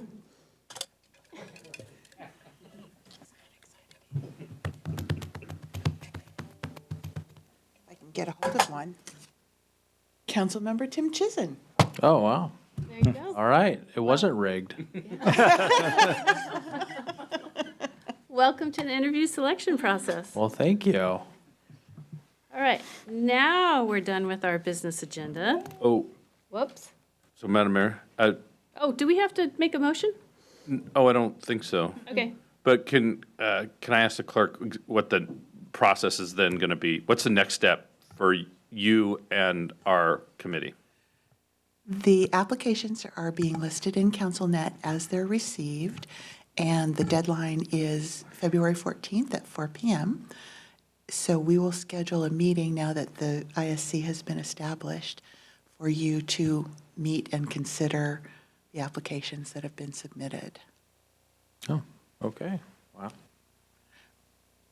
Any other questions? Looking forward to it. Thank you. Okay, for the third time, I'm trying to go to to reports. And Deputy Mayor, if you don't mind, I will start with you. Thank you, Madam Mayor. I'm going to defer my report, but I do have an ask based on what happened at the East Trail Regional Advisory Council meeting on January 25th. I sent mail to you all about this, but the RAC is organizing a leadership summit to put together the high-level strategy and vision of how we complete and construct and complete the full East Trail. We did a similar summit about 8 years ago, and there is an additional cost share ask. Kirkland's share of this would be approximately $7,000. So I'd like to move that we direct staff to prepare a fiscal note for to cover the cost share for the East Trail Leadership Summit paid from Council Special Projects Fund or other sources as recommended by staff. Is that a motion? That was a motion from Deputy Mayor Arnold. Do I have a second from Councilmember Sweet? It's been moved by Deputy Mayor Arnold, seconded by Councilmember Sweet to approve $7,000 to the East Rail, and a fiscal note will come back to us for our Council Special Projects Reserve. All those in favor, say aye. Aye. Aye. Any opposed? Motion passes. I will go to Councilmember Pascal. Thank you, Madam Mayor. The only item that I'd want to update the rest of the council on is we had the meeting of the Lake Washington School District coordination meeting with us and the district, and Councilmember Falcone joined me, and the city manager did too. Had a good discussion as always. Lots of topics on both sides, but you'll get, Andriana takes great notes, and so we'll send those out. The one thing that I'd mention is that we did have discussion on the school impact fee resolution that we passed in December, and just kind of talk through that a little bit about, potential next steps there. And we also, one of the things that will be upcoming is a street name dedication for Ravens Way for Juanita High School. And so I know staff and the district are currently kind of working on the date for that, both the resolution that will come to us for adoption, but then the celebration that we're hoping the students can help lead. So, and then maybe you have other things you want to share, but that's it for me. Thank you. Councilmember Falcone. Thank you, Madam Mayor. Well, thank you for that transition there, Councilmember Pascal, because I was going to mention we did have a great coordinating committee meeting with Lake Washington School District, and it was raised earlier tonight that the discussion around the Juanita Pool and the ballot measure this fall. Just wanted to mention, I don't want to speak on behalf of the school district, but just wanted to share what they shared with us generally, just really high level, is that the current plan is that they they want to include in the ballot measure funding to renovate the existing pool with the existing footprint. So it's not to increase capacity, it's not to really change much of anything, but just to update because it needs repair and needs to be modernized. So just wanted to clarify that also for folks who were watching that discussion earlier, that it's not, two ballot measures potentially of increasing pool capacity. Theirs would not, and obviously ours would. So anyway, wanted to clarify that. Also had a, time goes by sometimes so quickly, sometimes so slowly. I don't remember what week, I didn't write the date down, but a fantastic breakfast, I think it was last week. The superintendent held the annual leadership breakfast, was joined by Councilmember Chisholm as well, and had a great breakfast there, heard some of the fantastic work that the district is doing around equity, got to meet with some great folks, so really enjoyed that time. Mayor Curtis, see, I mess it up too. I was looking at you, but said Mayor Sweet.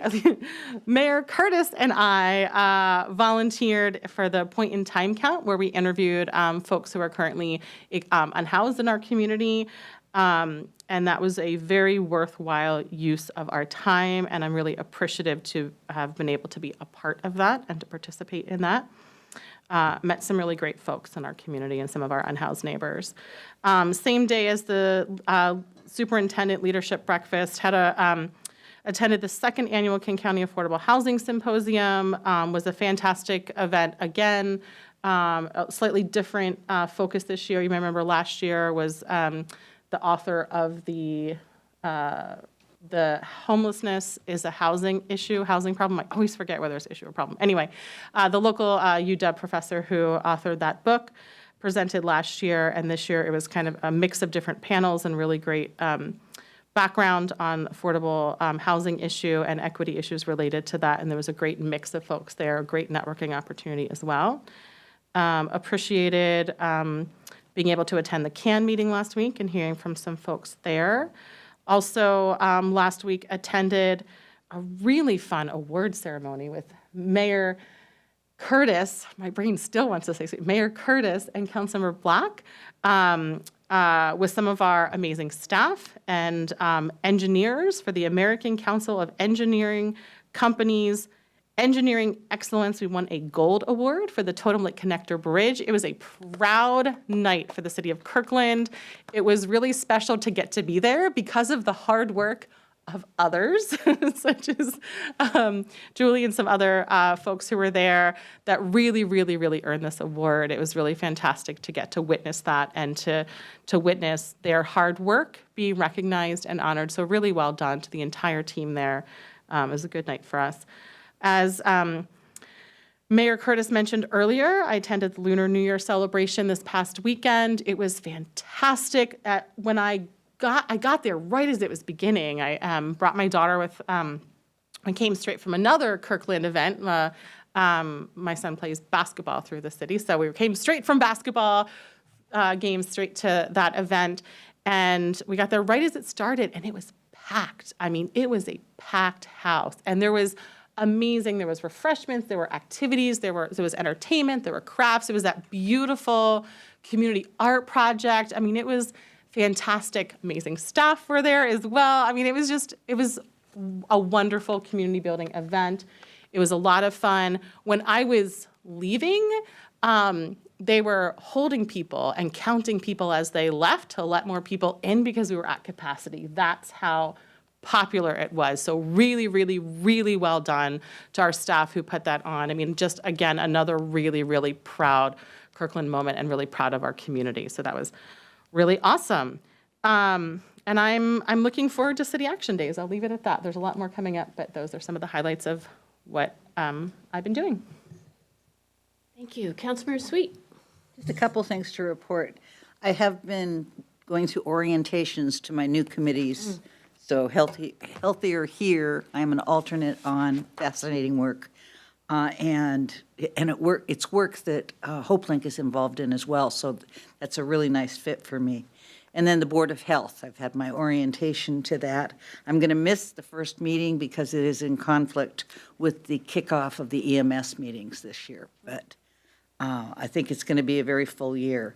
The other thing I had to report is I did have a meeting with Ray Hoffman this morning, of Cascade Water Alliance. They are getting the projections now of the bad news that we are looking at in terms of weather for water, for 2024. They are predicting that we will have another year like 2015 where the spikes were way down in terms of water availability and our ability to meet peak flow. We may go into drought conditions again this year if something doesn't change with regard to snowpack. Snowpack is at 60% reduced from a normal year. Yeah, thank you.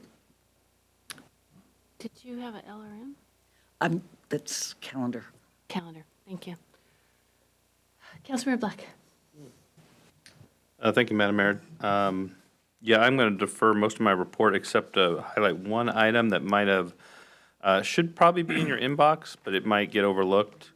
We talked in the, or I raised at some of our earlier meetings, discussion of King County's care and closure plan, and the fact that the SEA caucus to the Regional Law Safety and Justice Committee, which I chair, the members of that caucus had recommended that the care and closure plan be elevated and discussed among SEA members more broadly. I've been working with SEA staff to try to schedule that along with the King County staff who are preparing that care and closure initiative. And that is happening. There's a lunch and learn that's probably in your inbox on February 29th from noon to 1 that you have to register for, but it's virtual. And I just highlight that. If you're interested in that care and closure plan, that would be a good place for you to learn more about it. Again, King County staff is going to be presenting. My understanding is that proposal has been now officially forwarded to the council, King County Council, by the executive, and that the original plan, when it was initially initiated in 2020, was closure of the Juvenile Justice Center by 2025, and that's now been postponed to 2028. So that move from 2025 to 2028 is a very recent development, but plan's still being worked on, and that's an opportunity for you to hear more about it. And with that, I will hand it off to my neighbor to my right. Nothing to report. Thank you. Thank you. I have nothing to report either, so we will go to City Manager's report. I have two quick items, both of which will be ably assisted by Diana Hart, the Government Relations Manager, is going to help me out. So the first is a check-in on council retreat agenda. I just have one slide. These are the potential council retreat topics. I want to get council feedback on these tonight, and then we'll actually have a formal draft agenda for council review on the 20th, also for edit and adoption. So this has come out of conversations somewhat informal with all of you and also trying to get a sense of what has to be talked about. So what I have as a draft is a community pool. The survey results will probably be the bulk of it. That'll probably take quite a bit of time. We're recommending a short conversation about the regional fire authorities. This is something I've had a chance to talk to some of you about, but not all of you yet, which is there's quite a bit of conversation swirling among the fire community about a regional fire authority for Bellevue, Kirkland, and Redmond. This is something Redmond is interested, but Bellevue and Kirkland do not have it front and center. We just thought to just give everyone a little background on it. That could also be done in a different way. It doesn't have to be at the retreat, but we just want to make sure everyone knows what's out there. I've heard from several of you about city communications and community engagement continuing to be something you'd like to see improved, recognizing that a lot has been done, which I thank you for, but also that there's also more that can be done in this area. Connecting the council and the community. There's been some possibilities about discussing economic development and particularly maybe looking at the station area and what could be done in the station area over time. And then council procedures is a bit of a catch-all phrase for how you all conduct business. So as an example, I heard from Councilmember Tim Chizen, and I know others have talked about this as well, about maybe a return to like study sessions being at the table versus being at the podium. There may be other things you want to talk about how you organize yourself or operate. And then finally, we always have the council potpourri where any ideas can be talked about and generated. So that's my initial list, but I want to see if council, there's anything on there that you wouldn't want to talk about or if there's things that you think need to be added as we construct the agenda for the 20th. Councilmember Falcone. Thank you, Madam Mayor. Before the retreat, could we just clarify what we're really looking for with council potpourri? I have seen this. This was never defined for me as a new council member, and so I've just been watching what happens, and it is drastically different, I find, from retreat to retreat, and with no logical pattern that I can figure out. So I'm really not sure. Like, there are some times where we spend a lot of time on it and like council members give a laundry list and go into a lot of detail and try to be persuasive.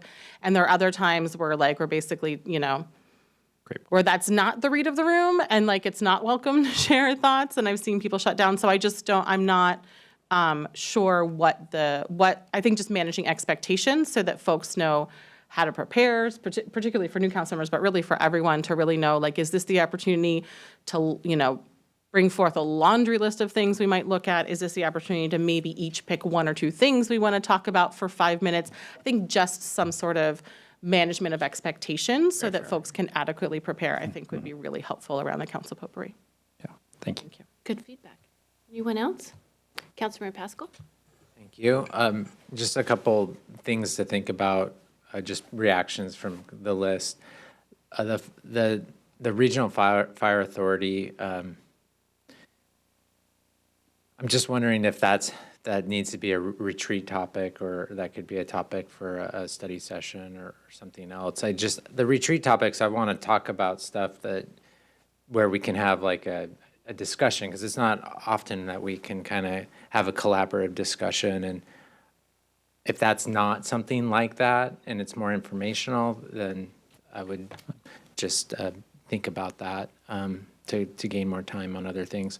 On the council procedures, are you going to poll us on some procedural things that maybe we're interested in, or is it just kind of show up when you talk about whatever? Or Yeah, no, I just wanted to throw that out as like that's what the concept is, and so I'd be asking in between now and the 20th, like, is there particular things, again, using the example of the study session, but if there's other things you want to be on that list that then is part of a facilitated discussion. Yeah, I have a couple ideas on that, so I'd be interested in that. Thank you. Deputy Mayor Arnold. Thank you. I would concur with Councilmember Pascal that we will benefit from a chance to talk about fewer topics in depth, and the opportunity to talk about something informally is really valuable, especially I think about what our next steps are around community pool, responding to the survey results. I would like to have the opportunity to speak about that amongst all of you in an informal setting. And if there's other topics here that can be moved to a study session or deferred to any other kind of mini retreat, I'd rather have fewer topics that we can talk about in depth. Thank you. Thank you. Anyone else? I just concur, and I really appreciate Councilmember Falcone's poking at the potpourri, because I do have Toby's list of 41 things he wanted us to do. And And he might show up. Okay, Councilmember Falcone, you had something else? Thank you, Madam Mayor. Yeah, I just want to put a plug in for, I know we've talked about this informally before, but just saying it, I guess, out loud, to think about, maybe not for this retreat, maybe, but for future retreats, kind of the location and the environment that would really help facilitate team building, in addition to having those less formal conversations, right? City Hall is a pretty formal place. And so just wanted to mention my desire to be able to do something like that. Thank you. Yeah, in fact, the mayor expressed the same idea, and we have been looking for alternative locations, which we're hoping to have a comment in a day or two about whether it could be somewhere else. So looking at like the Bellevue Botanical Gardens, looking at Brightwater, looking at other locations like that. May not be able to pull it off, but we are trying. Deputy Mayor, did you have anything else? Yes, on the council potpourri, one thing that we have done in the past, it's had kind of a facilitated type conversation about this, where we put some ideas on whiteboard and did dot voting, and that identified some areas that were of interest. As we look at a big budget year in 2025 and a new work plan, it may be useful to go, identify some of those particular topics. And, while former Councilmember Nixon had 41 great ideas, there may be in there or amongst the rest of us some things that may be new things we want to pursue for the 25-26 budget year. Thank you. I think that's all helpful. Okay. Thank you very much. Thank you, Diana. So the next slide is the Woodinville letter. So I did get some feedback from Deputy Mayor Arnold with the modest changes, which we thought were great. We're going to put up the letter here in a second, and just want to get the council's, this was the original that Diana and I sent out, and then the edits that were suggested by Deputy Mayor Arnold talk more about the connection and the economic opportunity and connecting tourism to the Totem Lake Urban Center. And then, since you all get a chance to vote on this, to have it be for the full Kirkland City Council, not just the mayor. So want to see if there's any other edits. Otherwise, we're just looking for a motion to authorize us to have the mayor sign this letter. I'll make the motion. I actually have some edits before okay. we make the motion, and I apologize for not giving these sooner, and if council doesn't want to do these, we don't need to. We talk about the rail corridor in the first paragraph, second paragraph, first sentence, and I feel like we should say, it says bicycle and pedestrian transportation along the rail corridor. I feel like we should say former rail corridor, because that's not clear that it's no longer used by rail. The other comment I had is the last sentence says regional trail connecting users across Kirkland and across the east side. If you don't live in King County, you don't know what the east side is. So I thought perhaps we could define it as cities located in East King County. Because this is going to the secretary, and I don't think he knows. The east side is Boston. Right? Yeah. So those were my two suggestions. Hearing no objections to those. No objection. I'd make a motion to draft and send the letter as drafted. Second. And remove the word draft. Go ahead, Deputy Mayor. One housekeeping issue, we should spell Kirkland correctly in the third paragraph, please. Notice that as well. No judgment. Oops, Councilmember Falcone. Thank you, Madam Mayor. I just have one comment. I don't know that I don't have a proposed wordsmith, option for us here, but we talk about bicycle and pedestrian. We don't talk about otherwise rolling. So we don't talk about those who use rolling aid devices for their disability. So I just wanted to acknowledge that. And as we have these conversations, I would just like that to be included in the language. Thank you. I think we can add that as well. Okay, So it has been moved by Councilmember Tim Chisholm, second by Councilmember Black, to accept the letter as currently edited tonight. All those in favor, please say aye. Aye. Aye. Anyone opposed? Motion carries 7-0. Thank you. Then my final issue is the calendar update. So I'm going to suggest, with the memo that you received on the debt service, I wouldn't reschedule a debt service presentation because you're going to get a formal first reading of the actual proposed debt. But I do want to make sure we capture the AED and obviously the executive session. Is there any other council member calendar items? Oh, yes. Councilmember Sweet. She's coming down. Yeah. To the 3 minutes. our presentation. Okay, where is it, you guys? Start the clock. Oh, my goodness. And thank you to just take Diana a for sec. Unusual, to say the Putting it- least. we have a presentation Work from was Councilmember already Sweet. done for me. There it is. Okay. Share it as well with the audience. Oh, isn't it shared? Okay. Request for legislative request memo, I believe.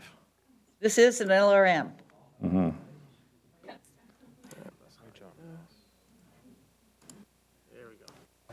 Okay, I believe we do need an awesome flag, particularly if we're going to be concentrating on things like an economic development.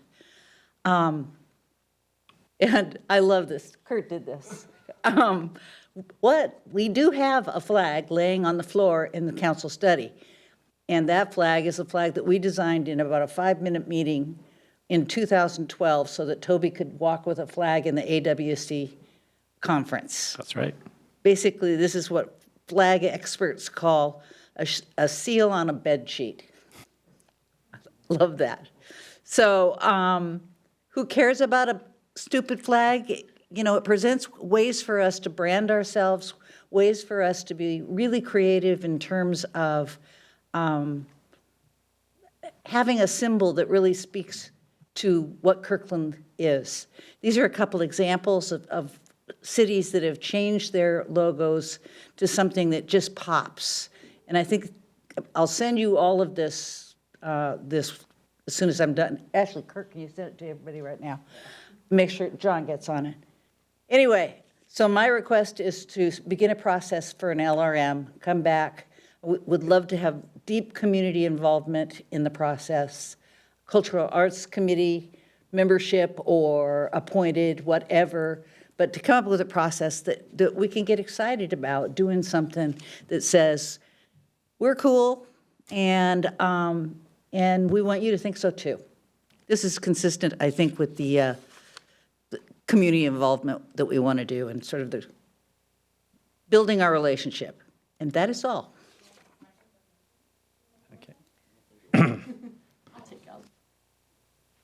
So, That, folks, was former mayor privilege. so that was. And I see future asphalt art happening. Yeah, yeah. Okay. Councilmember Sweet, would you make a motion? Actually, I will. I move LRM on the move an LRM on the creation of a flag for the city of Kirkland. Second. Okay, it's been moved by Councilmember Sweet, second by Councilmember Falcone, to move forward with the LRM on a new Kirkland city flag. Councilmember Black. This is a chance for discussion, yes? Sure. And questions? So definitely we'll be supporting the preparation of LRM for to examine the adoption of a city flag. I think this is a wonderful idea. I did want to clarify that with, I guess, city manager, I'm looking at you. I really like the idea of a blue ribbon commission. I don't know what we kind of call it. Sort of taking up this question and studying it, thinking about it's looking at it from all different angles, including, you know, what makes a great flag, what ideas for a great flag, ideas for how to outreach to the community and solicit, you know, group ideas from the wider community for ideas with flags. Develop the criteria that we would use to decide which flag we're going to, and decide the, you know, the placement, what would be the, you know, the rules governing when we would use the flag and where we would use it and all that kind of stuff. said all that in order to ask. There will be an opportunity for us to have, given the limited scope of an LRM, there will be opportunity after staff prepares an LRM for us to discuss that kind of, what kind of process we actually want to see for this. Right. Okay. That I've sort of led by indicating that's kind of the direction I see us going. Obviously, we don't have the LRM yet, but I'd like to kind of steer us in that. I guess to the extent that's relevant to the LRM that staff prepares, what it would mean to facilitate a commission to look at this more closely, I think that should be part of the LRM level analysis. And that would typically be what we do, is say there's 3 or 4 ways that you could do this, council, and here's the resource that would be necessary for each of those options. And then do you want to continue with the LRM, and do you want to pick one of those options? So that would be one of them that we would include. Perfect. I just wanted to be clear about that, and you've answered my question, so thank you. Councilmember Sweet. Well, when Kurt gets you the email with the website that he's created actually incorporates multiple levels of review, incorporating the commission, incorporating a process that I hope staff will look at. And it also includes an amazing TED Talk on flags and why they are meaningful to cities. So I highly recommend it. Councilmember Tim Chisholm. I think at some point it'd be cool to have a design contest where our community members or residents would be able to submit a design. And the kids.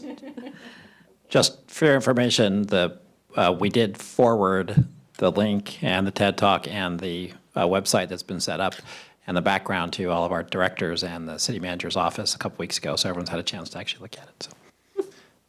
So. All right, any other comments? All right, questions on the motion to move forward with a city flag LRM? All those in favor say aye. Aye. Aye. Any opposed? Passes 7-0. Thank you.